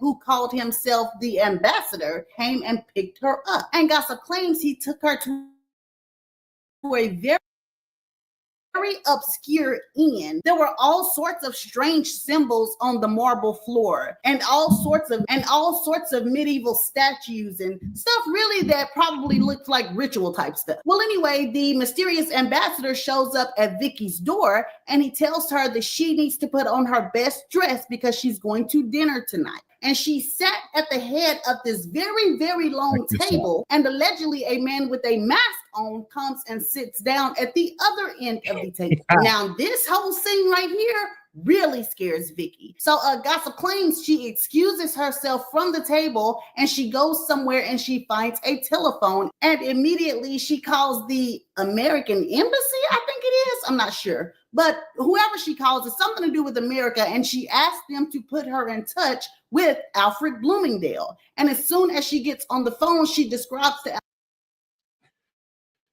Bitch got herself in trouble trying to navigate these elite streets on her own because she feel like she could fucking do it, right? She says, I'm going to do this shit on my own. She got her dumb ass in trouble, right? And who does she call? Alfred. Oh, nigga, don't end the season like that.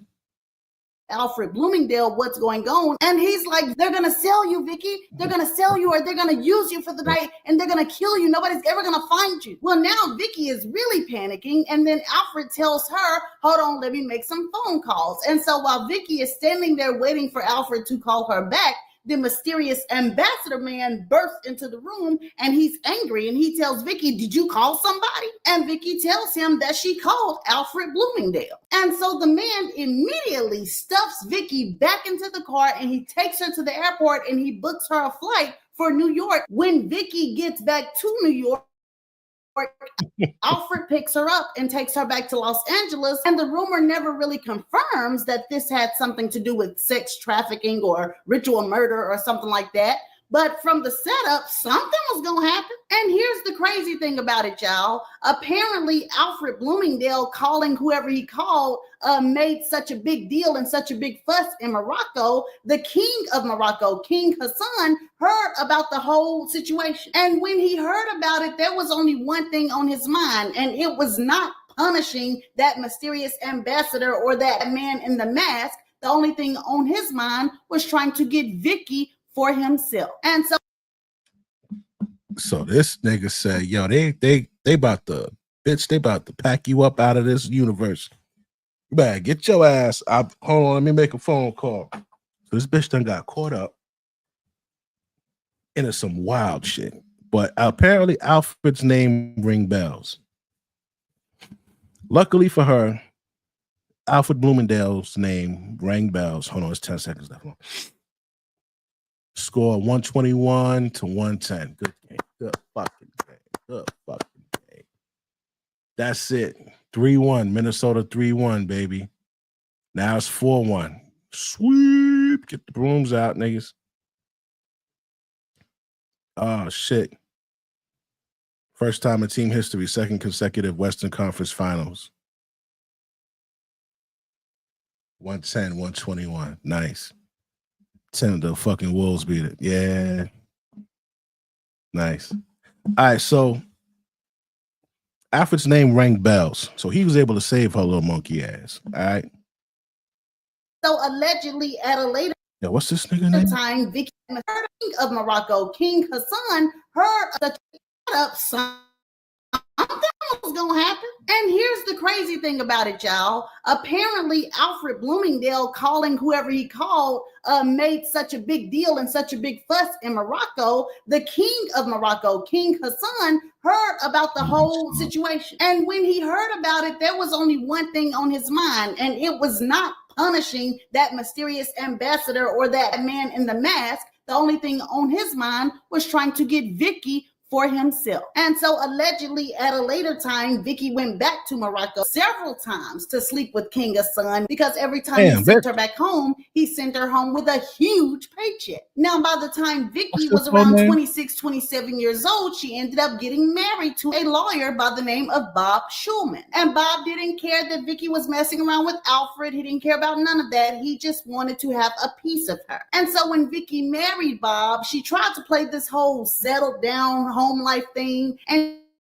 she ended up even getting her son away from her mother to come and live with her. But Vicky got bored with this whole staying at home being a mom thing, so she started to go out and party again. And it was during this time that she found herself in one of the most awkward, dangerous situations that anybody could find themselves in. And it all started when she went to a party that had a Saudi Arabian princess in attendance. And I'm just going to call her Princess J because I cannot pronounce her name. Now, Princess J was a wild, wild girl, and allegedly she was lesbian.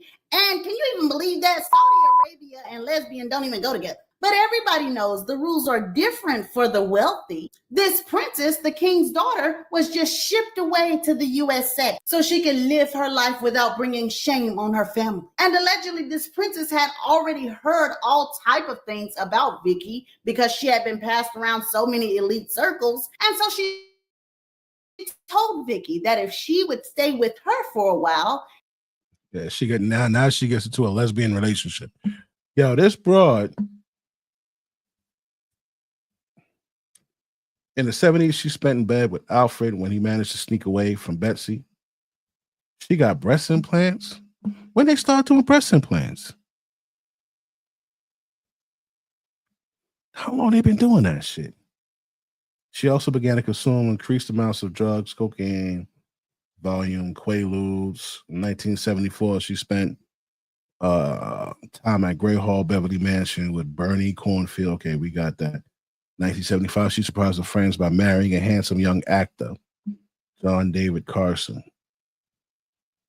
Her first serious relationship with someone her own age.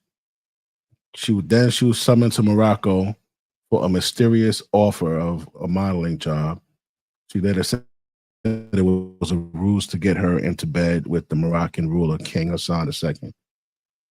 It was a classic Vicky Morgan story, like the instance of meeting Alfred Bloomingdale and getting an $8,000 check. No one could explain how or why she caught the eye of Hassan, but she traveled to Morocco twice on sexual assignment and was rewarded with $25,000 and services of maid for life.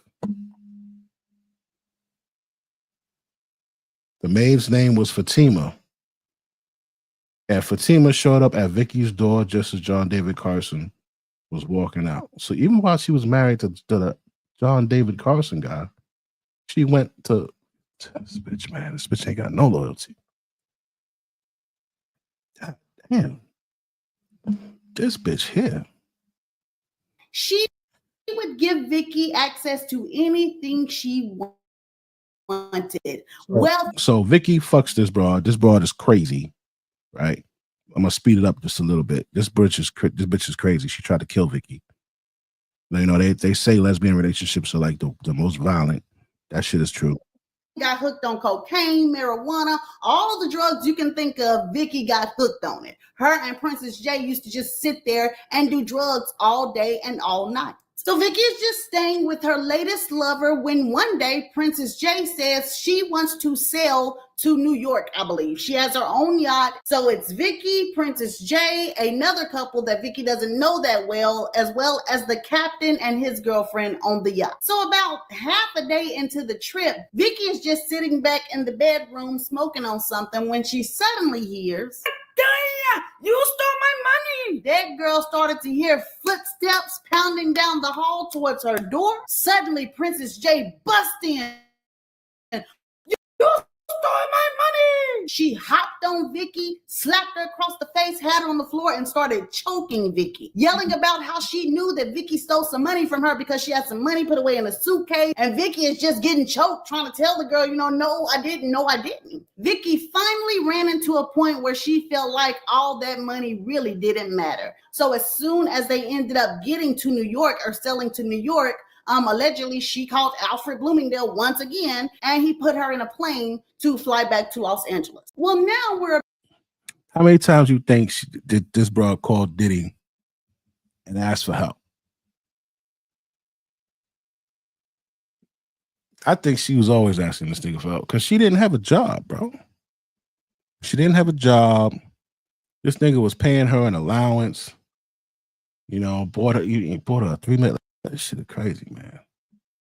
We're about to start getting into some of the details of the ending of this story, because after Vicky stopped dealing with Princess J, she had a serious drug problem, so she ended up having to go to rehab. And about a week or two into her stay at rehab, a mysterious gay man by the name of Marvin Pankos just happened to check into the rehab center. And when he did, he made a beeline for Vicky, and they became very fast friends. In fact, Marvin was more than just a friend to Vicky. He acted like he worshiped her. So Marvin and Vicky are joined at the hip, and after Vicky's month-long or 2-month-long stay, it is time for her to check out. Well, what do you know? Mysteriously, it's also time for Marvin Pankos to check out.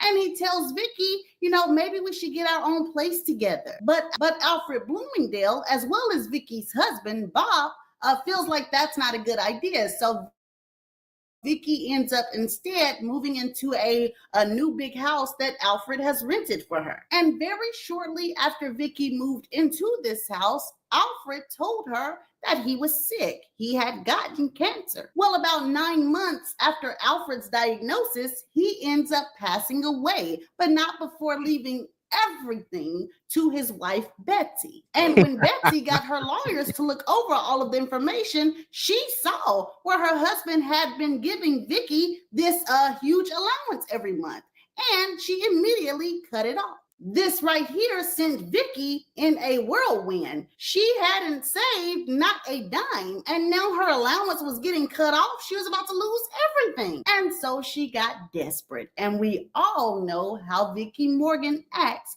when she gets emotional and desperate. Vicky's little bobblehead tail did 3 things that would seal her fate forever. First things first, she challenged Alfred's very elite and had very elite friend's wife, Betsy Bloomingdale, by suing Betsy Bloomingdale as well as Alfred's estate for palimony. It's basically like alimony for mistresses. So that was the first thing that she did. And the second terrible thing that she did was tell her lawyer that she wanted him to argue for the case to be public, so the public could know all of the details. And clearly she was trying to hurt Betsy, but Vicky ain't do nothing but hurt herself. Because most of those elite men that I told you that Vicky had been messing around with, a lot of them were a part of Ronald Reagan's administration. Remember, I told you that earlier. Well, Betsy Bloomingdale and Nancy Reagan were best friends. In fact, Alfred Bloomingdale was a part of President Ronald Reagan's cabinet. So not only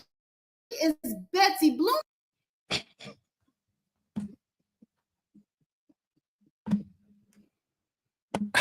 This bitch.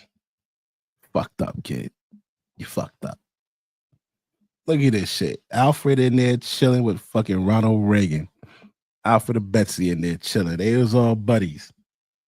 Shit. Bloomingdale, horrified by the details of her husband's affair splashed all over the newspapers and magazines. She's complaining and crying to Nancy Reagan. And Nancy is, I'm sure, telling her husband Ronald Reagan what's going on. I'm sure she's telling Ronald, look, listen, you know Alfred's mistress, Vicki Morgan, you know she done messed with several men who serve up under you. And not only did Ronald Reagan, and I'm sure all of the men in his cabinet and administration want Vicki to share. Yo, that's an ugly ass hairstyle, man. You see that shit? Look at this shit here. This shit look crazy, bro. This shit look bananas, man. I don't like that shit. Maybe it's because them bitches is old, maybe. Shut up and stop talking to the press. What about all of the rest of the elites that she had recorded on tape for blackmail for Alfred? I'm sure they wanted Vicki to shut up talking to the press too. So that's the second craziest choice that Vicki could have made. And then the third choice, my lord, it was just the straw that broke the camel's back. And that is because Vicki needed money from somewhere. So she decided to write a book. Oh, baby, come on. Here we go with the book. Here we go with the give me money or I'm going to write a book shit. Let's see how it turned out for her. Not only did you have everybody I just named, all of the Reagan administration, as well as all of the elites, the blackmail tapes and all that good stuff. Now with writing the book, you had the other folks that Vicki had messed with on her own accord. What about the Saudi Arabian allegedly lesbian princess? What about the king of Morocco? What about other heads of states that she possibly messed around with? What about the maybe possible sex trafficking ring she was almost caught up with? Now, it's one thing dripping tidbits to the press, you know, telling them a couple of things. It's a whole nother thing having a whole book written, describing every detail, giving names, doing everything you're doing. Like, baby, what the heck is going on? But apparently Vicki was not thinking rationally at all because she was standing tall. She was going to write her book and most likely reveal a lot of things about the elite. And the crazy part about it is Vicki knew from the very start that this idea was a terrible idea, because rumor has it when she put out a word that she wanted to write a book, several high-paid popular authors reached out to her telling her that they wanted to write the book for her, only to come back around 2 to 3 days later telling Vicki that they couldn't do it, you know, making up all kinds of excuses. Their schedules were busy, blah, blah, blah, whatever it was, they could not write this book for her. And of course, anybody with sense could tell that the reason these people were canceling on her is because somebody must have threatened them. But I guess Vicki just didn't care, because when she could not get a big name author to write her book for her, she started searching for just some sort of regular small named author, and she found him. Gossip claims this author's name was Gordon, and you can tell Vicki still had a whole lot of mess going on, because allegedly, even though this author was a married man, Vicki started messing around with him because Vicki was allegedly sleeping with this author,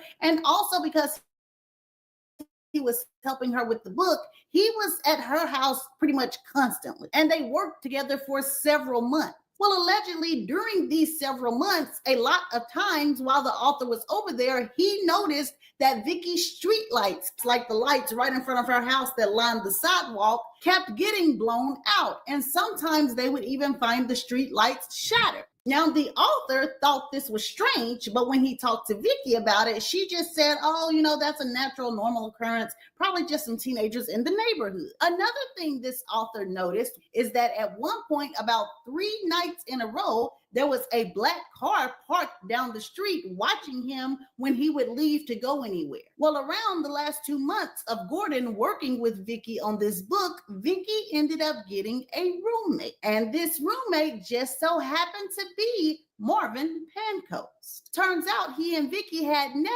all the way lost contact, and now he had persuaded her to let him move into the house with her. He picked up right where he left off in the rehab center, always wanting to be around her, always doing anything she asked. The man pretty much acted like a servant. And some people tried to paint it like Marvin Pancoast was obsessed with Vicky, or that he even wanted to be Vicky. But Gordon, the author, as well as some people in the conspiracy theory community, feels like that wasn't what it was at all. They felt like Marvin was doing all of these things because he wanted to make sure he was able to stay in the house with Vicky, wanted to make sure he was able to keep his eyes on her.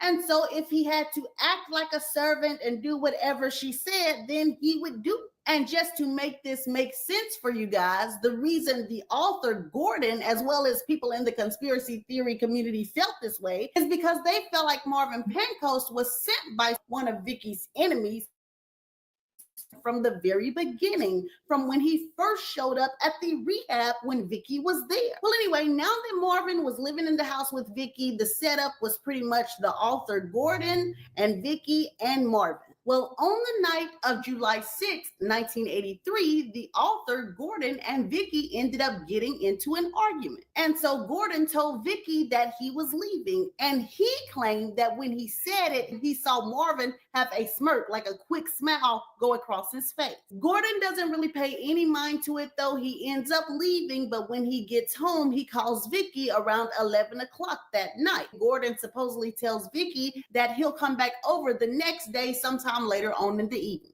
Well, Gordon would not come back over that next day because that night, after he'd gotten off the phone with Vicky, Marvin Pancoast allegedly grabbed a baseball bat and bashed Vicky's head in. After Marvin was done, he allegedly called the police and told them what he did, and the police recorded a confession, and supposedly it was an open and shut case. So open and shut that the police didn't even tape up the crime scene. After they removed Vicky's body, they left her house open for family and friends to come in and move whatever they needed. You know, maybe some people moved out some furniture that they wanted. Maybe other people moved out some blackmail videotapes that they wanted. Who knows? All I know is that I and several other people feel like this was nowhere near an open and shut case. Because first of all, Marvin Pancoast's fingerprints weren't even anywhere on that bat. Second of all, Marvin had no blood splatter, no blood anywhere on his clothes.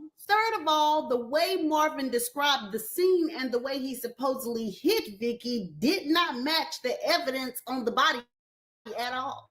He claimed that Vicky was asleep and he came up and just started hitting her in the head and she never even moved. You know, he just basically beat her. But Vicky's arms had bruises and abrasions all over them, like she was trying to fight and stop something. Her fingers had cuts on them, the whole nine. So while Marvin Pancoast probably had something to do with the murder, it was very questionable on if he was the one that swung the bat. But like I said, police didn't investigate any further. Marvin went to trial and he was convicted. And the story of Vicky Morgan, mistress of Alfred Bloomingdale, was over. Until a month later, when a mysterious lady walked into the law office of Robert Steinberg,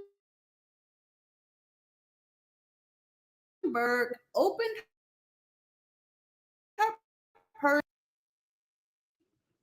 and handed over some tapes. Robert Steinberg claimed that these tapes were the actual blackmail tapes, and then not even 2 days later, he claimed that those tapes were stolen from his law office. In reality, this lawyer, Robert Steinberg, sold these tapes to Larry Flint, the owner of Hustler magazine. Well, guess what? Not even a week later, Larry Flint's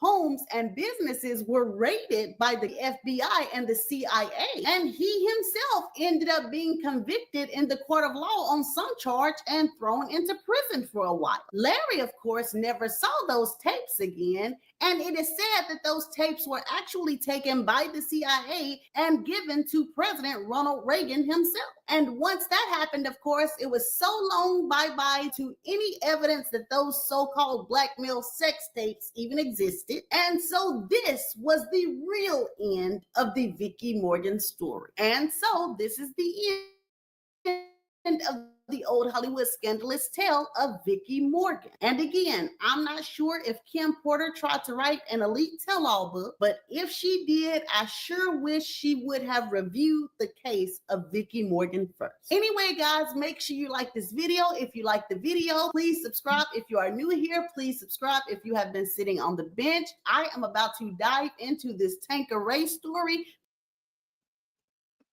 Very, very, very, very good. I want to see if she got anything recent.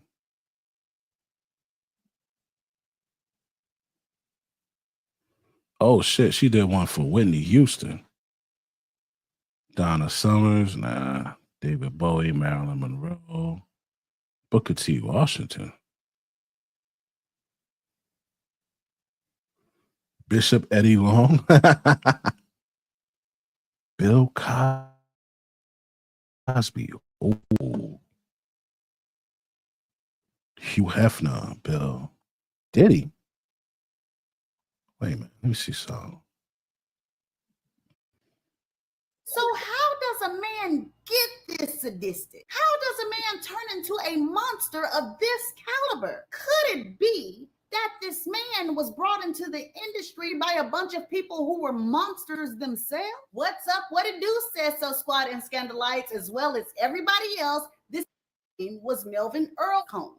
And gossip claims that Janice and Melvin were two kids from the ghetto who dreamed of an easy life full of fine things. Now, Melvin started off by going to the military, but when he came back home, allegedly, he decided to sell drugs. Now, although Diddy likes to say that his daddy was as big as Frank Lucas and Nicky Barnes, child, the streets say that Melvin wasn't nowhere near as big as all that. But whatever amount of money he touched, it was enough to catch the eye of a girl that was well known across the city. And that was his future wife, Janet. Gossip claims that Janice was a girl who felt like she could use what she got to. Yeah, I ain't gonna lie. This blonde hair be looking crazy on dark-skinned women. I ain't gonna motherfucking hold you, bro. This like a black dude wearing a blonde hair toupee. Like that shit will look crazy. This shit look wild. Get herself to the easy life. And baby, if you thinking Janice was one of these Rudy Pooty $40 hoes, oh honey, you got another thing coming. Janice knew how to enterprise. And she set her stuff up like a business. Stories say that she used to kind of have a makeshift ghetto modeling agency. And so she used to throw these fashion shows and she would recruit beautiful girls around town to walk in these fashion shows. But see, that ain't where the big money came in at. The money would come in when politicians or celebrities or big time basketball players, boxers, whoever it might be, when they would come into town and throw parties. And they used to contact Janice to bring in her models to walk around the parties, dance, flirt with people, things like that. But rumor has it the big money came in when those girls did a little bit more than dancing and flirting, if you know what I mean. But allegedly, one of those models who did a little bit more than flirting and dancing was underage. And so the folks say Janice packed up shop, child, and never threw a fashion show or provided entertainment for a party ever again. And rumor has it, when you look up Janice's occupation history and it says something about her being a model, this is what people are referring to. So anyway, while Janice's alleged moneymaker occupation got shut down, Melvin was still rolling on with his. And by the year 1971, he was doing so well where he wasn't bringing in money like Nicky Barnes and Frank Lucas, but he definitely was able to come in the room with them, especially Frank Lucas. He was actually rumored to be a very close associate to Frank Lucas. But sadly, by the year 1972, Melvin Earl Combs was murdered. Now, most people believe that Melvin was murdered because he was a snitch. But some people who are allegedly in the know of the real reason said that Melvin was actually murdered for messing with somebody else's woman. Now, that's a bombshell already. But what makes this story even more of a bombshell is that allegedly Janice was the one who set Melvin up. See, these people said that Melvin was cheating on Janice with a 22-year-old woman by the name of Cassandra O'Corman. And she was upset that Melvin wouldn't leave her alone. And so that next night when Melvin left to go see the girl, Janice called the girl's boyfriend and told him that Melvin was over his girl's house. And that hustler caught Melvin sitting inside of his car outside of that girl's apartment and walked up to him and put 2 bullets in his head. But the folks say that Janice thought that the boyfriend was just gonna kick down the door and start beating up. Oh, yeah. That powerful niggardry at work, huh? Always, every time, doesn't skip a beat. He would still be alive if she did. Wow, bro. That's how Diddy's father died.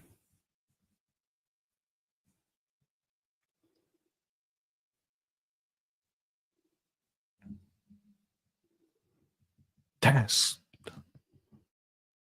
fucking crazy.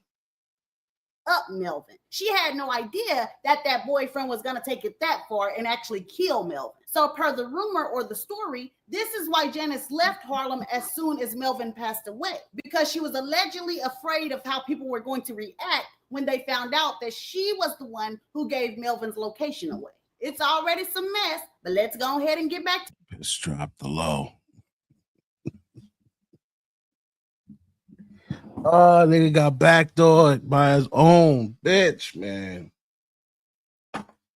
Oh. Diddy, because gossip claims he was 3 years old when his father passed away. And I haven't mentioned this yet, but he also had a little sister and she was only a few months old. And when Diddy became of age to go to school, she either used a large portion of money that she had saved to get him into a Catholic school called Mount St. Michael, or someone from the school, Mount St. Michael, came to Janice and offered Diddy free tuition. Whichever one of those is true, Diddy did end up attending this Catholic school, and he was such a favorite there that he served as an altar boy.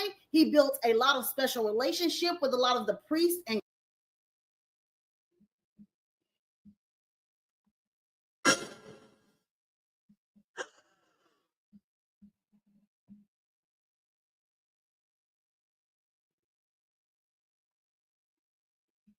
Dumb fucking priests. Dumb fucking priest probably was fucking with Diddy, bro.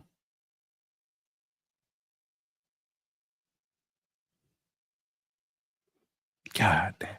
I don't put that shit past him because, you know, back in the day, that's what the fuck they was talking about. Priests was touching little boys and shit. God damn.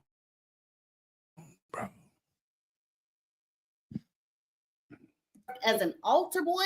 He built a lot of special relationship with a lot of the priests and clergy there. He also was on the football team. And here's where things get strange, because you see, Mount St. Michael has a reputation for multiple sexual abuse allegations. And from the articles online, Bro. Oh, man. This shit is crazy. the abuse was especially prevalent in the 1970s, which was the time that Diddy was attending. Matter of fact, the abuse was so much that Diddy graduated from the school in 1987. Well, here's an article from 1988 where somebody was accusing one of the priests there of messing with them. So the whole thing kind of makes you wonder, does that have any ties to the situation that Diddy is in today? But let's move on. So after After Diddy graduated high school in 1987, he went to Howard University for a little while, and somehow while he was attending there, he started to have close ties with the rapper Heavy D. And once Diddy found out that Heavy D was signed to a label called Uptown Records, and Uptown Records was headed by a black man by the name of Andre Harrell, Diddy started begging and pleading to Heavy D to set him up a meeting with Andre Harrell. And gossip claims after Diddy's first meeting with Andre Harrell, Andre was so impressed that he immediately let Diddy come in as an intern. And soon after that, Diddy became the A&R person for the company. But the messy streets say intern, A&R, blah, blah, blah. Child, these folks say all of that was just fancy words for side chick. Baby, the folks say within a short period of time, Diddy ended up moving in Andre Harrell's house. Andre bought Diddy. Nah. This is exactly what he was doing. This is exactly what he was doing, moving niggas into his house. This is where he learned that shit from, bro. The fucking priest probably fucked with him. This nigga here probably fucked with him.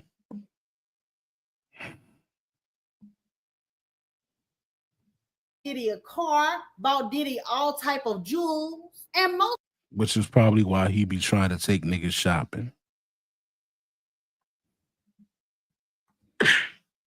Oh my God, this explains so much. This explains so much. People don't know if Andre kind of forced Diddy to become this for him in order to move up in the music industry, or if Diddy was just cool with being this anyway and nobody forced him into anything. Whatever the case may be, all I know is that rumors on the streets is that Diddy and Andre Harrell were lovers. And according to the rumor... Nah, bro. Wait a minute. Hold up. Hold up. Oh, my God. Hold on, man. Oh, hold on. I gotta, oh, Jesus.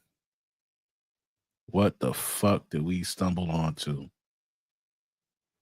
You gotta love YouTube, man. You gotta love this shit. This wasn't even planned. But look at where we ended up. So I'm gonna leave her in there too. All right, but hold on. I gotta do it like this. Now I gotta rewind it. 1, 2. In the music industry, or if Diddy was just cool with being this anyway and nobody forced him into anything. Whatever the case may be, all I know is that rumors on the streets is that Diddy and Andre Harrell were lovers. And according to the rumor, Diddy was able to go to Uptown Records and do whatever the heck he wanted to do. That is until he put together a celebrity charity basketball game using the name Uptown Records, and 9 people ended up passing away. And what happened was Diddy sold tickets to 5,000 people to come to the basketball game, but the gym only held a capacity of 2,300 people. And so when they opened up the doors for people to come in, everybody wanted to come in and make sure they got a seat. And there ended up being a stampede where 9 people lost their lives.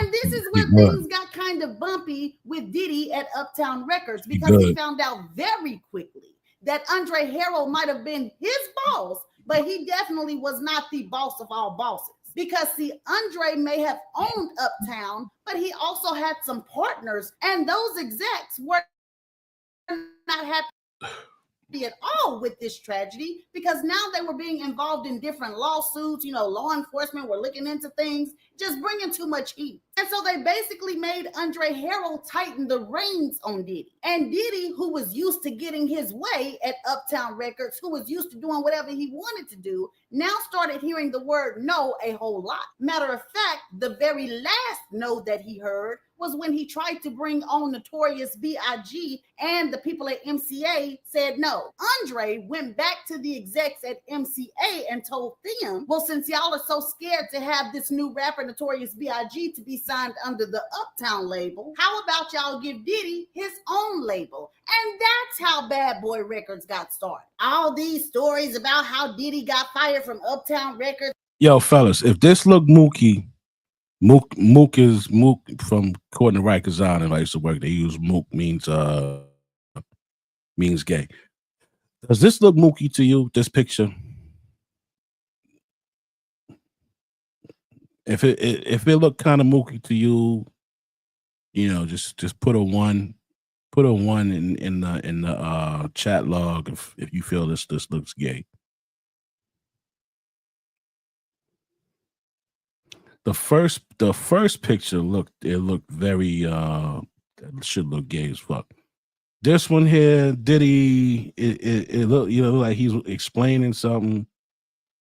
Now the way Harrell looking at him, look kind of crazy.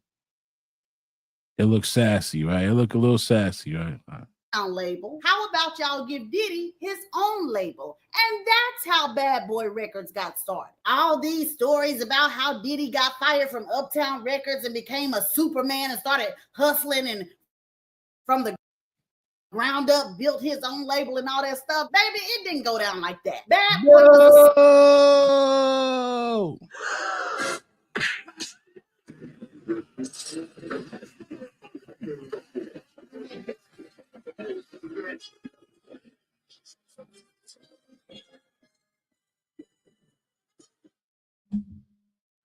Don't tell me that.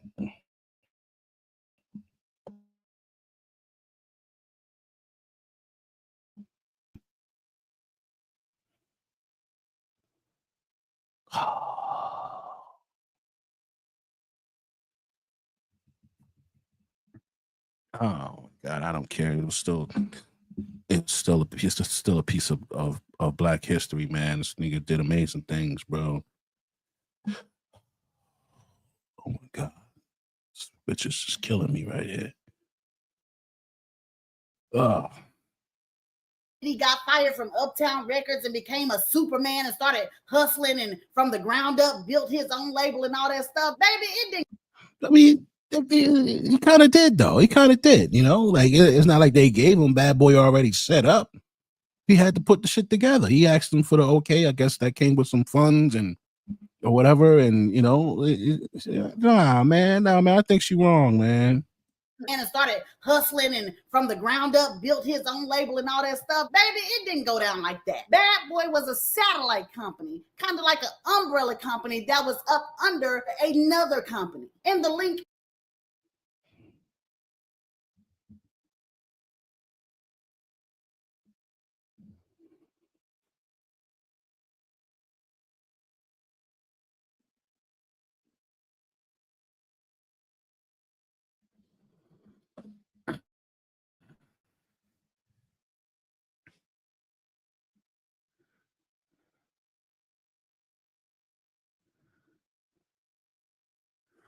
It says founder Sean Puffy Combs, though.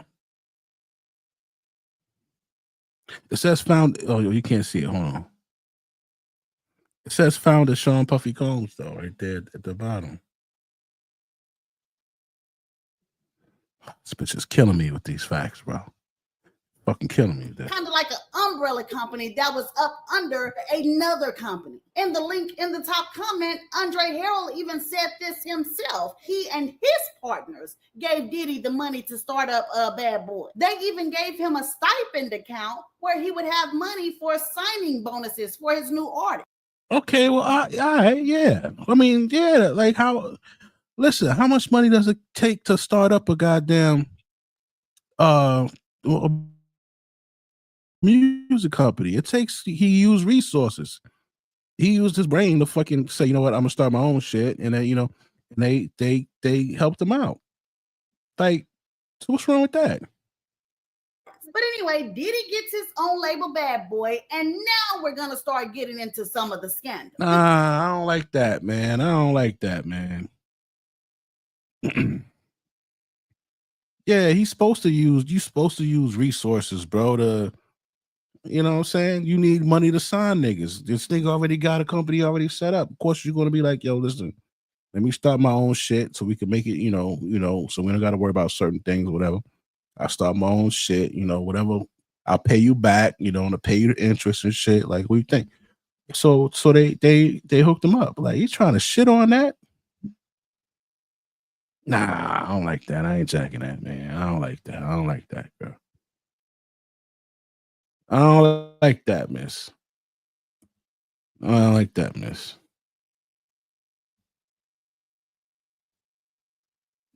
All right, man. What the fuck? Come on. Come on.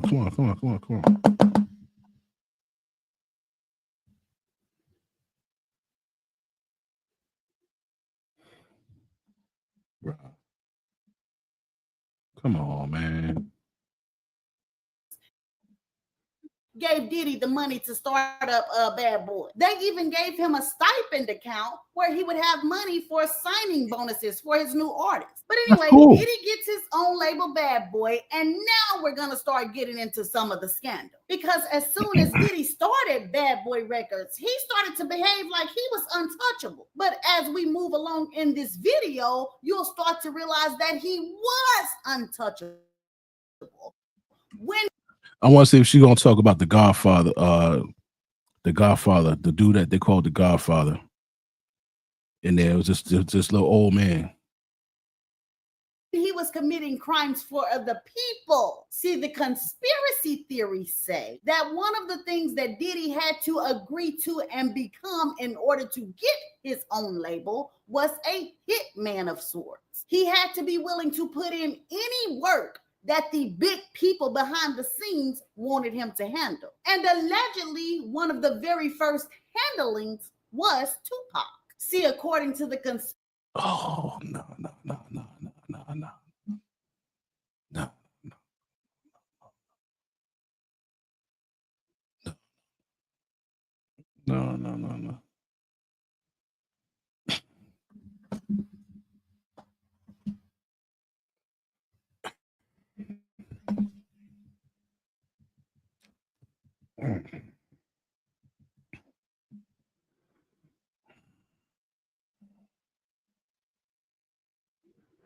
conspiracy theories, a few years before Tupac died, him and the rapper Eazy-E started to get calls from a certain organization telling them that somebody was trying to murder them. But this organization also told Tupac and Eazy-E that they could stop the murders from happening. All Tupac and Eazy-E needed to do was pay them some protection money. Well, rumor has it, Eazy-E and Tupac realized that this was a shakedown. Wasn't nobody trying to hurt them and trying to murder them except that organization itself. And so they told the organization, no, that's cool. We don't need your protection. We'll be fine. And very soon after that, Eazy-E died of AIDS, which people in the know, especially former people who used to work for the FBI who were in the know, felt like was committed by the organization because Eazy-E wouldn't pay them for protection. So now that Eazy-E is gone, how can they get Tupac? Oh, I know. Don't this guy Tupac already have this big beef going on with that East Coast rapper Notorious B.I.G.? How about we just set the murder up to make it look like the cause of it was the West Coast and East Coast beef? Hey, Frankie, get so-and-so in New York on the phone and tell him I want to speak to his main enforcer, that rapper Puff Daddy. And so allegedly the big suits talked to Puffy and told Come on, man. This is ludicrous, bro.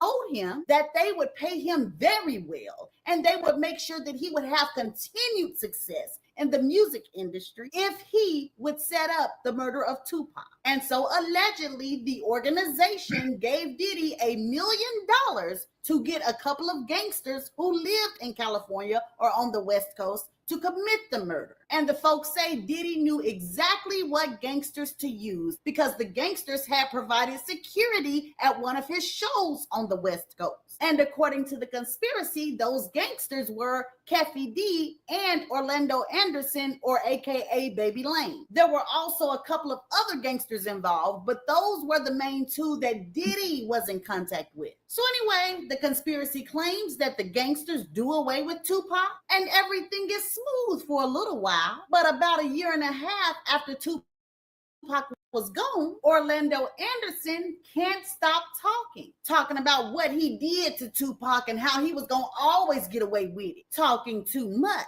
because see that organization was starting to get nervous. What if this boy talks so much that he tells people that Puffy paid them to kill him? Get him gone, get him out.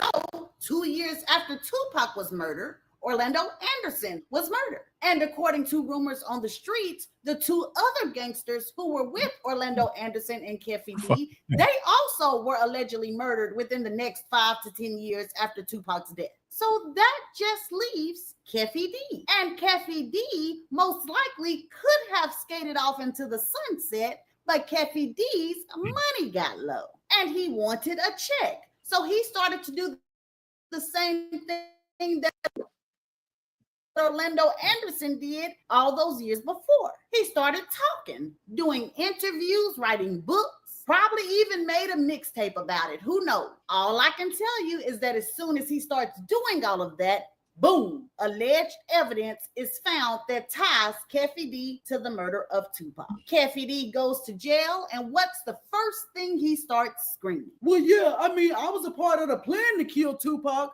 but it was Diddy who gave me $1 million to do it. And if this conspiracy about the true culprit being an organization who put Diddy up to it, then Keffy D might need to shut his mouth. But who knows? Maybe we should just keep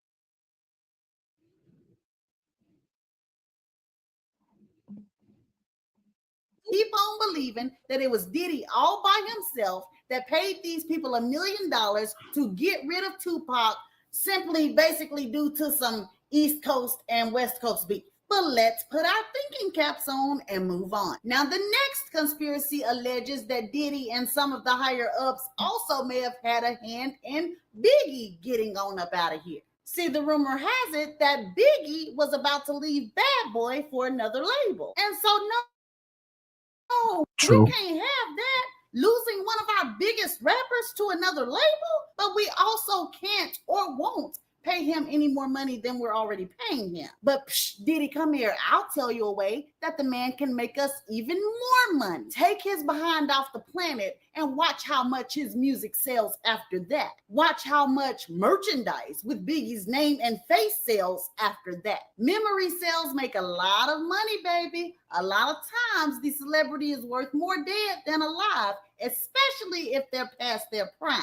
In Biggie's case, he wasn't past his prime, but he was trying to leave. But again, all of this is just a conspiracy. Another crime that Diddy allegedly did at the behest of someone else was in the year 1998, or it may have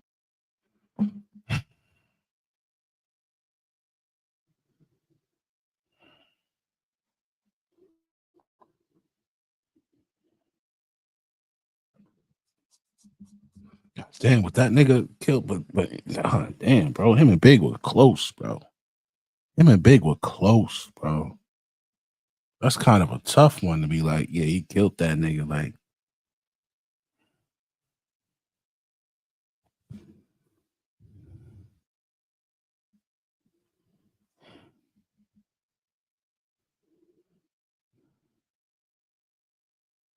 I did hear Big was supposed to leave, and the night that I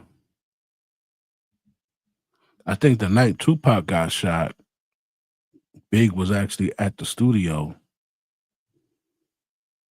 and he was actually at the studio laying tracks for the new record label, and Puff was upset.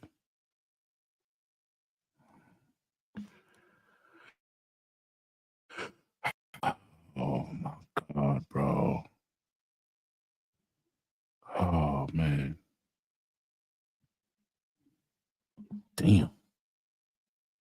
Been 1999 when he was working with Steve Stout of Interscope Record. They were working together for Nas's music video for a song called Hate Me Now. So allegedly, Steve Stout, Diddy, and Nas all agreed on the visuals of the video. You know, everything looked good. But right before the video was to be released to the public, Diddy called and told Steve Stout, hey man, I changed my mind. I don't agree with the video anymore. I don't want Nas acting like Jesus nailed up to some cross. I don't want no reference of Jesus in this video, so get rid of it. And Steve Stout was like, dude, we're about to release this video and we already spent $14,000. Said Diddy told him, I told you to take it out. Well, the video aired and Diddy looked at that doggone TV and he saw that Steve Stout hadn't changed a thing. Baby, them folks say that Steve Stout was in the middle of a company meeting, telling some Helen, come on up, help me with these charts. They said that doggone chart he was reading came across the back of his doggone head. Girl, they say that Diddy and his crew walked in there and body slammed that man on the table, threw him on the floor, kicking him, stomping him all on his head. And according to the conspiracy, Puffy or Diddy took it this far because it wasn't just him that wanted Jesus out of the music video. It was some other people who were positioned above Diddy. And because Diddy felt Steve Stout, longtime exec, has accused Diddy of assaulting him in 99. Per a report rated online, according to Stout, Diddy attacked him following disagreement on the set of Nas' Hate Me Now video. Reportedly had a change of heart about being nailed to the cross. In the theme video, Stout objected to change, give the scene Diddy's idea. Stout has spent $14,000 to make it happen per something. Inquiring police report Diddy and 2 bodyguards physically assaulted Stout in the office. Damn, this bitch really did her homework, man. Damn. to get Steve Stout to remove the imagery, Diddy was going to be punished also. And Steve Stout actually pressed charges against Diddy because he was upset that Diddy did him like this. But once he found out that it wasn't just Diddy who had wanted everything removed from that doggone video, he punched me in the face and then he grabbed the phone and bashed me in the head with it, said Interscope Record Steve Stout. Apparently it spooked him so bad that he dropped the charges. Now, these are the public crimes that Diddy allegedly committed for his handlers or other people. But the private crimes he committed, the ones that's sitting up there finna blow your hair back. Because I want to make something clear to you guys. There are two sides to Diddy's alleged criminal activity. There's the side of the crimes that Diddy did on his own behalf for his own personal reasons. And then there's the side of the private crimes that he did for the behalf of the handlers. And first, let's talk about some of the private crimes that Diddy did on a personal level. And many of these crimes happened in his romantic relationships. See, there is a new book out alleged to be partly written by Diddy's deceased ex-girlfriend, Kim Porter. And that book alleges that Diddy was very possessive of Kim. Said that one time he thought she was cheating on him and he bust her upside the head with a chair. It also claimed that one time he wanted Kim to do him inside of his booster and she refused, and he bust upside the head for that. The book even alleges that Kim saw footage of Diddy messing around with men, but even more than that, allegedly she saw footage of Diddy messing around with underage boys. Some people claim that the book said that Diddy was messing with an 18-year-old unnamed pop star, male pop star, and they also said that the book claimed that Diddy was also messing with an unnamed high-profile rapper. It talked about how Diddy forced Kim to participate in threesomes, but check me out. As bad as things were for Kim, they were said to be even worse for any man who tried to love her the right way or take her away from the pain. Rumor has it that record executive Shakir Stewart had a relationship with Kim Porter in the 1990s. But by the year 2000, Diddy and Kim were alleged to be together. Well, rumor has it in that same year of 2000, Diddy and Yo, Diddy really an ugly motherfucker, bro.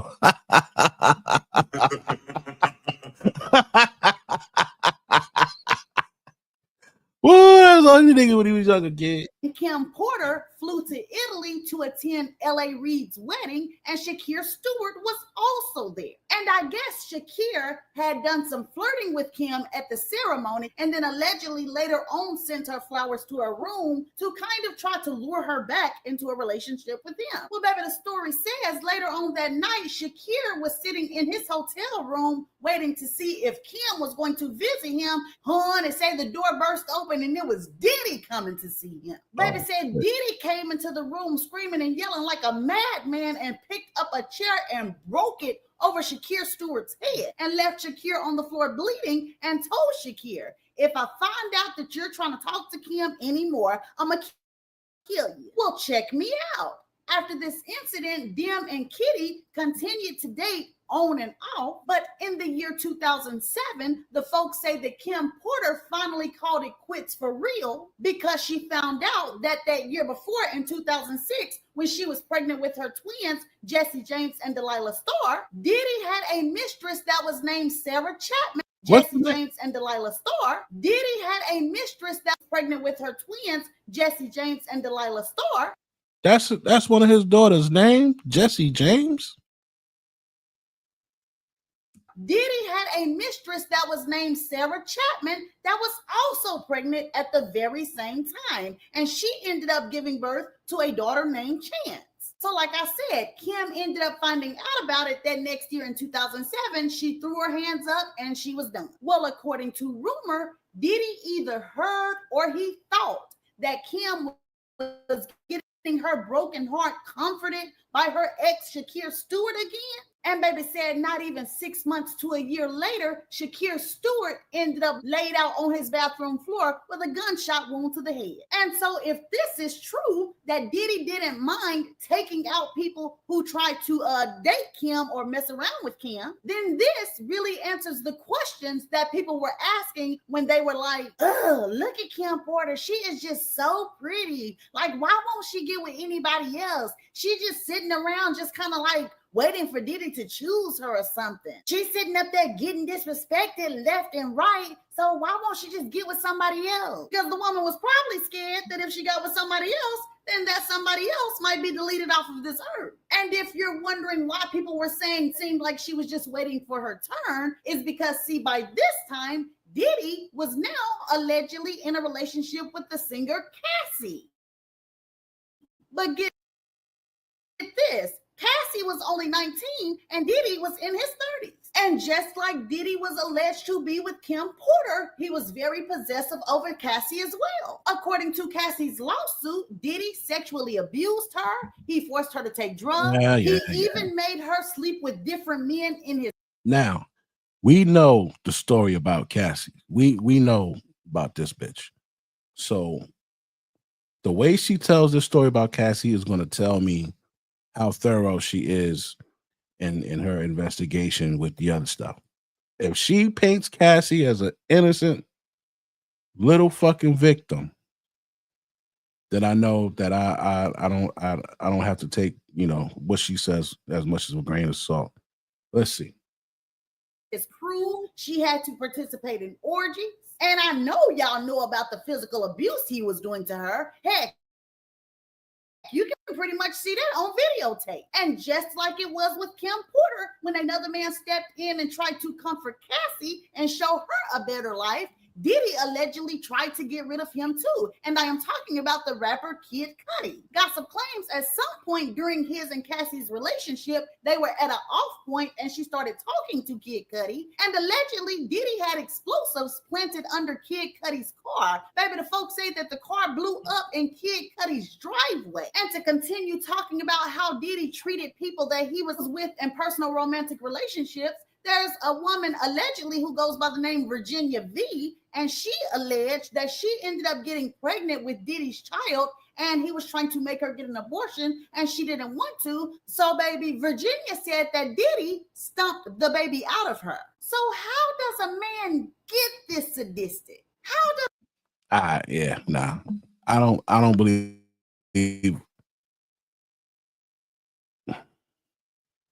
she on point about certain shit, like, you know what I'm saying, him going to that school, that could be factual. You know, shit like that with the Andre Harrell, that could be factually traced. But what she said about Cassie, man, that bitch stayed there 10 fucking years. She was snapping and getting slick with this nigga here. Oh, she couldn't leave, but then she ups and leaves him for the personal trainer that he hired. Like, nah, man. No. Does a man turn into a monster of this caliber? Could it be that this man was brought into this industry by a bunch of people who were monsters themselves? Now, I've already told you about the rumor of Andre Harrell and Diddy, and I told you that one of the rumors that was going around was that Andre kind of forced Diddy to do the things he did in order for Diddy to move up in the industry. But the rumors on the street say that's what Andre wanted. Baby, they said that in order for Diddy to get Bad Boy Records, that man had to be passed around to many people. And one of the first names people always throw out there is Clive Davis. But see, per the rumor or allegedly, Clive not only made Diddy do the Diddy with him, he also allegedly, according to the conspiracy theories, mentored Diddy in the art of blackmail and extortion, along with those hitman type crimes that I was talking about earlier. And this right here leads us to the rumors about those infamous freak-off parties. Because see, according to the conspiracy theories, when Diddy first started hosting those freak-off parties, he wasn't doing that for his own pleasure. Heck, he wasn't even doing it for himself. According to the conspiracy, Diddy was taught to host a so-called freak-off party purely for the intention of blackmail and ritual purposes for his handlers. See, I need y'all to listen and follow me closely real quick because it's levels to this thing. See, most people feel like the parties where Diddy was rumored to have done something with Usher, he was rumored to have done something at a party with Justin Bieber, Meek Mill. A lot of people feel like that was a part of the elite or Diddy's handlers making him do that to them. It was a part of Bieber, Meek Mill. A lot. Yo, they gave this nigga so much flack for this shit. They say, y'all wearing matching shirts, nigga, and look how you... Yo, Meek got some bitch in him, man. I'm sorry, man. That nigga Meek got some bitch in him.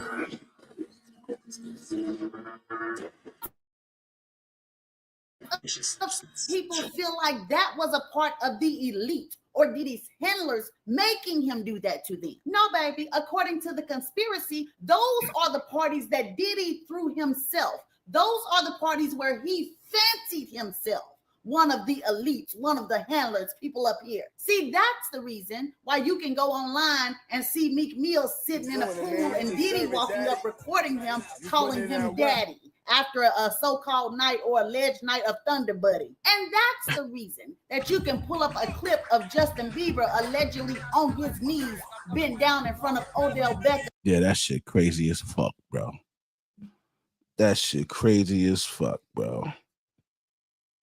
Doing some stuff where Diddy is alleged to be recording that. That's the reason where you can watch a clip of Diddy basically talking about how when Usher was younger, Usher used to live with him and Usher used to wake up in the morning in the bed and start wrestling with each other over a bowl of cereal. That's the reason you can see clips of TD Jakes or allegedly TD Jakes two-stepping at a Diddy party. You see evidence of these clips because allegedly, according to the conspiracy, once again, these are situations or parties where Diddy was the mastermind. There most likely was possibly blackmail, extortion, or whatever else going on involved. But that was because Diddy wanted to. Like I said, he himself was acting as a handler. And these parties allegedly came much later in Diddy's career. But according to the conspiracy, the freak-offs or the parties that the elite or the handlers made Diddy host had been happening for several years before these parties, baby. And you won't see a shred of evidence or video clips of these so-called parties. And these are the true hidden tapes These tapes ain't got no rinky-dink celebrities on them, no singers, actresses, reality stars, anything like that. That's Rudy Poo. Big-time elites and handlers and execs ain't worried about getting no blackmail off of these celebrities. I mean, they do blackmail them, but that's not their main concern. No, honey, they won't blackmail on politicians. Blackmail on people that's over the tech industry, blackmail on Nobel Peace Prize winners. They won't blackmail on folks that's over the medical system, powerful people, people that control the masses. Let me You know who had that? Epstein had that. give you an example, and I'm not saying this is happening because it's not. I'm gonna just say it's not, okay? So I'm not saying this is happening, but let me give you an example of what I'm trying to say. Let's say somebody comes up with a medication that can cure any disease. Nobody has to be sick again. Let's say that happens. And that person comes to the head of the medical system and says, here, I got a medication where nobody can ever be sick again. And so the head of the medical system is about to put out this wonder drug to the masses. But before he does, he gets a phone call. And the phone call comes from someone who makes money from headache medicine or runny nose medicine. It doesn't matter what type of medicine. They make money off of some type of illness that you have. They don't want no doggone wonder drug to come out and clear up an illness. Nobody has to get sick again. They don't want that.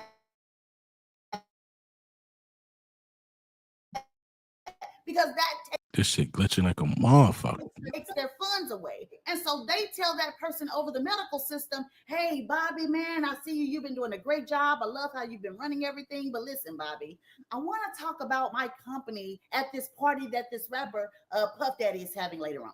Either one or two things is going to happen that night.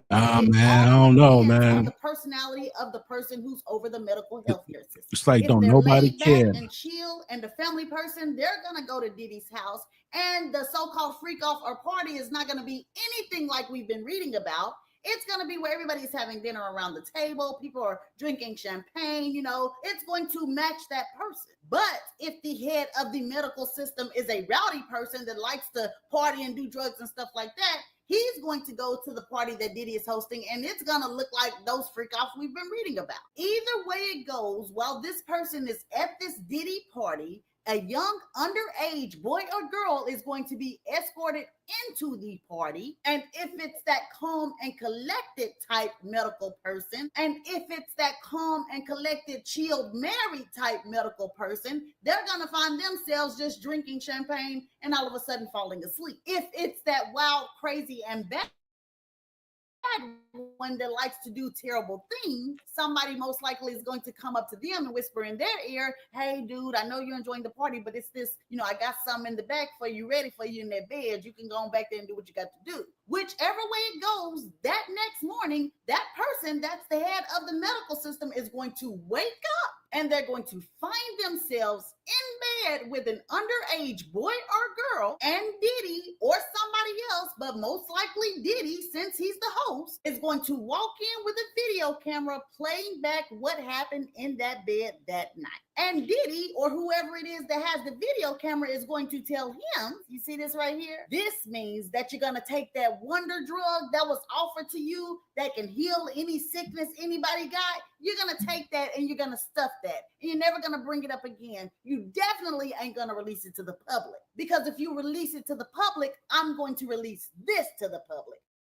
And so that head medical person has officially been blackmailed by the person that owns the headache medicine or the sinus medicine or something like that. And like I said, I just use this as an example. I'm just saying that's what the conspiracy theories say. And they say it's the same for everything. Let's say somebody tries to pass a law that says we're going to give every American $5,000 every month. Well, if you give Americans $5,000 every month, and now that takes away from them showing up to their job or performing at their job, most likely that politician that's trying to pass the law is going to get an invite to a Diddy party. And if not a Diddy party, a party from somebody else who's in cahoots with this whole doggone thing. So that's what I'm saying when I say the conspiracy says that the elites or the handlers are interested in real blackmail from people who have power. All of this stuff about, oh, I'm watching the Katy Perry video and her eye is covered, so she's a part of the Illuminati. Oh my gosh.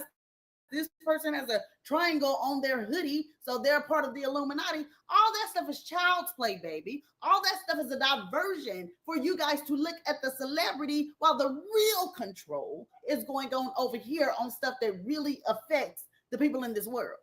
It's all a conspiracy. So let's move on. To finally get back on track to the regular story, allegedly it was parties like these that Diddy had been made to do for years. And I guess because Diddy saw how that worked, he liked the fact that these people up at the top had all this power. And I guess he wanted to feel some type of power himself. And so he started throwing his own parties and doing his own blackmail. And there's this whole big idea floating around that every single party or something that Diddy threw, they feel like he was forcing the guests to come in there and do things. But not all of them parties was like that, baby, them so-called freak offs. See, everybody that came wasn't drugged and forced to do nothing. A lot of these men and women in the industry are simply just bisexual or gay, period, point blank. In fact, because of the nature of some of the rumors, let's talk about the men real quick. Some of these celebrities, singers and actors and ball players and stuff like that have a masculine or manly image and they just can't be themselves in public. But then here come Diddy telling these guys, hey, bro, you invited to my next party, bro. Come on, man. It's dudes only, men only, bro. You know, I know what you into. I know what you into. Trust me, man. You can come over there and let your head. Like, did you hear about Dwayne Wade and these niggas doing a naked basketball game? Said these niggas would have a naked basketball game. Hair down, man. And then everybody gonna be there. You can just take your pick of who you want. And so these celebrity men who are secretly gay would take Diddy up on his offer and they would come to his house and do whatever they wanted. And this is why you have that rumor or that statement from Diddy's alleged drug dealer that said that he walked in the house and he saw a bunch of celebrity men in there just doing each other pretty much. Nobody forced these men to do nothing. They did it because they wanted to do it, and that's fine. The only thing that made it not fine was Diddy himself, because he would secretly record these men and use that footage to blackmail them later, just like gossip claims he did to Stevie J. According to rumors, Stevie J came over to Diddy's house or Diddy's party, and he got with some white boy and he did his thing, allegedly. They say it was consensual. I don't know, but as far as I heard the rumor goes, the white boy consented and it was a consensual encounter. Well, next thing you know, it was found out that Diddy allegedly secretly recorded Stevie J and this white boy doing this because he allegedly showed the footage to a young producer named Rodney Jones that he was trying to coerce into messing around with him. This is another story of alleged sexual assault. Gossip claims Rodney Jones is a young up-and-coming music producer that Diddy hired on to do his new music. But instead of Diddy paying the boy with cash or money, gossip claims Diddy was trying to pay the boy with stick. His stick. And per the story, Rodney told Diddy that he wasn't interested. He didn't get down like that. The rumor has it, Diddy was so eager to try to get this young man to do some things with him, he pulled out that video I was talking about just a second ago and was like, see, hey, didn't you say you looked up to Stevie J? See, even Stevie J do it. You know what I'm saying? Everybody does it, man. It's okay. And so per Rodney, he continued to tell Diddy that no, he just wasn't comfortable. He didn't want to do it. Well, he claims that one night Diddy threw a party, said he got something to drink, and next thing you know, he passed out and woke up the next morning with no clothes on in the bed with Diddy and like two other people. And this story right here is really just Yeah. Yo, stop spending the night at these niggas' houses, man. What the fuck? He said he woke up naked and dizzy. Yo. Oh my God, man. Yeah, but fuck that nigga Roddy Jones. That nigga full of shit. That nigga's a mook. You know what I'm saying? Every time you turn around, you talking about this nigga trying to fuck you, but you keep going to house. Explain that, nigga. How many times you gotta keep going to a nigga house that's trying to fuck you, and then you complaining like, yeah, every time I go over there, you try to fuck me. Why you keep going? Fuck that nigga. That's the tip of the iceberg of what Rodney Jones was saying. Allegedly, he also said that Diddy was trying to pass him off to Cuba Gooding Jr. So look at this picture right here. This nigga don't look nothing like he's uncomfortable. He don't look none of that shit. He look like he chilling. Cuba Gooding Jr. look fucking wild for this picture right here, bro. Cuba look crazy. Cuba look like a predator, like a motherfucker, bro. Nah, this shit look wild.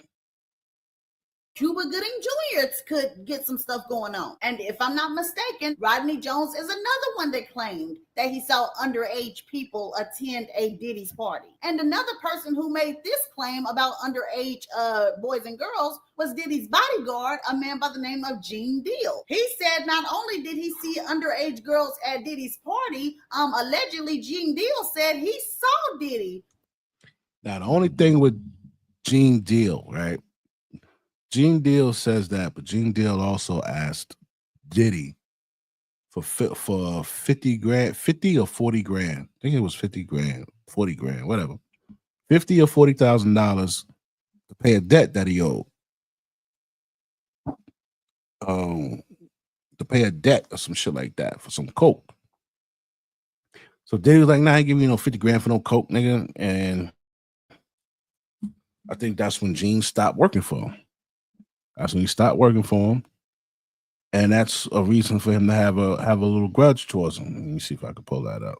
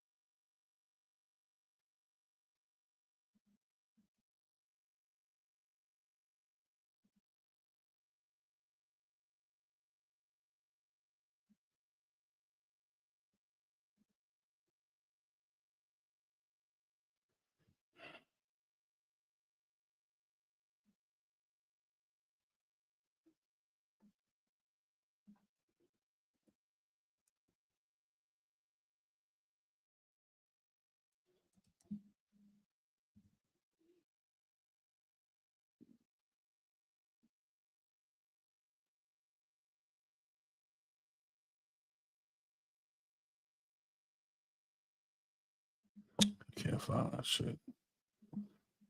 Putting drugs into these girls' drinks and giving it to them and waiting for the girls to pass out. And I believe, so I'm gonna just say allegedly, he also said that he saw Diddy kind of force these girls to mess with everybody. You know what I'm saying? The whole crew. And it's really just a lot. It's a lot against Diddy. You know what I'm saying? It's a lot of things that people are saying against Diddy. You got these stories of people saying that he forced these sex workers to get full up of drugs and sleep with people all night doing orgies and dancing and drugs and stuff, that they're so worn out the next morning that he hooks them up to an IV just so they can have energy to get through the next day, where when that night came back around, they would have to do the same thing all over again, kind of like they were just trapped in a cycle. Matter of fact, this guy named Jonathan Oddie said that he was Diddy's sex slave for a while. Said that Diddy kept chopping him up in the booster part and It was this word sex slave. You know, I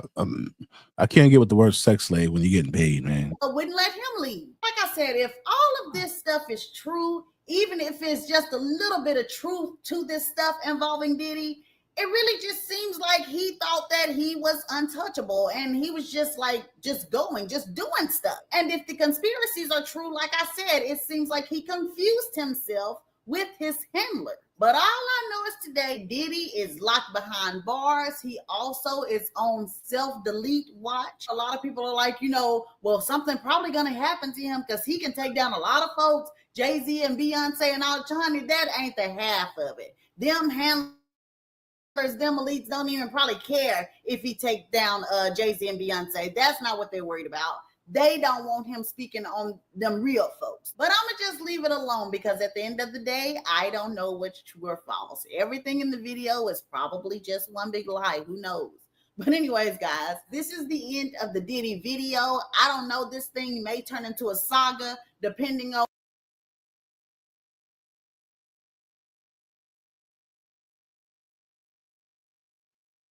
Damn, he got old. This one gonna be good. Oh, I gotta join to watch the one about Clive Davis. Yeah, I'm gonna have to do that. All right, yo, fellas, it's been a long night, man. What are we going on? 5.5 hours. Y'all came out and hung out 5.5 hours with the kid, man. I appreciate y'all on that shit, man.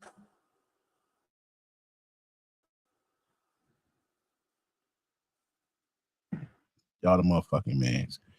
Yo, Just Blaster, if you still in there, Positive Journey, I appreciate y'all. Krypton,